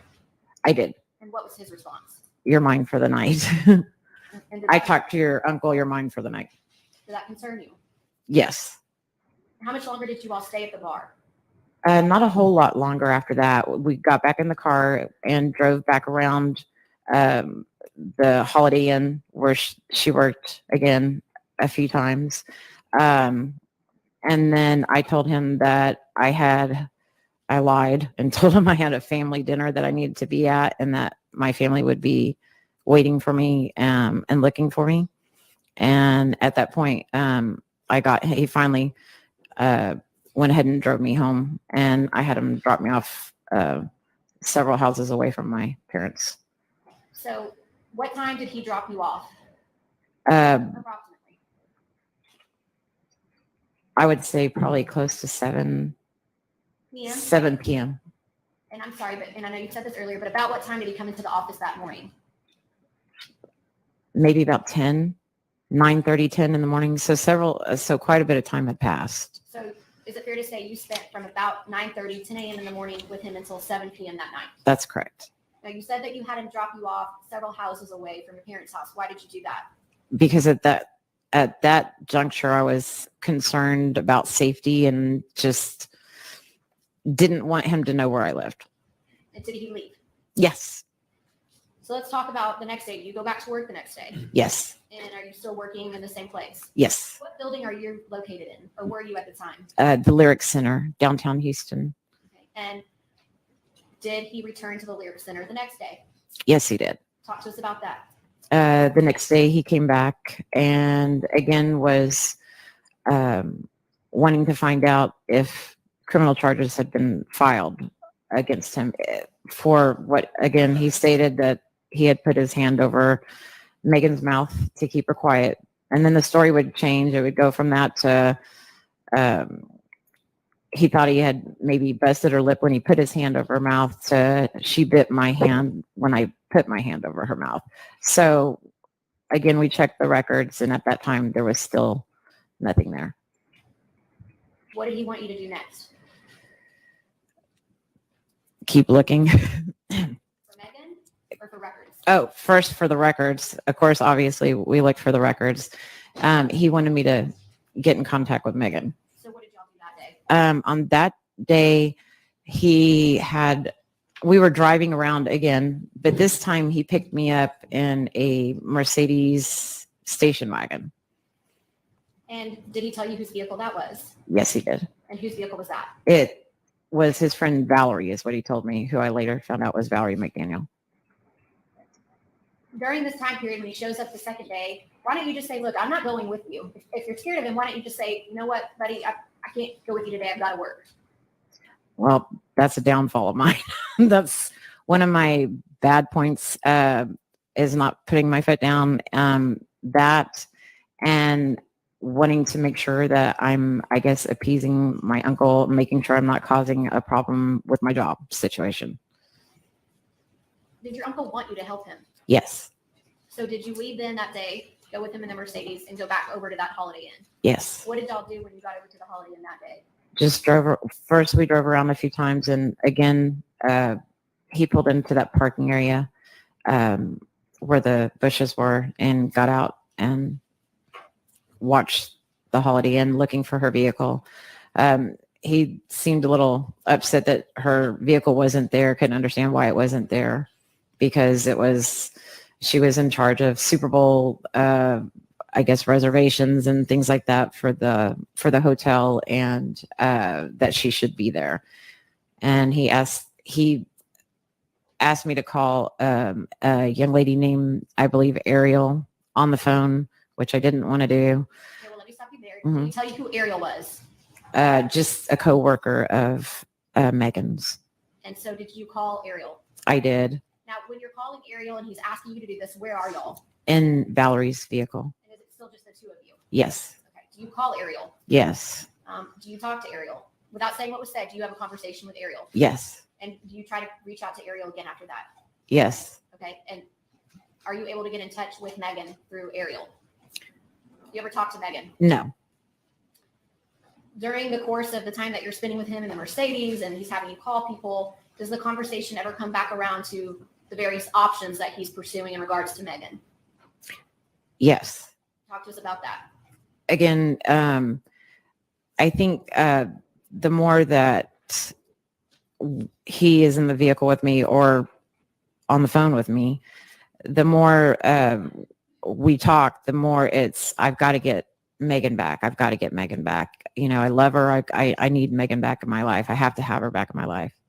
And then it would go again, like I said, from that to if I can't have Megan back in my life, she needs to leave the state. She needs to be gone. She needs to go. And then he would eventually revert to, you got to know somebody that can, get her, put her in the vehicle. I can give them a syringe. They can use the syringe on her, bring her to me, and I'll take care of the rest. Did you have the impression during this time that this was just a lovesick guy who was missing his girlfriend, or did you feel like it was more serious than that? At the time, I thought he was an extremely lovesick guy that was very bound and determined to try to get his girlfriend back, but it was progressing to a much worse place. Did your opinion of just him being a lovesick guy change? Yes. Okay. And what caused that change in you? Well, just the fact that we're using the word syringe and kidnapping and bringing her to him to be taken care of, or finding someone to take care of her, brought me to that point. At some point, did you get him to take you back to the Lyric Center that day? Yes. He's told you that he has options, A, B, and C. Why don't you pick up the phone, call the police, and say, you all need to know about this guy. I think he's going to kill his girlfriend. Why don't you do that? I went back to my office, upset, frustrated that I had been placed in that position. And I approached my uncle, and I explained to him what I was being told. And his response was, oh, okay, that's right. Okay. But was your uncle good friends with the defendant's mother? Yes. And were they family friends? Yes. And so after talking with him, did you make the decision not to contact the police? Yes. When is the next time that you came into contact with the defendant? Physically? Yes. The following day, I believe. And does he come back to your office at that point? Yes, he does. And how is he acting on that day? I'm in the back. I've kind of made it clear to my uncle and to my coworkers that I don't want to be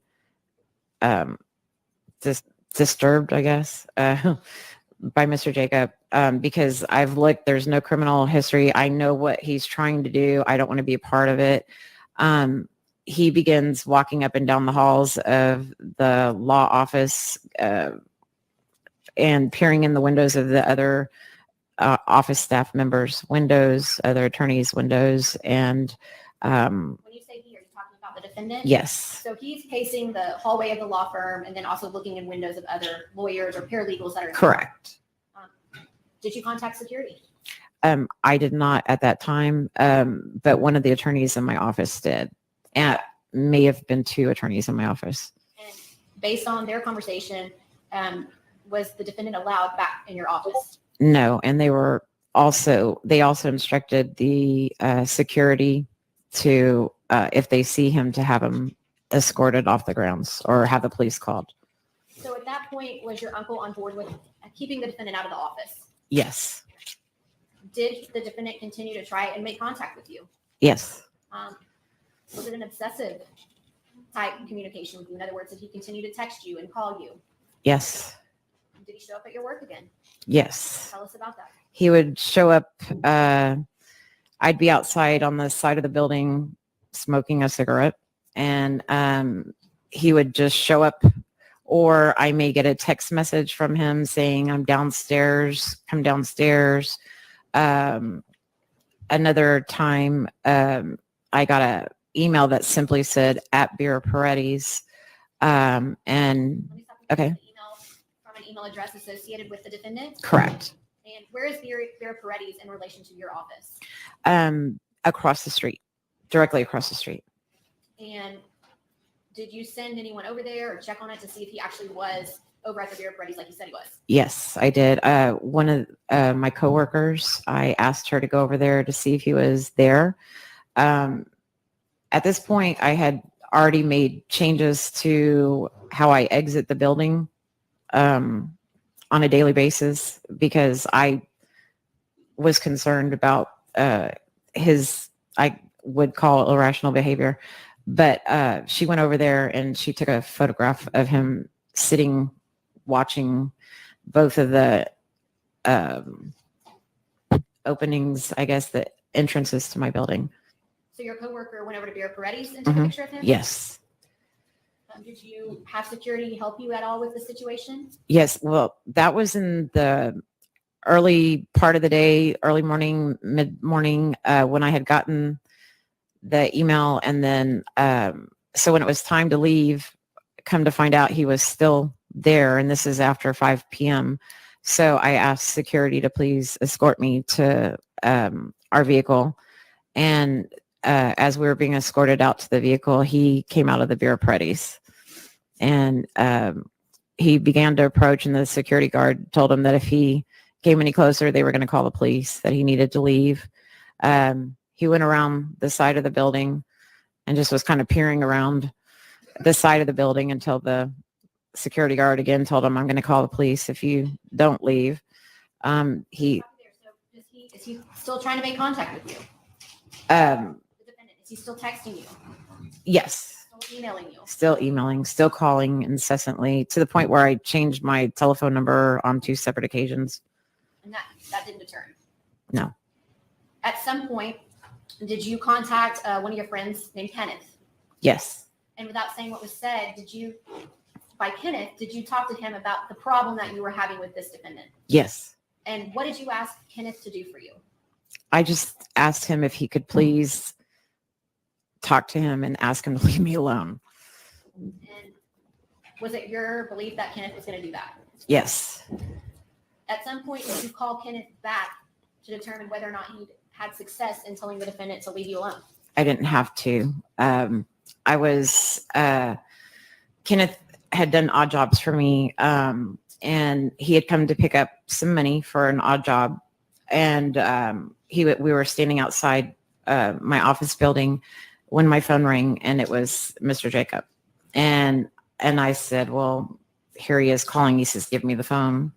Okay, and let me stop Right. there. So without saying what was said, did Kenneth have a conversation with the defendant? He did. Did the defendant continue to contact you after that? He did. So can I approach the witness? I'll show you what's considered as the evidence in State's Exhibit number 45, and I want you to just take a look at it for a second. Read it to yourself if you would for me. Which part? I'm sorry. Just take a look at it. Just read it to yourself real quick, just briefly. Okay, so let me stop you. Is what's contained in State's Exhibit 45, would that be a fair just assessment of some of the types of text messages and contacts that the defendant was making with you during this time period? Yes. Yes.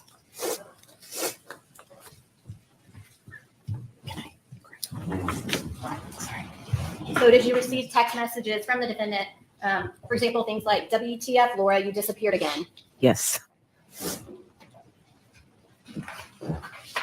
And does it just continue over that time period? Yes. At some point, do you recontact or reach out to Kenneth in an attempt to get Kenneth to talk to the defendant a second time and get him to leave you alone? Yes. And what happens when you reach out to Kenneth at that time? Someone that I knew as Zach answered the phone. answered Kenneth's phone. And about what time period are we talking about now? So if the defendant began talking to you and reached out to you and you first met in early January, do you recall about when you called Kenneth's phone the second time and got in touch with who you knew as Zach? I'm going to say in February sometime. I honestly don't know 100% the timeline, but probably around February. What, early February like 4th, sound about right. Yes. And did you learn that Kenneth had passed away? Yes. And without saying what was said, did you have a conversation with Zach in regards to the defendant? Yes. Did you tell Zach that the defendant was looking for a hitman? No. What did you tell Zach? That I felt bad because I'm calling my friend who's deceased and to ask him a favor, to ask him to do a favor for me, to ask him to contact somebody that's still bothering me. And I felt horrible because I had just found out that he had passed. Did Zach offer to handle the situation for you? Yes. What did you tell him about what was going on? What did you tell Zach? Zach apparently had already known everything. He was friends with Kenneth, and Kenneth had, I guess, talked to him about it and told him about it. And so he talked to him, and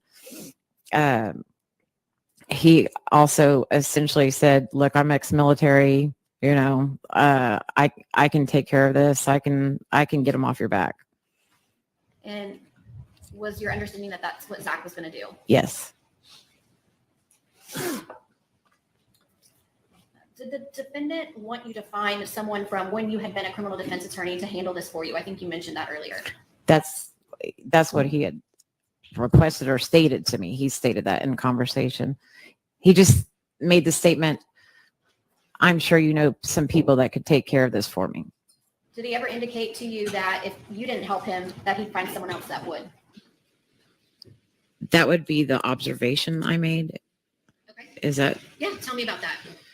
I felt like if I didn't help him, he probably was going to try to find somebody else. At the same time, I wasn't sure if he was truly a threat based on what I was being told by my family. So I was juggling with that situation.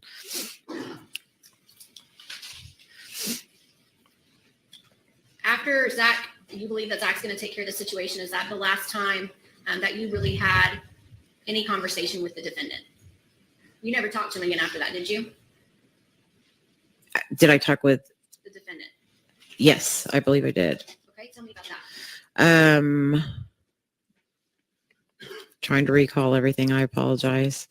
He would still yes. He did call. He was upset trying to find Zach. Well, actually, he had contacted our law office and contacted my uncle and said that I had swindled him out of his money.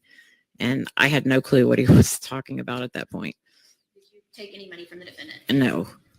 After that, did you have contact with the defendant? No. Judge, I pass the witness. Yes, sir. Good afternoon. Good afternoon. So, you and I have met before, have we not? Yes, we have. And we've talked about this matter. Yes. Correct. I think Mr. Popsill was also Yes. with me at that time. Correct. I'd like to go to, if I may get that board. Yeah, just right there. It's perfect. It's great. Thank you. I'd like to talk to you about those three options that the prosecutor discussed with you. And the first option you indicated was to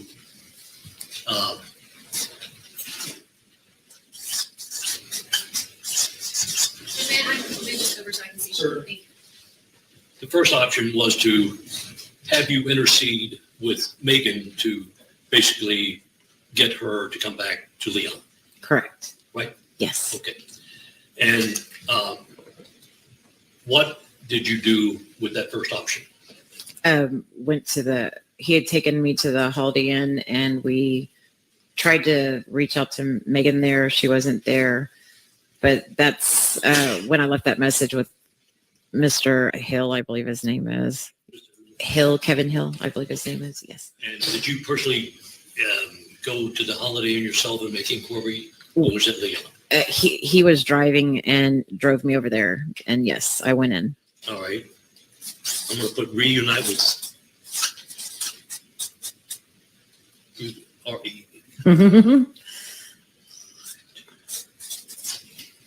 With Megan.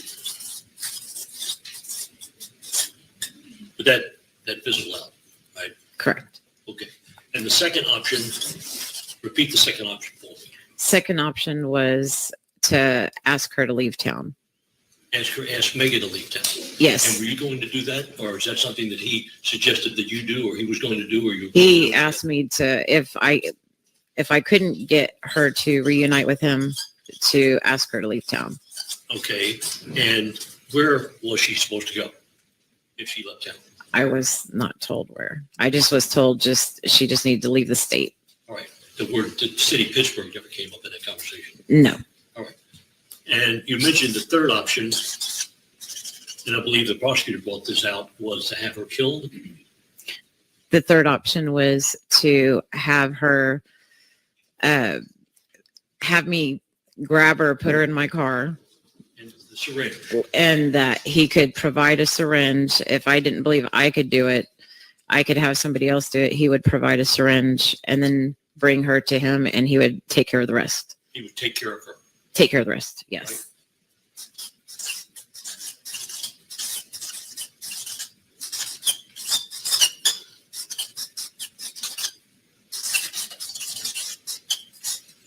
And did you infer that from that conversation that he was going to do something to harm her? Aside from the syringe issue. I didn't get the impression that he wanted any good to come to her. I didn't get the impression that he wanted anything good to come of her. Okay. But he never did use the word kill with me directly. Never used the word harm. Just he wanted her taken care of. I'm sorry? He wanted her taken care of. All right. Didn't use the word hurt or harm or anything of that fashion. No, just no. May I approach your witness, Your Honor? Do you remember Ms. Thurlow talking to the police about this matter? Yes. All right. And I'm going to ask you, did they talk to you about, or did you talk to them about the three options? Yes. Okay. And I'm going to ask you, if you would, to take a look at this and tell us what you told the police according to the officer about the third option. Can I see what he's referring, what document he's referring to? George? Yes. Can I see the document? that Sure. you're- Sorry. I think it's. Thank you. Your Honor. Tell us what you told the police as far as the third option is concerned, Read it. please. Okay. The third option is to have someone kidnap her and inject her with something and bring her back to him so he can talk to her and straighten her out, and they can get back together. They get back together. So he was convinced that if she were basically put in a car after being shot with a syringe, he could talk to her after she came out of the mindset of having been influenced by a syringe, and he could talk with her and convince her to come back to him. That's what I said. Right. And there's nothing in here at all that would suggest harm other than being shot with a syringe or any killing or anything of that fashion. Right. Right? Yes, because he did not use the word kill to me.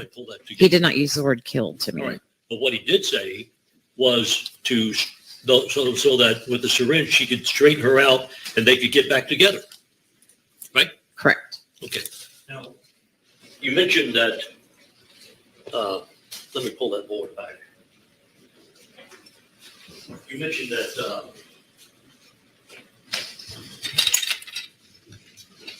is this all right?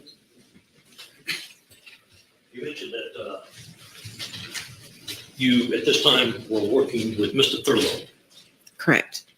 and that, at some point in time, Mr. Thurlow, kind of barred Leon from coming up to the office, Correct. correct? Yes. Can you pull that just a little Yeah, bit? sorry. Yes. Sorry. That's okay. And this was transmitted to Leon, is that correct? I don't know how it was transmitted to Leon. I know that he did find out based on a message that he had sent me. All right. Do you know how I ended up representing Mr. Jacob? No. You don't know if there was any referral from your uncle or not to my office? No. Okay. I wouldn't be surprised, but no.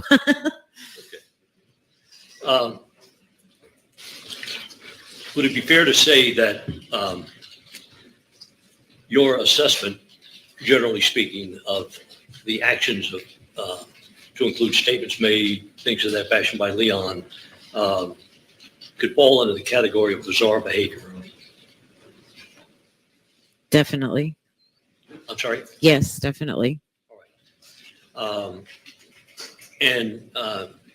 did it appear that obviously he was desperate to get back with Megan?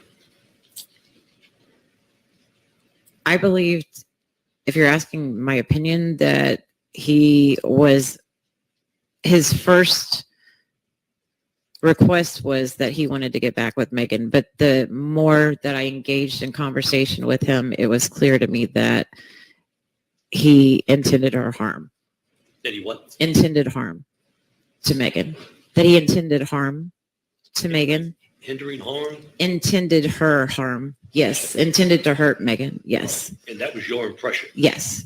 And that's nothing that he said, as you testified before a few minutes ago, to you as far as wanting to kill or hurt Megan, right? Like I said, he didn't use the word kill, but the actions, his actions and behavior and his aggressiveness spoke to me that that was his intention. And that was your impression? That was my impression, yes. All right. Now, I may have asked you this before. Did it appear that he was desperately in love with her?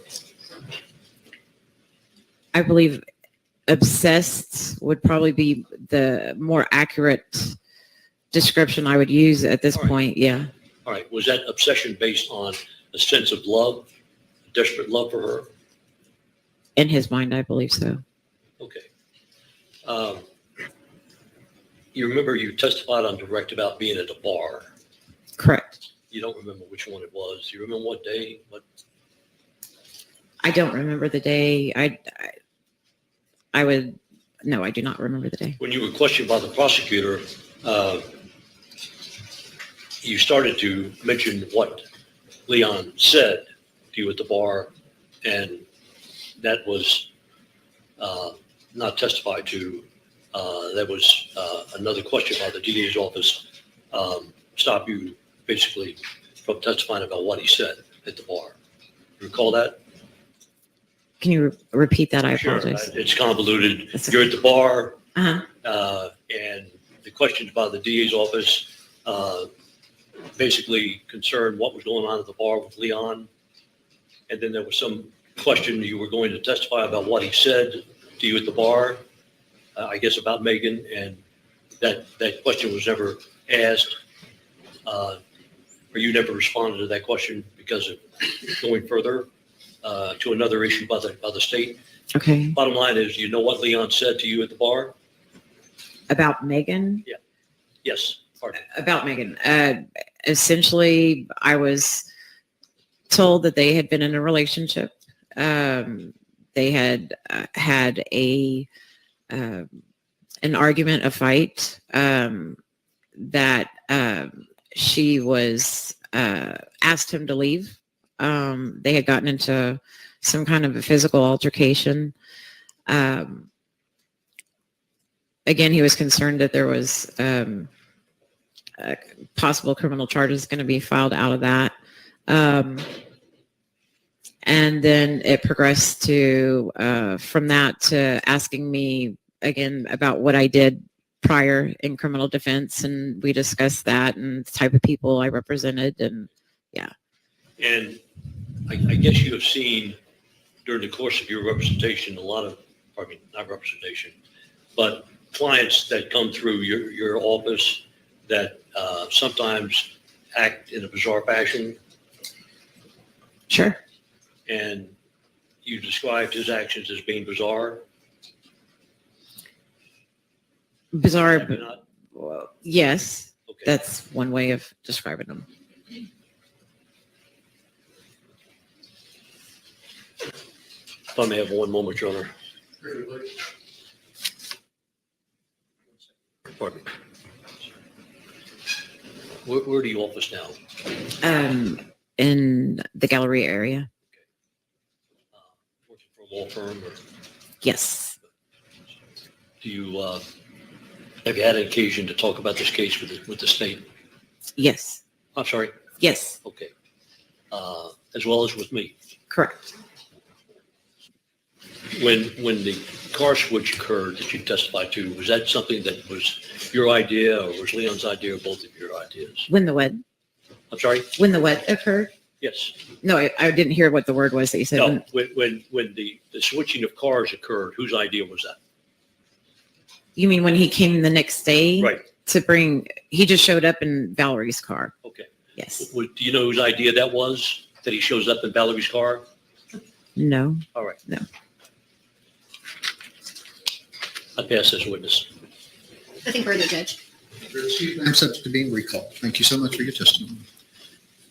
The next witness would be who? Megan Merkis. That's going to take a while, obviously. It's 4:45. This next witness is going to take quite a while, so let's recess for this afternoon. Remember the admonishments, please, not to discuss the case among yourself, family, or friends, and we'll stand in recess until 9:30 in the morning. We're going to have a meeting. Meet back downstairs as you were this morning. Thank you very much. All rise for the jury.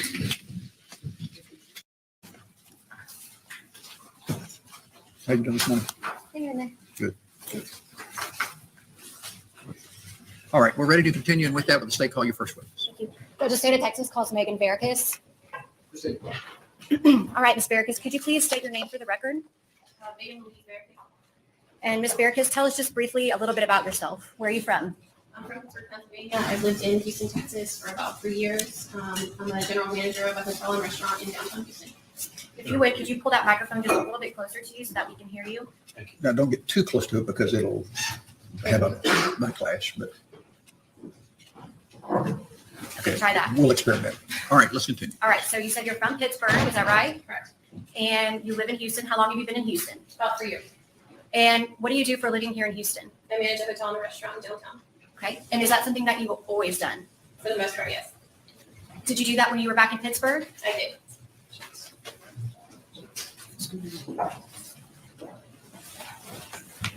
What hotel did you work for when you were in Pittsburgh? I worked for several. Prior to leaving, I worked for a full service Marriott and I worked for Cambria Suites. And what hotel do you work for here in Houston? Holiday Inn. And where's that located at? 1616 Main Street. Is that here downtown? Yes.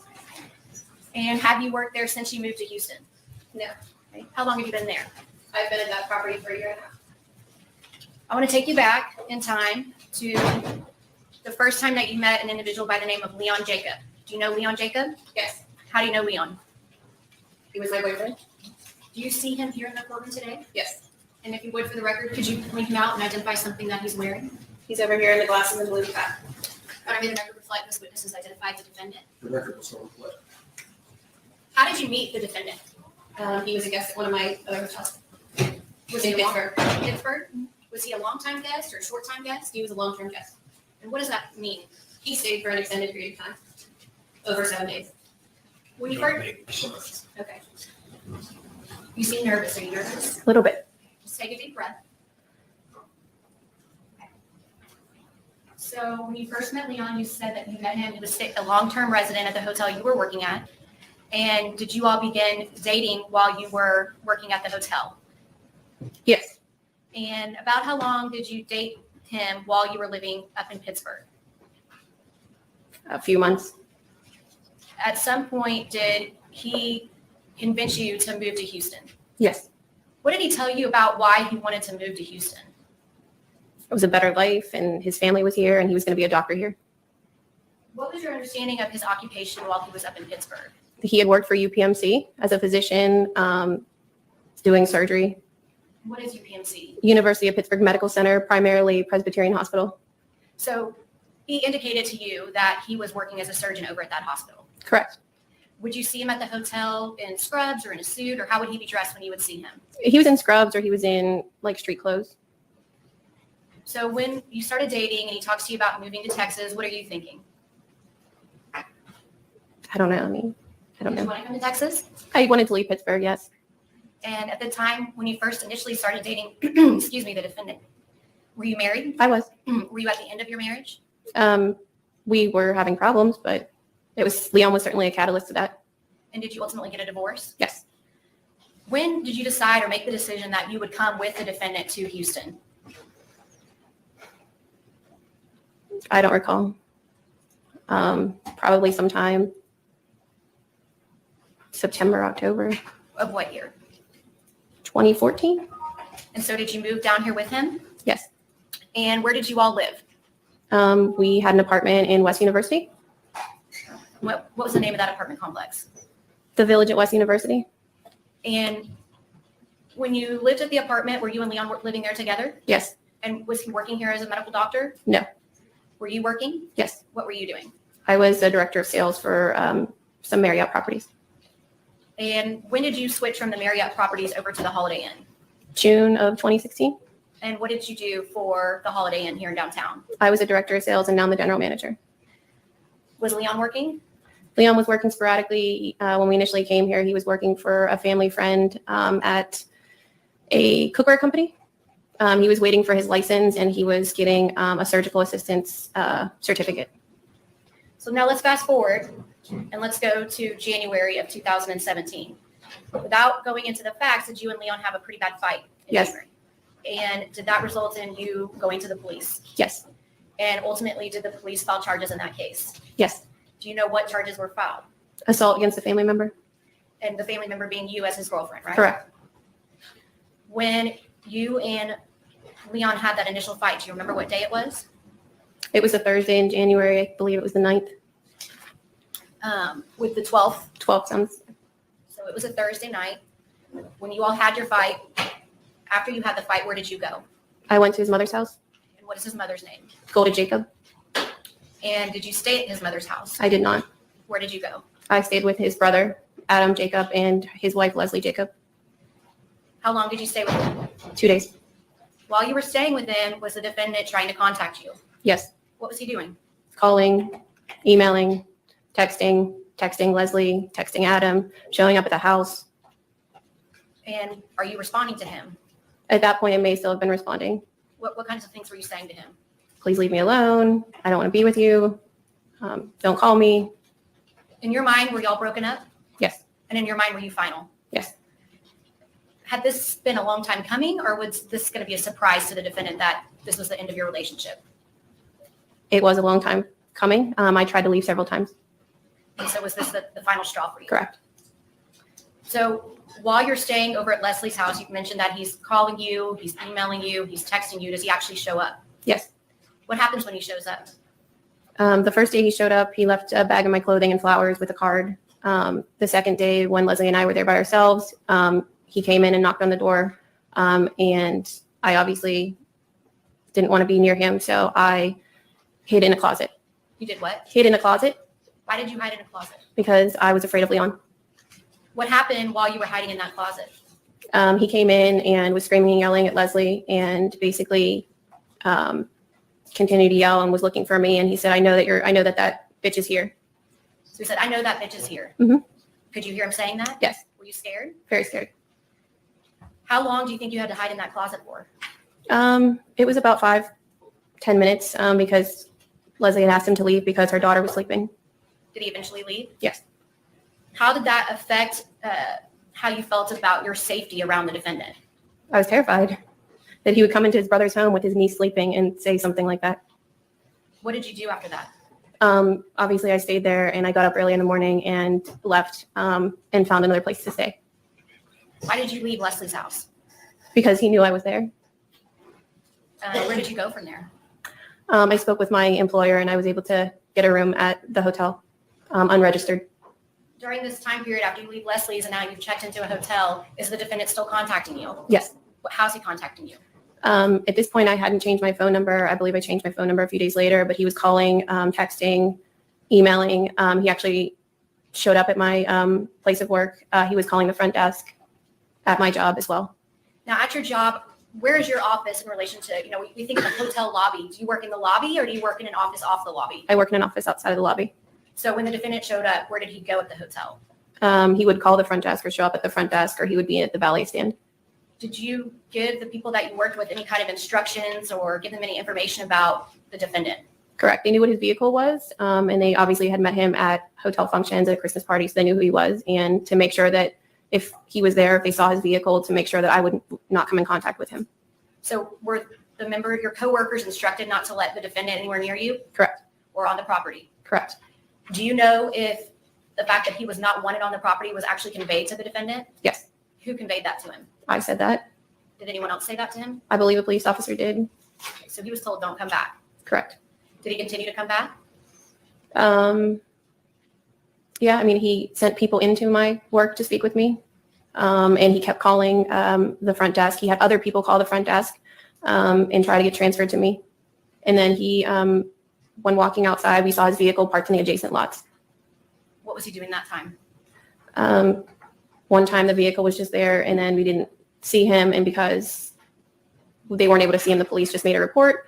The final time he was in the bushes outside on a cell phone waiting for me. He also followed me in a vehicle when I pulled out. Let me stop you right there and let's back up a little bit because I want to talk about each of those things. First off, as a result of that assault family member charge being filed, did the court issue a magistrate's order of emergency protection at some point? I believe February 14th, maybe. Okay. And so based on that, was the defendant required by law not to have contact with you? Yes. In addition to the magistrate's order of emergency protection, did you seek further protection from the defendant? I did everything I could to stay away from him. Did you get a 2-year protective order? Yes. And is that something that you had to initiate? Yes, And did you go to court for that? I did. And did you get a 2-year protective order issued, keeping the defendant away from you for 2 years? Yes. Was that a contested matter? When we went for the protective order, I walked in and they said he wanted to have a hearing. Leon wanted to have a hearing. After we stood up in front of the judge and got sworn in, they basically said that Leon will go ahead and give you the protective order without the hearing. And at that time, the district attorney, Beth Barron, said that Leon will be getting arrested for stalking today. So did the court issue the 2-year protective order? Yes. And was that the same day also that the stalking charge was filed against him? That he got arrested for that, yes. You mentioned some conduct that he did that concerned you, and I want to talk a little bit more about that. For one, you said one day you saw him in the bushes outside your work. Describe for us what he was doing that day. He was standing there on a cell phone in a green shirt, and then as we walk out, me and my coworker walked out, he said that he wanted to talk to me, but he was standing there just staring at the entrance of my workplace. Is this before or after he's been told, don't come here? It's definitely been after. And is this before or after the magistrate's order of emergency protection has been issued by a court? I believe this is before. Did you take extra precautions based on that behavior as far as your comings and goings with your work? Yes. Some days it took me multiple hours to get home because I felt like I was being followed. I had my vehicle checked for devices that could be tracked. I had my employees park my car in a different location because I didn't want my vehicle to be seen. Why did you take all these steps? Because he wouldn't leave me alone. During this time, is he continuing to text you? After about 3 days, I had changed my phone number, so that wasn't available. So he had started to email me at my personal email address along with my work email address. And so he's sending you emails. Is he still trying to either contact himself or have other people do that as well? Yes. Talk to me. You said that one time he followed you in your car. Was that before or after the protective order had been issued? I believe it was before. Tell me about that. I pulled out of the garage onto P Street and his vehicle was immediately behind me. At that point, I called 911 to let them know that, my ex-boyfriend who assaulted me was in a car behind me. And I stayed on the phone with the police, just hysterical. And then at some point, Leon had gotten out of his vehicle in front of mine, just yelling and waving his hands, saying, just talk to me, I need to talk to you. And did you talk to him? No, I continued to drive around him. Eventually, I pulled in front of the Travis Street Police Station. The emails that he's sending you, are they friendly emails? Are they angry emails?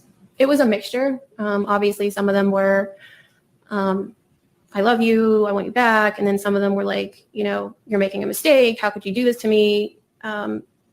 They were arranged. At some point, when this 2-year protective order is filed, do you go from the hotel and stay somewhere else? I was able to secure an apartment. And was this apartment in the same complex that you originally lived in, or was it somewhere different? Completely different. Why did you switch apartments? Because I felt unsafe in the location that I lived in with Leon. Okay, I want to fast forward a little bit, and I want to talk to you about when you were first contacted by the Houston Police Department about the threat on your life. When did you first learn that there had been a threat to your life? It was again a Thursday. I think it was February 23rd, around 8 or 9 o'clock. A police officer named Officer Sharp contacted me and said, I'm a police officer. I sustain that. Without saying what was said, did an officer with the Houston Police Department contact you? Yes. And based on your conversation, did you end up meeting with some officers with the Houston Police Department? The following day, Friday. And once you met with them, were you concerned? Yes. Were you concerned for your safety? Yes. So what did you do in response to talking with those officers?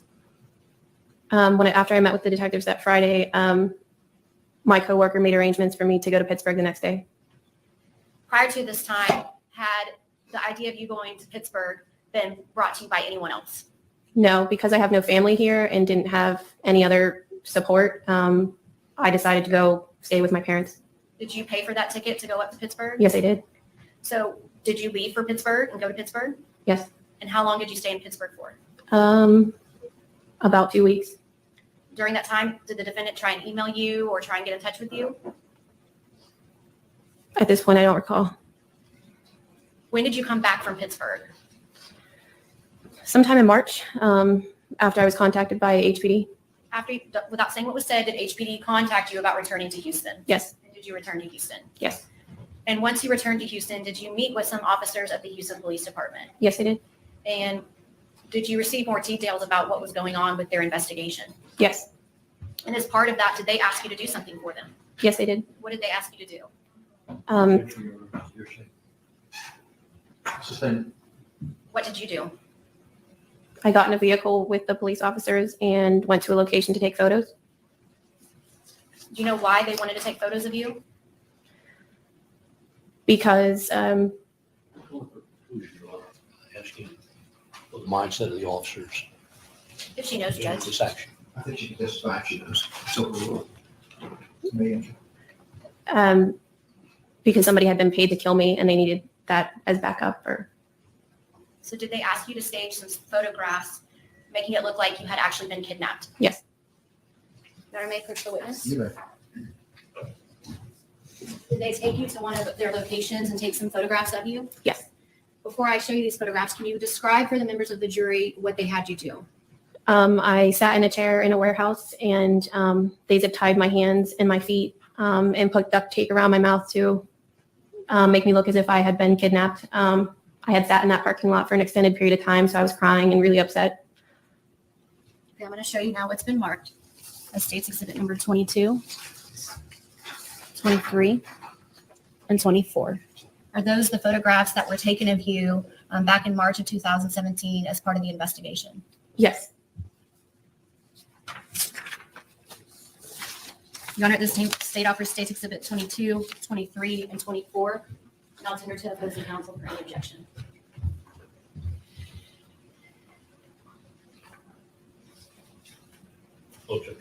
States 22, 23, 24 are admitted. May I publish, Judge? Okay,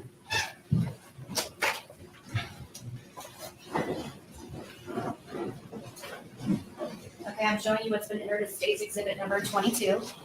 And you mentioned that they had duct taped you. And it's a little bit hard to see. Judge, may I walk this photograph in front of the jury? You may. Okay, I'm going to show the jury what's now been entered into evidence as state's exhibit number 24, and I want to talk to you about that. Okay, I'm going to walk. In this picture, I see that there's duct tape wrapped around your entire head. Did they Just actually? keep your voice up. Did they actually wrap you with duct tape? Yes. And your face is very red in this photograph. Why is that? Because I was crying. Because I was upset. I'm going to show you what's been entered as state's exhibit number 23. This is another photograph that was taken of you by the undercover officers. Yes. Do you remember about what time of day these photographs were taken? Probably around, because they picked me up directly from work. So 3:30, 4 o'clock in the afternoon And did you stay at the location where the photographs were taken? for an extended, Stop for a second, please. Yes, sir. Can I just need a date if she knows? it was sometime in March So did you stay at the location with the officers? for several hours. And then where did you go? They took me to a hotel in the Galleria. And did you stay at that hotel? Yes, I did. While you were at that location taking photographs, did you meet an individual by the name of Mac McDaniel? Yes. And did you observe some photographs be taken of him as well? Yes, I did. After you're taken to the hotel at the Galleria, at some point did you learn that the defendant had been arrested and was now in custody for solicitation to commit capital murder? Very early in the morning, yes. Okay, so you're at the hotel, you're staying at the hotel, and in the early morning hours after you get to the hotel, that's when you learn it. Correct. Before this or prior to this, had you ever met anyone named Motaz Aziz? No. Did you know anyone named Zach that was friends with the defendant? No. Did anyone ever approach you or kidnap you and take you to a hotel and demand that you meet with the defendant? No. While you're staying at the hotel and you're waiting for things to unfold, do you get some instructions, without saying what was said, do you get some instructions from an Officer Duran? Yes. What do you do in response to his request? I believe I sent an email or a text message And who did you send that to? to Leon. And what did you say in the message? I love you. I want to get back together or something along those lines. And why did you do that? Because I was instructed to by the police. I'm sorry, I did not hear that. You were I was instructed, to by the Oh, police. sorry, thanks. and did the defendant ever respond to that email or text message? No. Can you remember if it was an email or a text message? I honestly don't remember. Judge, I pass the witness. From the defense, please. Thank you, Your Honor.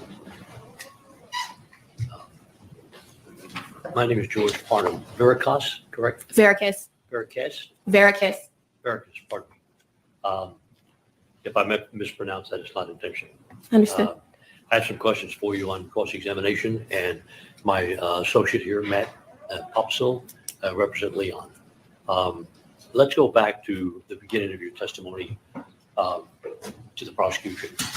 It's my understanding that you and Leon were living in Pittsburgh. No? I lived in Pittsburgh and Leon stayed at the hotel in Pittsburgh. Okay. But when you all first met, you were both in Pittsburgh, is that right? Yes, sir. And you began a relationship with Leon while you were both in Pittsburgh. Correct. And at some point in time, did you move in with him in Pittsburgh? No. All right. But how long a period of time were you together in Pittsburgh? In a relationship? Several months. All right. And was it obvious to you that at some point in time while in Pittsburgh, you all became in love with each other? Yes. I'm sorry? Yes. Is that a question or an answer? Yes. All right. And when, as part of being in love with him and he with you, there was a determination made that you would move to Houston. Correct. And when you moved to Houston, you were with Leon. Is that my understanding? Yes, I was. Okay. And tell me about your family ties in Pittsburgh. You had an employment tie. What do you, My family is from Pittsburgh. I worked in Pittsburgh, and I was married and had a home in Pittsburgh. All right. We'll get into the marriage in a minute, but you were employed in Pittsburgh. Correct. Okay. And for the sake of the court reporter, you have to verbally respond so she can take your answers down. All right? Okay. Okay. And you had family in Pittsburgh, Yes. and you were married at the time. Yes. And when you moved with Leon to Houston, were you married? I was in the process of a divorce. Yes. But my question is. Yes, I was married. All right. And when you came to Houston, how long did you stay with Leon before you left? Can you explain the question? Sure. How long did you stay with Leon before you all split up? Almost 2.5 years, 2 years. Okay. And is that during that 2-year period of time you were living with him? Correct. And you mentioned, and I didn't quite get this, what were you doing for as far as employment is concerned? I was a director of sales at a hotel, and I'm a hotel manager. All right. Now, when did you actually split up? Do you remember? When Leon and I broke up, Yes. January 2017. All right. May I approach you with your honor? Yeah. I'd like to have this marked for identification. I believe it's defendant's 1.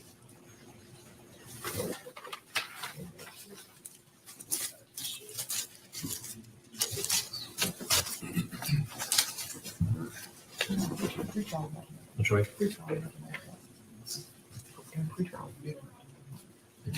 Whatever the new number is.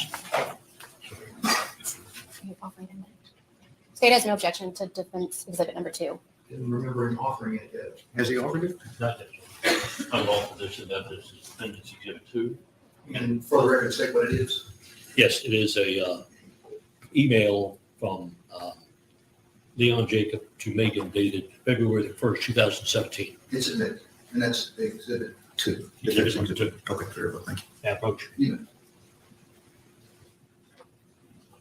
Mr. Veracruz, I have a couple of questions for you. I'm going to show you what's been marked as defendant's exhibit 2. Would you identify that document for us? It says subject, I love us, and it's from Leon, and the email address is leonlovesmeganv@gmail.com. And And this was sent to my email, my personal email, my work email, and Leon's email. okay, thank you. Do you remember receiving this? Yes, I do. And Leon, as a matter of fact, had an email address entitled Leon Loves Megan. Correct? Yes, sir. All right.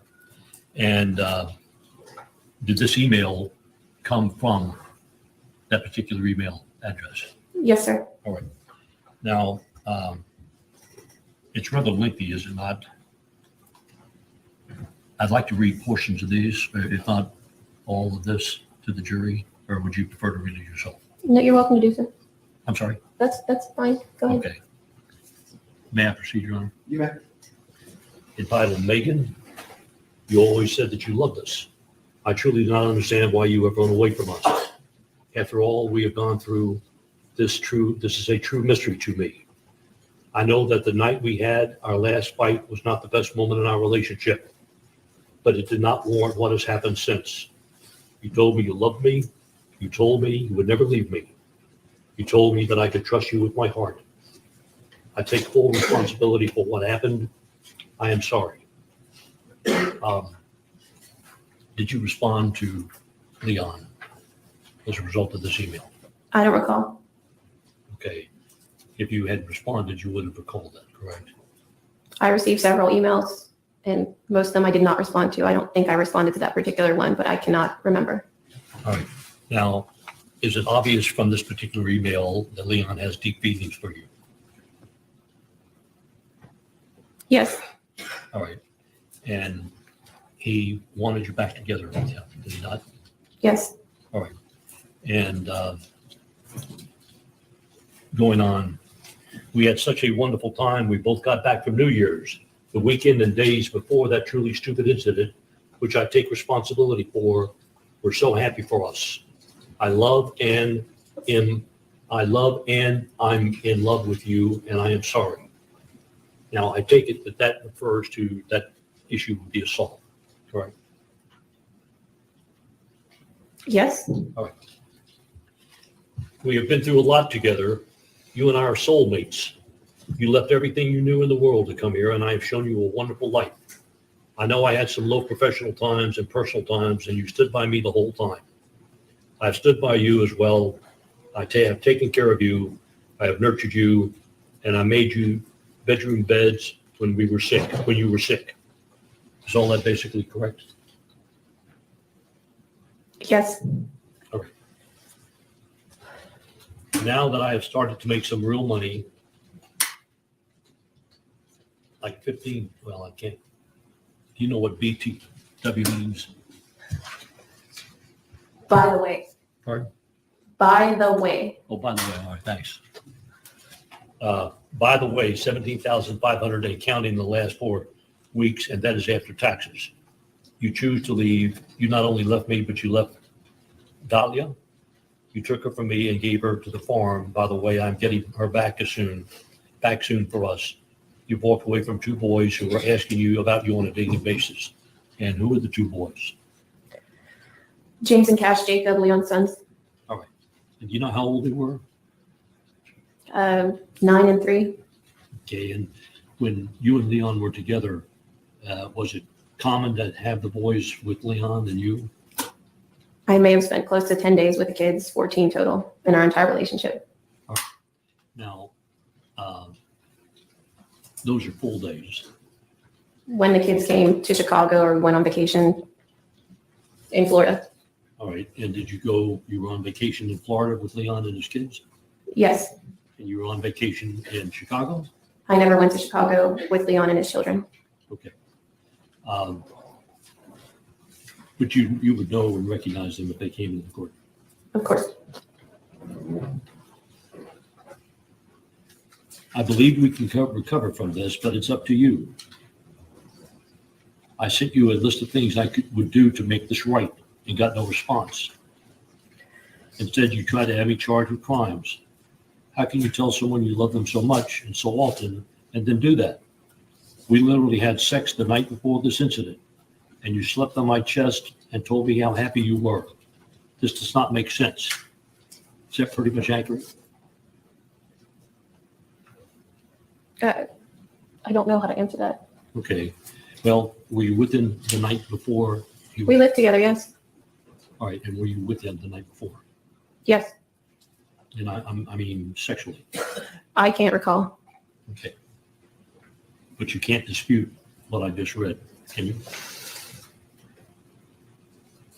You're asking about feelings, so I don't know how to. Okay. You want to take a look at that paragraph? Tell me if you dispute anything in there. I think you answered this, I can't recall. Oh, I'm sorry. Okay. I'm sorry I took the furniture. It was wrong of me. I've offered to give it back with no response. I've offered to give you money, which I now know you need desperately now. Evidently, you have gotten a new place to live, even though you can't break the lease immediately. Although I do know you have made some sort of arrangements to break it. I will give you the furniture back and wait to move into your new home if you allow me. If you do not respond to this email, I will donate all the furniture to charity by the middle of next week. This is not a threat, but I can't share it with you next. I don't want it.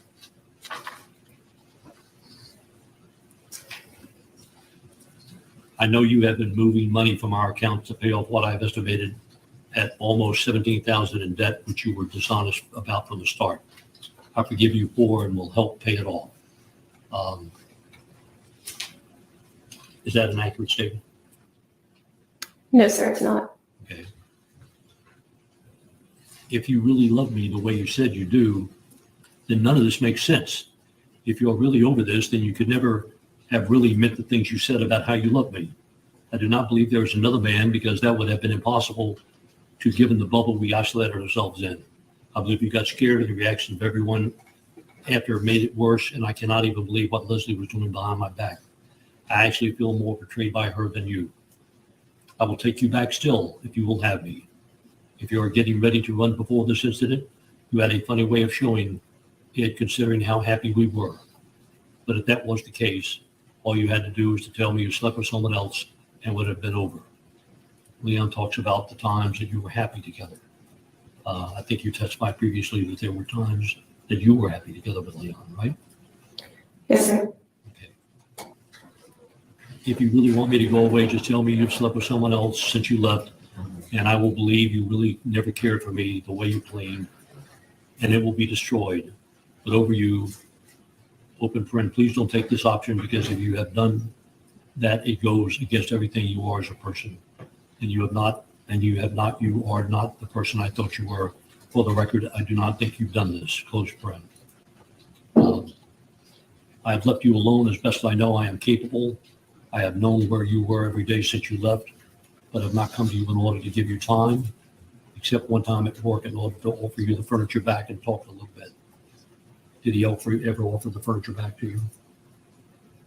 If you remember. I didn't respond to any of those requests as advised by the police. All right, well, that's not really my question. My question is, do you know whether or not he offered the furniture back to you? He did so in emails, yes. Okay. I offered to give you the furniture back and talk a bit, and you ran away again from a man who has spent 3 years with and said you loved with all your being. That does not make sense. You've now been made to doubt myself and feel as if I can ever trust my judgment, because I believe you really love me with all your heart and being. I believe that love can overcome anything, and that this situation can be fixed if you really meant the way you feel about me. It's been 3 weeks since we kissed, hugged, and loved. It's time to come home, or at least start a new one together. I was going to ask you to marry me on Super Bowl Sunday. That ring has already been made. I can still do that if you will forgive me and take me back.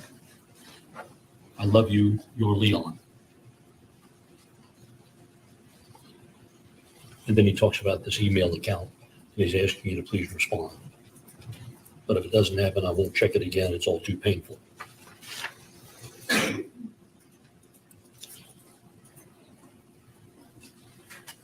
And you sent another email on February the 1st, correct? At 7 a.m., if you recall.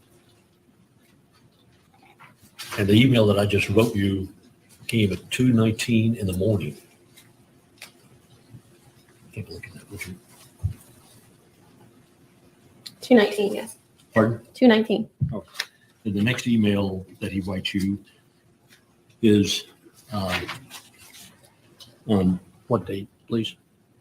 February 1st, That same year. 2017 at 7 a.m. Megan, one last thing. How can you not miss us? How can you not miss coming home and having dinner every night together, walking together, kissing, the way we smell to each other, the way we make love to each other, the way how often and free we are around each other, the snuggles, the hugs, the laughs. I could go on forever, but I won't, because if you don't miss that, then it was all a lie, which I do not think it was. It took us a long time to get so open and free with each other. It was a team effort the whole way. I can't imagine doing this again with someone else. I don't want to. I found my mate. So for the last time, please open your heart back up and we could figure this out and move on with each other. We have another email, do we not? February 5th, 2017. At 4:16 p.m. All right, and this is to you from correct? Yes. And if I may read this, why can't you acknowledge you miss me and are sad? It's impossible you ever felt the way you said you did if you can't admit you want a life with me. I have so many pictures and videos of us, and especially recently, like a few the weekend before we got in the fight in that week, that show how happy he is, so happy. This does not make sense. Let me take you to dinner tonight? ? You can call me. I believe you know my number.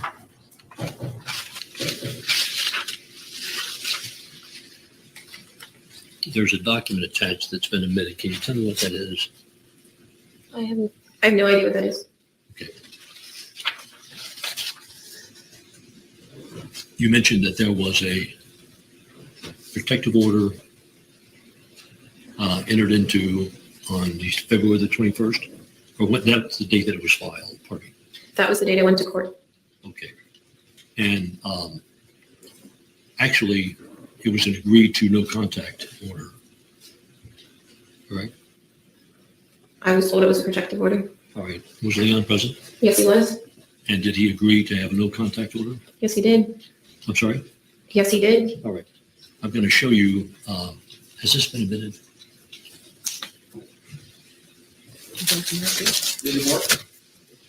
I won't admit it, Your Honor, that's fine. But it's a no contact, and he agreed to that, correct? Yes, sir. Okay, thank you. When did you file the assault charge? In January. I don't remember the exact date. Would you agree with me that it was approximately 3 weeks after the incident? I don't believe so, no. All right. It was several days because I had to take time off of work in order to sit at the police station to get that. So you disagree that it was approximately 3 weeks? I don't believe it was. Okay, how much time do you believe elapsed between the time that you indicate that the assault took place and you filed charges? Week and a half. Huh? Week and a half, maybe 10 days. Right. And where were you staying at the time between the assault and the 10 days? Pardon me, between the assault and the time that you filed charges? I stayed with his brother for 2 days, and then I stayed at a hotel. All right. I think you indicated you stayed with his mother for a period of time. I never stayed with his mother. All right. Were you in contact with his mother? His family called to check on me, yes. I'm sorry? Yes, And you stayed with Leon's brother also?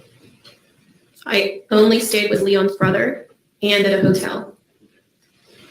What's Leon's brother's name? Adam, Jacob. All right. You may.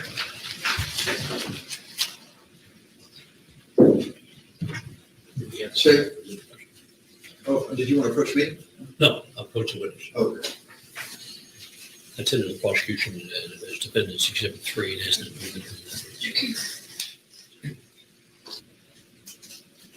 Judge, may we approach? You may.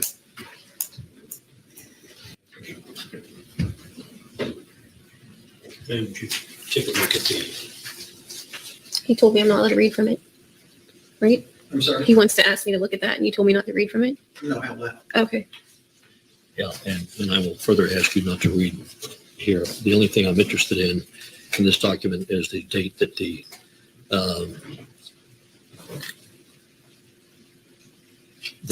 offense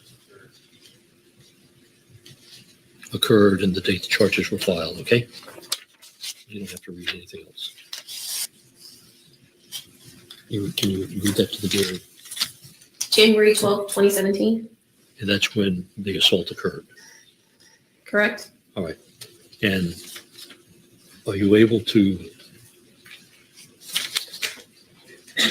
read to the jury the date that the charges were actually filed or probable cause was found? Right here. February 2nd, Of the same year? 2017. All right. Thank you.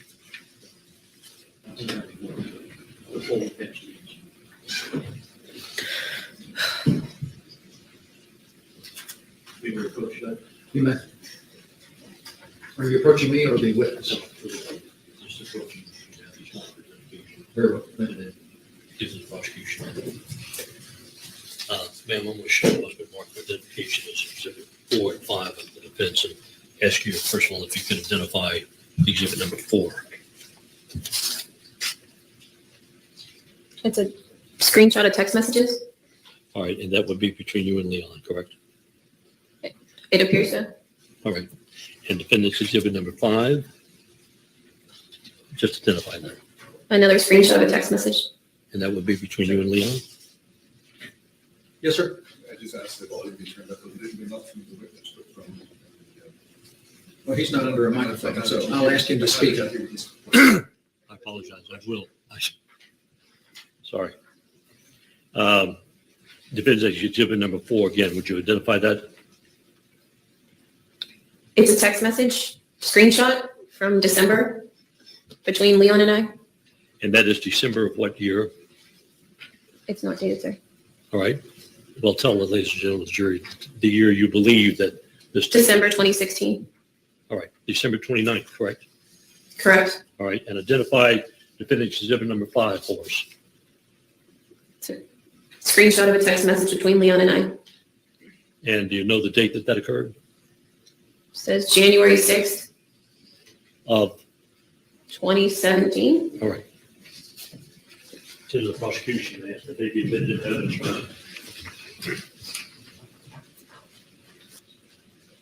I have no objection, Judge. Defense 5 and 6 are admitted. Thank you, Your Honor. Oh, it's 4 and 5. Oh, I'm sorry. The defense 4 and 5 are admitted. I may approach. You bet. Exhibit number 4, between you and Leon. What's the date of that, please? December 29th. All right. Now, you've testified that your relationship with Leon was basically in trouble from almost the beginning. Were things that were happening that made you wary and concerned about the relationship? Yes. All right. And I'm going to ask you to read your comments, and I will read in the blue Leon's comments. All right? And this is defendant's exhibit number 4. It's entitled to make it, correct? Yes. And Leon says, I am sorry, baby.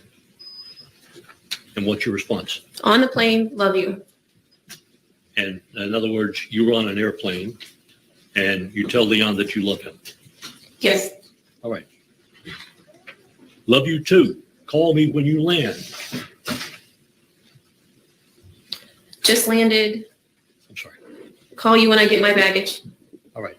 So he is asking you to call him when you land, and you indicate that you just landed. Call you when you get your baggage. Correct. All right. Now he responds, great. Right? Yes. All right. The next text message is dated December 30th, at approximately what? 7:30 a.m. All right. That's on a Friday, correct? Yes. All right. Would you read to the ladies and gentlemen of the jury your statement to Leon on December the 30th on that Friday? Good morning, love. I am going to dance class. I miss you. Love you. Don't forget to put a bone and a older soft toy in the bag, not the dinosaur. So on Friday, you're telling him that you miss him and that you love him. Correct? Yes, sir. You're not making that up when that happened, are you? No. Exhibit number 5. Leon says, sorry, did not mean to call you if it was a butt dial. What does that mean? I guess he didn't mean to call. Okay. And then you respond on Friday, January the 6th. Would you read to the ladies and gentlemen of the jury your response? This is January the 6th of what year? 2017. Okay. Go ahead and read that to the ladies and gentlemen of the jury. Tomorrow, dinner out and bowling, ? I'll get soup for tonight and salad stuff. Now, was this dinner with Leon? Is that what you're suggesting? Or are you just saying you're getting dinner by yourself? No, I would assume that's with both of us. That's how it reads, yes, with Leon. And Leon says, okay, I have a meeting at 3:30 and then another one later. I am not sure what time I will be home. And your response? Okay, great, good luck. I'm going to cook and hang out with Stinky, that would be our dog. See you when you get home. Love you, done with work. And he responds, okay, have fun. Correct? Yes.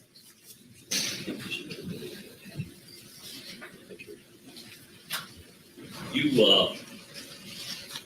were shown a couple of photographs of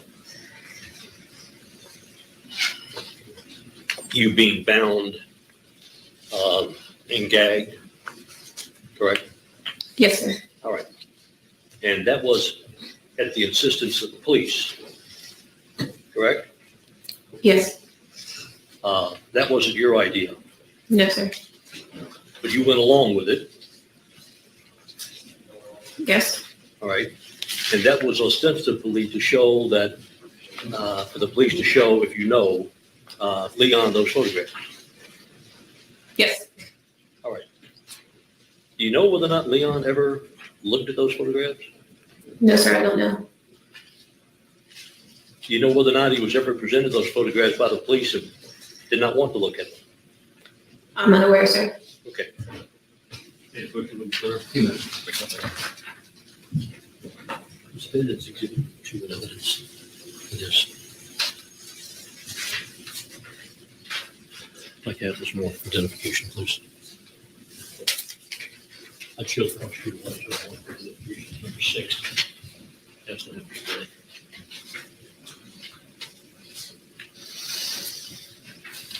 Judge State objects to defense exhibit 6. Well, you can see it, then please bring it up.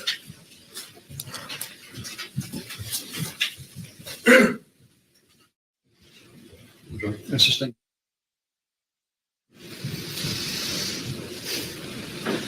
Did Leon ever tell you on January the 23rd, 2017? Which I'm going to object right now because this calls for hearsay. Well, your state has gotten into all sorts of things that Leon Jacob told Megan, and we've been able to do that as well. All I wanted to do was ask one simple question about what he told her on this particular date of January the 23rd, 2017. Well, if we're getting to the point where you're going to ask this witness as to whether or not your client told her about something that somebody else said, that's hearsay, and I would sustain the state's objection. But this is something from, Your Honor, I don't mean to argue this, but this is something from Leon to Megan. If it's about what your client is saying someone else has said, whatever someone else said is hearsay. But I don't believe it's from a third party, Your Honor. May we approach? You know.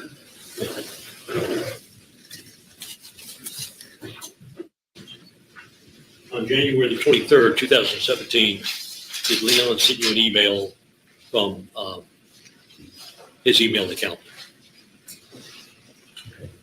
You want me to approach? I'd like to see it. Yeah, approach. You know. January 23rd, 2017. All right. Did he send you that email? He sent it to me and his sister. All right. And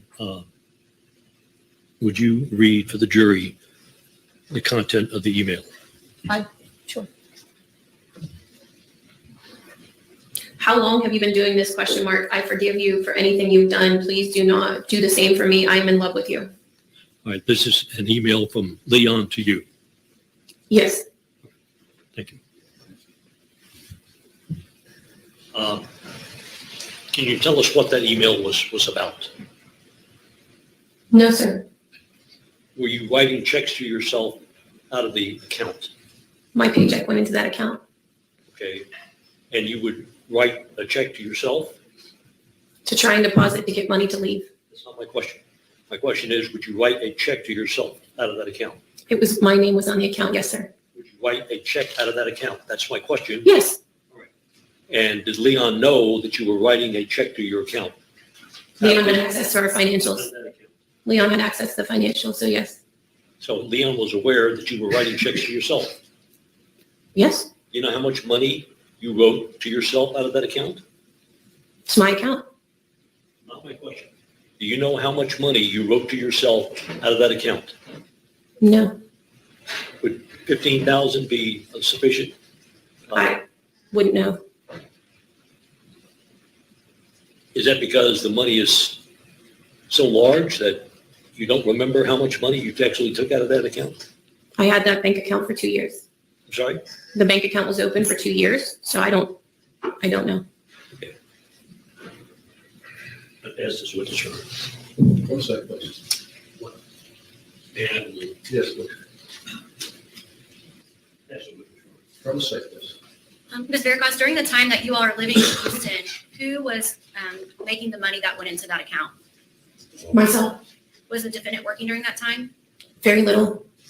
Who paid the bills? I did. Who paid the rent? I did. Who paid things like your phone bill? I did. Who bought the dog? I did. Who bought your food? I did. Did the defendant contribute to the monthly bills at all? Not significantly, And why was that? because he didn't have a full-time employment. Were both your names on that account? Yes, they were. He had access to the account as well? Yes, he did. And did he have a steady paycheck being deposited into that account like you did? No. I want to talk to you about the assault family member charges. We talked earlier that the assault initially happened on January the 12th, 2017. Does that sound right? Correct. And then does it sound right that it was on January 17th, which would have been that following Tuesday when you went to the police station and reported the assault? Is that correct? Yes. And then is it your understanding that the police conducted an investigation and then filed the assault after they completed their investigation? Correct. So really, it was just a few days that lapsed between the actual assault and then when you reported it to the police. Correct. I want to talk to you about the emails and the text messages. Judge, may I approach the witness?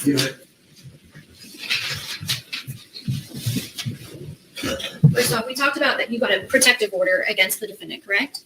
Yes. And was it your understanding that as part of the protective order, that there was a no contact order as well? Yes. And so was the defendant allowed to make contact with you?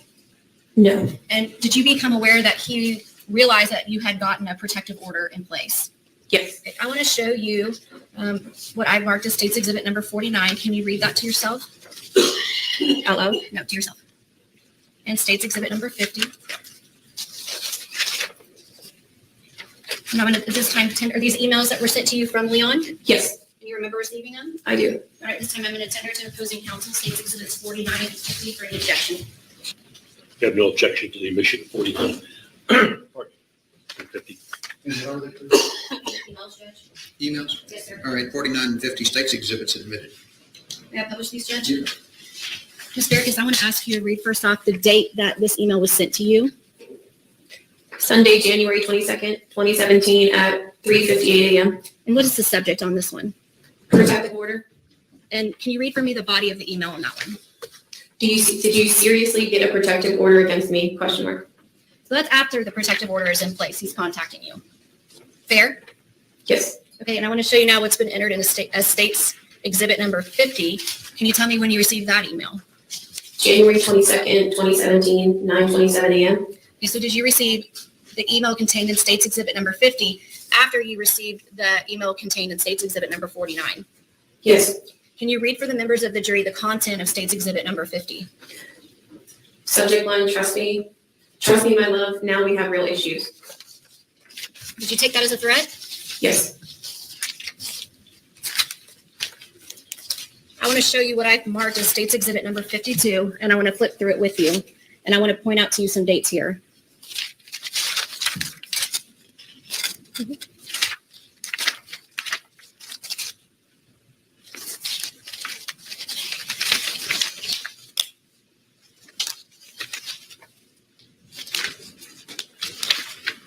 Okay. Those are all emails that you received from the defendant?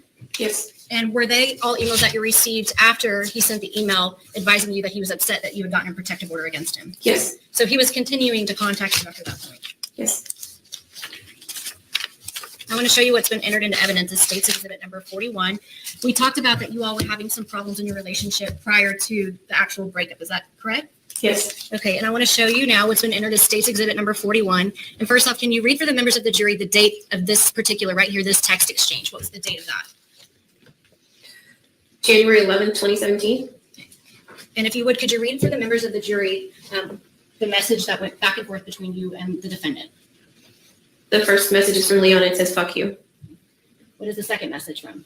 Just because you were stressed about all the shit I told you was going to happen at the hotel before the Super Bowl was going to be here, and you did nothing about it, and now it's last minute and everyone is freaking out, does not mean you're going to take it out on me, you ungrateful little bitch.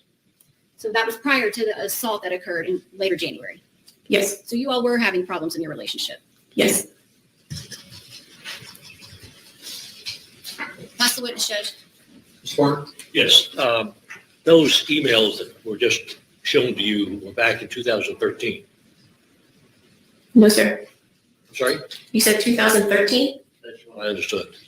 No, sir. What date were those emails? I approach the witness, Judge. These are dated 2017 and they range February, January dates. And the emails that I showed you, they contained contained information from Leon about loving you and you responding that I know I love you too, and things of that fashion. Do you remember the general period of time that those occurred? Those were text messages. All right, text messages. When did it happen? December All right. 2016 and January of 2017. Okay. So in January 2017, pardon me. In January 2017, you were communicating with Leon in a love way. Yours were dated January 6th. Pardon? It was dated January 6th. January the 6th. All right. You were communicating with him in a love way, right? Yes. All right. Now, what day did the assault occur? Thursday, January 12th. All right. And did you pick up the telephone and call the police? No, sir. Did you move out of the house? I left all of my belongings. Okay.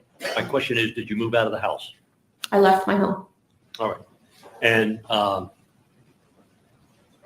many days elapsed between the time that you called the police and this assault that you say occurred?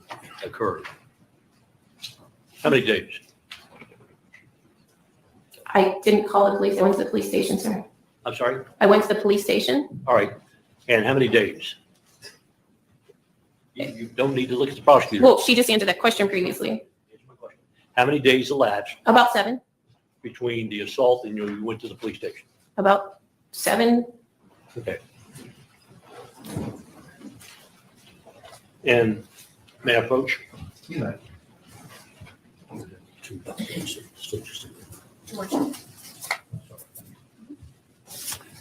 The state tendered to you two documents. State's Exhibit 49, and that's an email from, or a text. What is it? A text or an email? I'm not up to speed. It's an email, sir. All right. And Leon is asking, did you seriously get a protection order against me? That's correct. And the next day, he texts you or emails you, trust me, my love, now we have real issues. Yes, sir. And on direct examination, you took that to be a threat? Yes. Is it not fair to assume that based on this information, that there are issues related to your relationship? Can you repeat that? Sure. Is it not fair to say that based on these emails, particularly the last email when he says, trust me, my love, now we have real issues, that is simply a reflection on issues in your relationship as opposed to being a threat?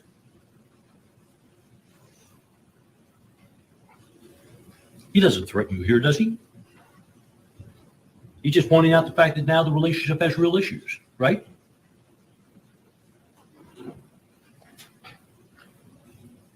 Correct? The relationship had real issues, yes, sir. All right. But he doesn't threaten you in that, correct? I'm going to object because this is where you answered that question. Let's just say that she answered it.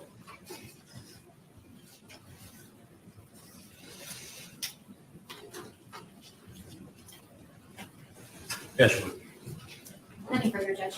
All right, and thank you for your testimony. You're excused, subject to being recalled, and you can get instructions from the state as to whether you should stay or leave. Ladies and gentlemen, we're going to have lunch at about 12:20, so still got about an hour. So unless somebody has to take an urgent restroom break, we're going to continue on. Is that all right? Okay, call your next witness. Daniel the third. Your Honor, this witness was sworn in earlier. Thank you. No, from the state, please. Thank you, Judge. Could you please introduce yourself to the members of our jury?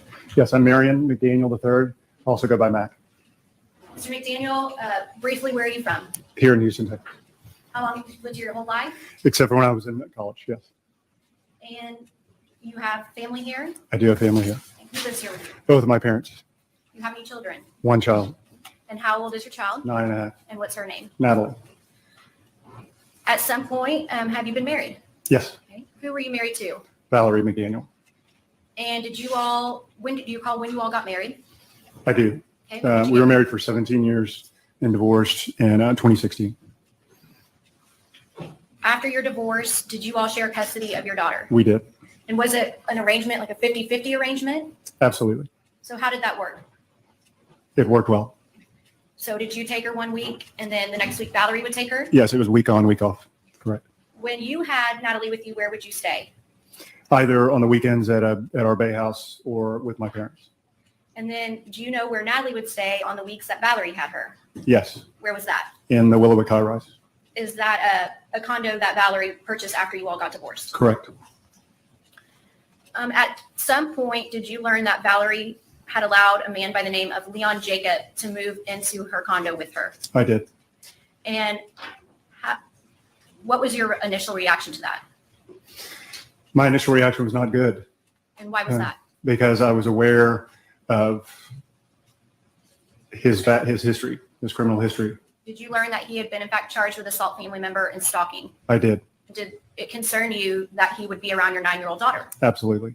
So did you convey that concern? Well, let me stop you. Not 9-year-old daughter, right? Not at that time? How old is she now? She's 9.5 now, Your Honor. So at that time, Yes. she would have been 8? 8. Yes. August. Did you want your 8-year-old daughter around the defendant? Absolutely not. Did you convey that request to Valerie McDaniel? I had her agree to language that my family attorney helped me put together as opposed to going to the court and with something that would be binding. I had her agree. Did you convey to Valerie your wishes that during her weeks that she had Natalie, that Natalie not be around the defendant? Yes, ma'am. Objection to the question as it incorporates testimony, Your Honor, and by the state. so. Did you convey to Valerie that you did not want the defendant around your daughter on the weeks that she had custody of Natalie? Yes, ma'am. And did she agree to that? She did. And was it your understanding during that time period that she was abiding by that agreement? It was. At some point, did you learn that she was not abiding by the agreement? I did. Do you recall about when that was? I believe it was March 7th at 7:30 in the evening. And how did you learn that the defendant was still staying over at Valerie's house on the weeks that she had Natalie? My daughter, Natalie, mentioned Leon. Did that concern you? Yes, And in response to that, did you convey to Valerie that you did not, again, that you did not want your daughter around the defendant on the weeks that she had Natalie? I did. I want to go to the next day. So you mentioned that that occurred on March the 7th. Believe the date's right. That was a Wednesday, if that's the correct date. Okay. On Thursday, did you receive a visit from some Houston Police Department officers? I did. And do you recall who it was that came and talked to you? I do. Who was Oh, it was Sergeant Quinn. And the other officer, I believe, was Cisneros. I'm not sure of his rank, but I could be wrong on that. But Sergeant Quinn was the lead. About what time in the day did they come and talk to you? Around noon. And where were you when they came to talk to you? I was at my parents'. So, Because she's taking everything down, and if you talk over each other, understood. she gets mad at me. Okay, understood. So did, where were you when the officers came to talk to you? I was at my parents' home. And without saying what was said, did you in fact have a conversation with Sergeant Quinn and Officer Cisneros? I did.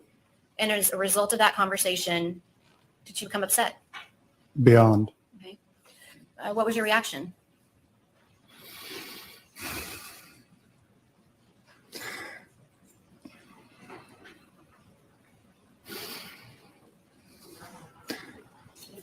I told Sergeant Quinn that if they would have been successful, Natalie would have not had any parents. And that thought upset you? Unimaginable. Did they make you concerned for your safety? Of course, but my first thought was my daughter. After you had the meeting with Sergeant Quinn and Officer Cisneros, where do you go? I went to a location behind the police station, the impound yard, or I can't remember the name, but it was a dark lot, I believe. It was directly north of the police station. And did the officers ask you to do something for them? They did. What did you do for them? Stage my own death. Is that hard to do? Beyond. Unimaginable. Judge, may I approach the witness? I'm going to show you what's been pre-marked as State's Exhibits 25, 26, 27, 28, and 29. I want you to take a look at these and tell me if you recognize these. I do. These pictures fairly and accurately depict how you staged your death back in March of 2017. I do. And at this time, state offers States Exhibit 25 through 29, and I'll send to opposing counsel for the objections. Move to approach the bench, Your Honor. 6 and 27 are admitted, but 28 and 29 are not admitted. Thank you, Judge. Judge May, how much? You may. Okay, Mr. McDaniel, I'm going to show you first what's been marked and entered now as State's Exhibit number 25. Can you describe for the members of the jury what you're doing here? Staging my own death. Did they pour blood on you? Pig's blood. And did they ask you, or do you recall why you got into your vehicle to take this picture? I was staging a carjacking or a murder, a carjacking. So they had you get inside your vehicle to take this photograph. Correct. Did officers also take a picture or photograph of you outside of your vehicle? They did on the ground next to my vehicle. And I'm going to show you what's now the entered as State's Exhibit number 27. Is that you in that photograph? Yes, ma'am. And is that you laying face down in the grass with that pig's blood all over you? Yes, ma'am. After you take these photographs, where do you go? I went to a hotel. And why did you do that? I was advised to turn my phones off and go to a hotel until I was contacted at a later time that day. And did you keep in touch with Sergeant Quinn with the Houston Police Department? Yes, ma'am, I did. And did he keep you up to date on what was going on in their investigation? Yes, he did. At some point, were you asked to go over to the Willowick location? I was. Do you recall about what time of day that was? I do. Okay, when was that? I arrived approximately 1:30 in the morning, and I was, I believe Friday morning, yes. Early Friday morning, approximately 1:30 is when I arrived at the high-rise. And what was the purpose of you going to that high rise? To pick up my daughter. And did you get your daughter? I did. And how did that occur? I walked to the door threshold of the actual unit on the 7th floor, and she was handed to me by Valerie. Were you instructed by the police not to say anything to Valerie? Absolutely. And was Valerie instructed by the police not to say anything to you? I don't know that she was inside the unit. Okay. Did y'all say anything to each other? We did not. Okay. Did you take Natalie back with you? I did. Prior to this, did you know who Leon Jacob was? I knew who he was. I had never met him. How did you know who he was? Well, I just knew he was a next door neighbor or related, the son of the next door neighbors. Okay, so who lived next door to you? Golda Jacob. And so at some point when you were living next door to Golda, you came across him or met him or something to that effect? Yes. Did you ever hang out with him? Not at all. Did you ever have any conversations with him? Never have. Ever went over to the neighbor's house and he was there and you all had a conversation or anything like that? Not at all. Judge, I pass the witness. Thank you, Your Honor. Sir, my name is George Parnham. I don't know if we've ever met. I represent Mr. Jacob, and this is my associate, Mr. Popsill, sitting next to me. I just have a few questions for you. Let's go back to your relationship with Valerie. And I believe you indicated that you were divorced in 2016. Correct. Yes, sir. And was that a mutual agreement to divorce, or did she file for divorce, or did you file for divorce, or how did that occur? She actually filed for divorce. All right. And did you contest that? No. And when she filed, were you all together at the time she filed? We were not. All right. And where were you staying at the time that the divorce was filed? I was staying in our house in Galveston. Were you staying with anyone? I was there partially and then with no one. And then I was staying in Houston part of the time with my parents. All right. Now, was Valerie, at the time the divorce was filed, was she staying with anybody? I believe she was staying with her parents before she bought the condo. All right. And when did she start a relationship with Leon, if you know? Around that time. I mean, she knew Leon at the time that we separated. And it would have been after your separation that you began a relationship with Leon? Oh, I don't know. Your divorce, if you know. I don't know. All right. I don't know. But there's nothing to give you any indication that she had a relationship with Leon before the divorce? No, there is. There is? Yes. All right. And what prompts you to say that you knew she had a relationship with Leon prior to the divorce? She told me that she had a relationship or an affair with Leon prior to the divorce. And that didn't sit very well with you, did it? No, it did not. And that didn't sit well with you. Let me strike all that. I'm sorry. When did you find out or inquire into Leon's background? So we're back to, I'm not exactly sure on the timing of your question. Yes. When Can did you you start inquiring about Leon's background? Specifically, was it before she told you about her relationship with Leon, or was it sometime after she told you about that? If I understand your question, my parents received a phone call from the Harris County jailer around the first week of March of this year. Last year. And let me restate that. They received a phone call at the end of January 2017 from the Harris County jailer looking for Valerie McDaniel. So that's from the Harris County jail? Jailer calling for Leon, looking for Valerie. This came to my parents' home. At that point, I, along with my father and my family attorney, started looking into why he was in jail. Why Leon was in jail? Correct. And this is after you found out about the relationship between Leon and Valerie? Correct. Right? All right. Now, how often would you see your daughter? We had a week on, week off custody schedule. Okay. I think you indicated it was not your desire to divorce. Correct. I would say that. I think I did. I went to therapy and we went to therapy together. Sure. To try to reconcile. To ultimately either reconcile or not. It had to become the best co-parents possible if we were not going to be married. Right. But it wasn't, it was against your wishes for this whole process to take place initially, the divorce, the separation. You wanted to be with Valerie. I'm not understanding the question. Sure. Did you want to be with your Valerie, your wife? At the time this process took place and she I wanted to go to therapy and work through the normal therapeutic process and determine whether we could stay married and reconcile or whether we would not. It was better to go our separate ways. And was the counseling your idea or her idea or a joint idea? Initially mine, but quickly joint. Okay. Now, is it fair to say that you would have been, and I know these questions are tough and they're personal questions, and I apologize, but I have to ask them. I know that you had a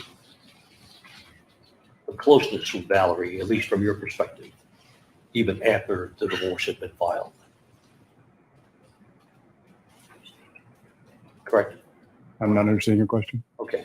Did you feel any connection or did you desire that there be any type of love relationship continued with Valerie? After the divorce? Yes, sir. No. All right. How about before the divorce, before she filed? I would say no. Okay. So after she filed, or before she filed for divorce, you were basically in a particular situation whereby she was going to do her thing and file for divorce, and you were emotionally affected by that, but it happened and that's the way it is. Would that be a fair assessment of your situation? No. Okay. Had she moved in or had she had a relationship with anybody other than Leon Jacobs, would you have felt a jealousy just because she's with another man? I'm not understanding your real question you're trying to ask. I apologize, but That's all right. Let's say hypothetically that she entered into a relationship with another man. Would you have been jealous about that? I think at that point anyone would, and I likely would have. Yes. I'm sorry. Yes, I would have at that point. Sure. All right. And you certainly felt that way about her relationship with Leon. Like I said, I didn't really know of a relationship. I knew of an affair that was over the course of a weekend prior to me separating. So I knew nothing about their relationship. All right, but you knew that there was an affair, Correct. and that basically upset you.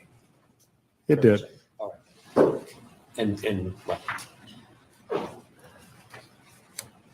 Now, the particular photographs that we've seen, those photographs are photographs of you with, I think you mentioned, and I may be wrong, blood on your head. Yes, sir. Was it real blood? I was told it was animal blood, pig's blood, I believe, which I stated earlier. You're gonna have to speak louder. I was told it was animal blood or pig's blood, which I stated earlier. All right. And you, the police staged this, did they not? Yes, sir, they did. They asked you to participate Yes, sir, they in did. this. They did. And that obviously was to show that someone had put a bullet in your head. Correct? That's what I understand. All right. And how many photographs were taken of that? Do you know? I'm not aware of how many. Okay. But that was all done without the participation of Leon Jacob. That was a police unit and you, correct? Correct. And do you know if Leon Jacob ever saw those photographs before today? I do not. Okay. Do you know if the police ever attempted to show those photographs or an undercover officer to show those photographs to Leon Jacob? I don't know if they did or not. Okay. I may have one moment, John. Did you receive a threatening phone call from a man by the name of Zach? I did not. Okay. Do you know who Zach is? I do, just from what I've heard in the press over the last years. Yes, You've sir. never met him? No, sir. I pass the witness. Thank you, sir. Nothing further, Judge. Subject to recall. Thank you very much. Next witness. State Police Officer Javier Duran.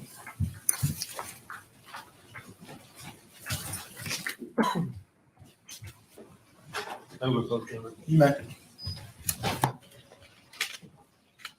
Are these two past witnesses, even though they've been excused, are they saying what is? He knows the defendant. He knew the You learned of some of those trainings when you went under the name of Leon Jacob. Yes, ma'am. Is it common for you in your capacity as an officer with the career criminal squad for you to go undercover? Yes, ma'am. We are a proactive undercover squad. What does that mean?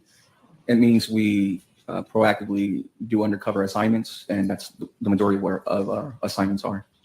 Do you have to receive some training to help you if you're going to be an undercover officer? Yes, ma'am. And is a lot of that secretive, what you learned? Yes, ma'am. And did you apply what you learned in some of those trainings when you went undercover in this particular case? I did. And were you actually, in fact, called upon by Sergeant Quinn to go undercover in this case? I was. So let's talk about that. When is the first time that you're contacted by Sergeant Quinn in regards to this investigation? I was contacted by Sergeant Quinn, must have been late February. I believe, if I remember correctly, it was on Saturday. And I was told about this case, a murder for hire investigation. As part of the first step in your investigation, did you begin researching the target, Leon Jacob? Did you do any kind of background work on him? Other than running a driver's license number and a name just to get a picture of what he looks like. Did you meet with some investigators with the Harris County District Attorney's Office as part of your investigation? I did. And was one of those Lieutenant Mike Malden? Yes, ma'am. Did you go with Lieutenant Mike Malden to meet with a potential confidential informant in this case? I did. And who was the confidential informant? His name was Motaz Isaiah, and I know him as Zach as well. You called him Zach. Correct. Did Lieutenant Malden and you converse with Zach and get some information from him? Without saying what was said, did you get some information from him? We did. And after you got that information, did you believe that you all needed to continue on with this investigation into the defendant, Leon Jacob? We did. Did you ask Zach to help you all with the investigation. Yes, ma'am. Why did you do that? Because Zach was already in the mix. He knows the defendant. He knew the defendant at the time, and he knew details of the crime. He was a witness, an active witness, and we needed his assistance. Did you provide any instructions to Zach on what you needed him to do in order for you to become involved and in the loop on this investigation? Yes, I did. What instructions did you give to Zach? I instructed Zach to get the defendant to trust me, to sell me to the defendant in order to help me get closer to the defendant, and in order to make my persona believable, my undercover role more believable. What do you mean when you say I wanted him to sell me? When you do undercover cases, you have to take on certain personas. You have to have a backstory. You have to be able to know what you're talking about, and you have to be able to sound like you know what you're talking about. So I needed Zach to talk to the defendant and tell him that I am a certain person, that I've done certain things in the past, give him a little backstory about myself.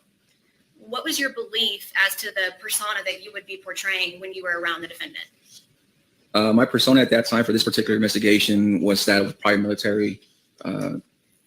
Zach had mentioned something about a Navy SEAL, and I actually took on the persona of a petty officer, second-class petty officer. And going into this investigation, what did you believe, and what did you think the defendant would believe you were hired to do? To murder his ex-girlfriend. And would that be like a hitman? Correct. And so was it your belief going into this investigation that the defendant was looking to hire a hitman to kill his ex-girlfriend? Yes, it was. When you initially get involved in this investigation, did you hear anything about a second victim, a Mac McDaniel? No, not at first. So at first, you believed that the only potential victim in the case was Megan Verkis. That's correct. Did you instruct Zach to call and make contact with the defendant as part of this selling? Yes, I did.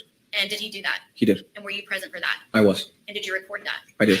And did you, in fact, partake in numerous phone calls, not only between Zach and the defendant, but then you and the defendant over the course of your investigation? We did. Do you recall how many phone calls were made between you all? Approximately 12 or 13. And did I have you review those prior to you coming to court today? Yes, you did. Judge, may I approach the witness? Okay. I'm going to show you what's been marked for identification purposes only as State's Exhibit number 31. This is the disc that you reviewed with the phone calls on them. Yes, it is. Your Honor, at this time, State offers State's Exhibit number 31. This is the disc containing the 12 phone calls. State's 31 is it? May I publish this, Judge? Yeah. Officer Green, I'm going to start with that initial phone call. Tell the members of the jury before we listen to it what's going on in this first particular phone call. The first phone call that Zach and I made to the defendant was just it was for Zach to tell the defendant that he would be bringing me on as a subcontract type of investigation. And we set up a meeting date, time, and location where we would meet with the defendant. Going into this first phone call and into this investigation, were you hell bent at that point that, hey, we're going to make a case on this guy? No, ma'am. Have there been instances when you've been called on to investigate a solicitation of capital murder where you've gotten into the investigation and then you've decided, hey, there's not a case here? There have been. That's happened? It's happened. It happens about 50-50.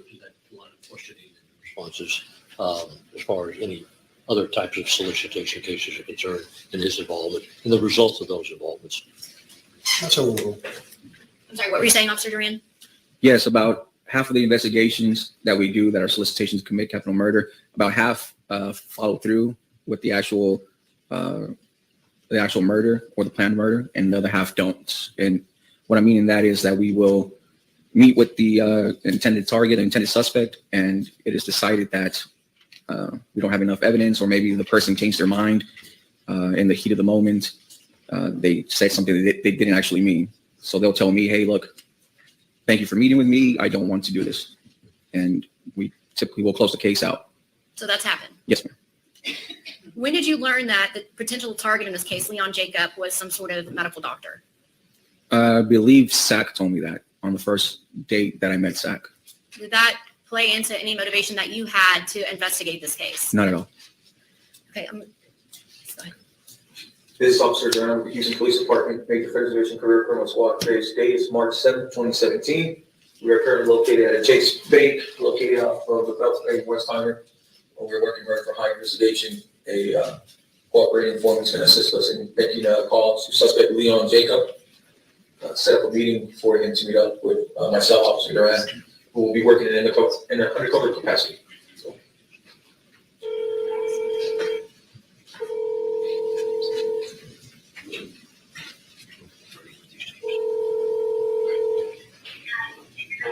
Hey, what's up, man? Hey, good. Hey, listen, I'm gonna set up a meeting with you tomorrow so we can finish this, okay? Okay. All right. Schedule meeting tomorrow. Yeah, I'm pretty much good. No problem. Okay, and I'm gonna bring with me the NAC guy because he wants, so we can get this done. I want to really finish so we can be good, okay? Okay, you're taking care of all problems, right? All right, we're gonna go to the restaurant though, right? At this point, you heard the defendant say, we're going to take care of both problems, right? Did you hear that? Yes, ma'am. Was that the first time that you became aware that there was more than one potential complainant? It was. And were you able to observe Zach's reaction whenever the defendant said, are you going to take care of both problems? I did. What was his reaction? He looked at me and kind of said, what do I do? And what did you tell him? I'm also in my hand. Keep talking. And were you able to see Lieutenant Malden do the same thing? Correct. Whatever you want. We're taking care of all problems. What problems? Both of the individuals we're talking about. Okay. No, I mean, her and him. Oh, you mean values? Okay, yeah. Okay. Yeah, no, I mean, my issue is values. Okay, all right. Are they both taking care of it? Yeah. We'll talk about it tomorrow. He'll take care of it. You'll take care of it? Yeah. Valerie wants to talk. I thought Valerie wanted to stop talking to her because you're right there. What? She told me that Valerie doesn't want to talk to her, right? No, Valerie wants to talk to you about what she wants to do with her.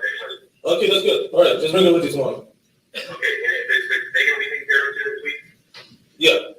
All right, good. We'll talk tomorrow, right? Just make sure that we meet tomorrow, right? Listen, I need my computer back. Okay, I'll get you the computer too. I mean, the computer, I need that like ASAP because I have to do research with that. And I need to be able to work on it. I have the research. Yes, I told you to put on the USB. Okay. Yeah, I know you told me. I trust you implicitly. I just need a computer back so I can do some stuff. Okay, I'll get you the computer too. Yeah, no problem. Is Lionel okay at mine? Yes, it's fine. Yes. Right. And you going to Pittsburgh?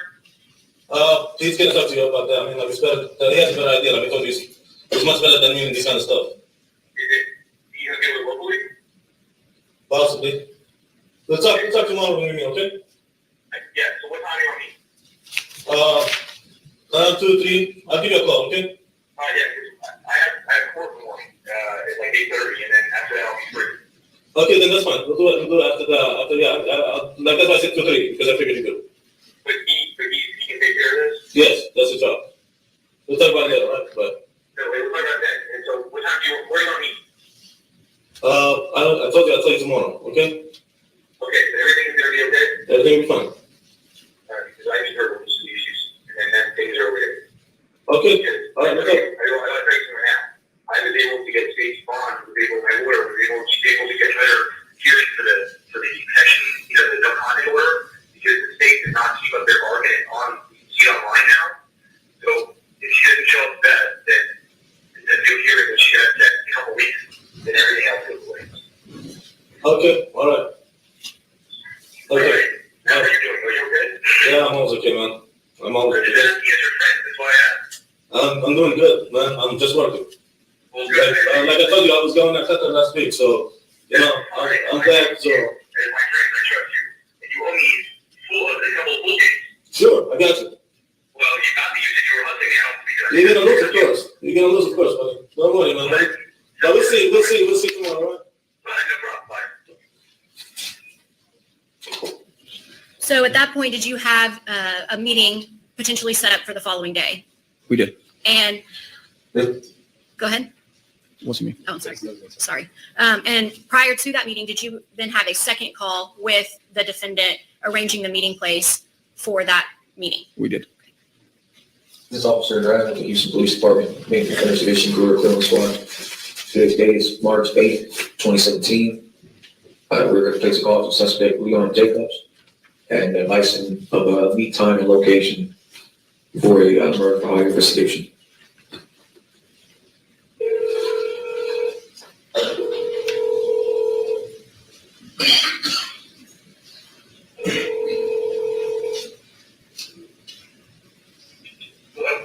Hey, what's up, buddy? Hey, yo, man. Hey, can we meet at 3:30 at Post Oak Grill? Yeah, Post Oak Grill. At 3:30, right? Where is that again? Just pull it up on navigation, Post Oak Grill. It's a really good restaurant. I heard good stuff about it, so, you know, if you're able to go eat. You?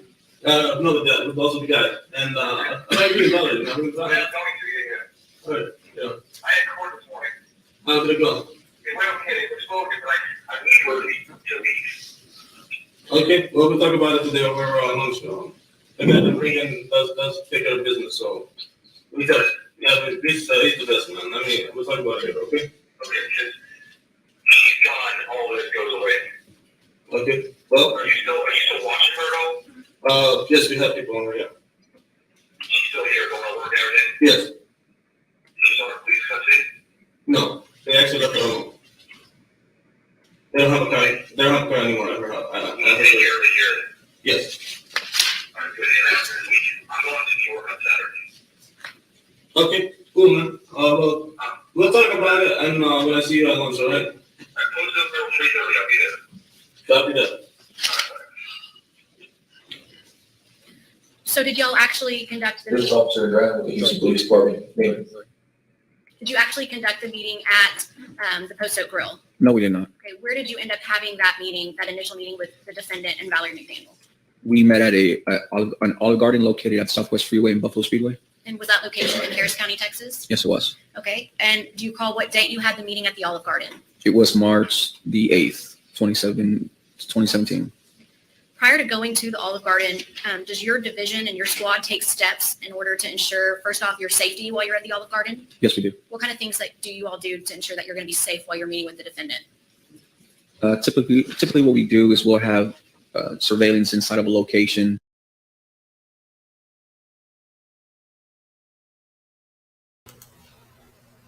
And that's it for tonight. Tomorrow, the second part of that part, the Jacob and the undercover officer, that will play Leon.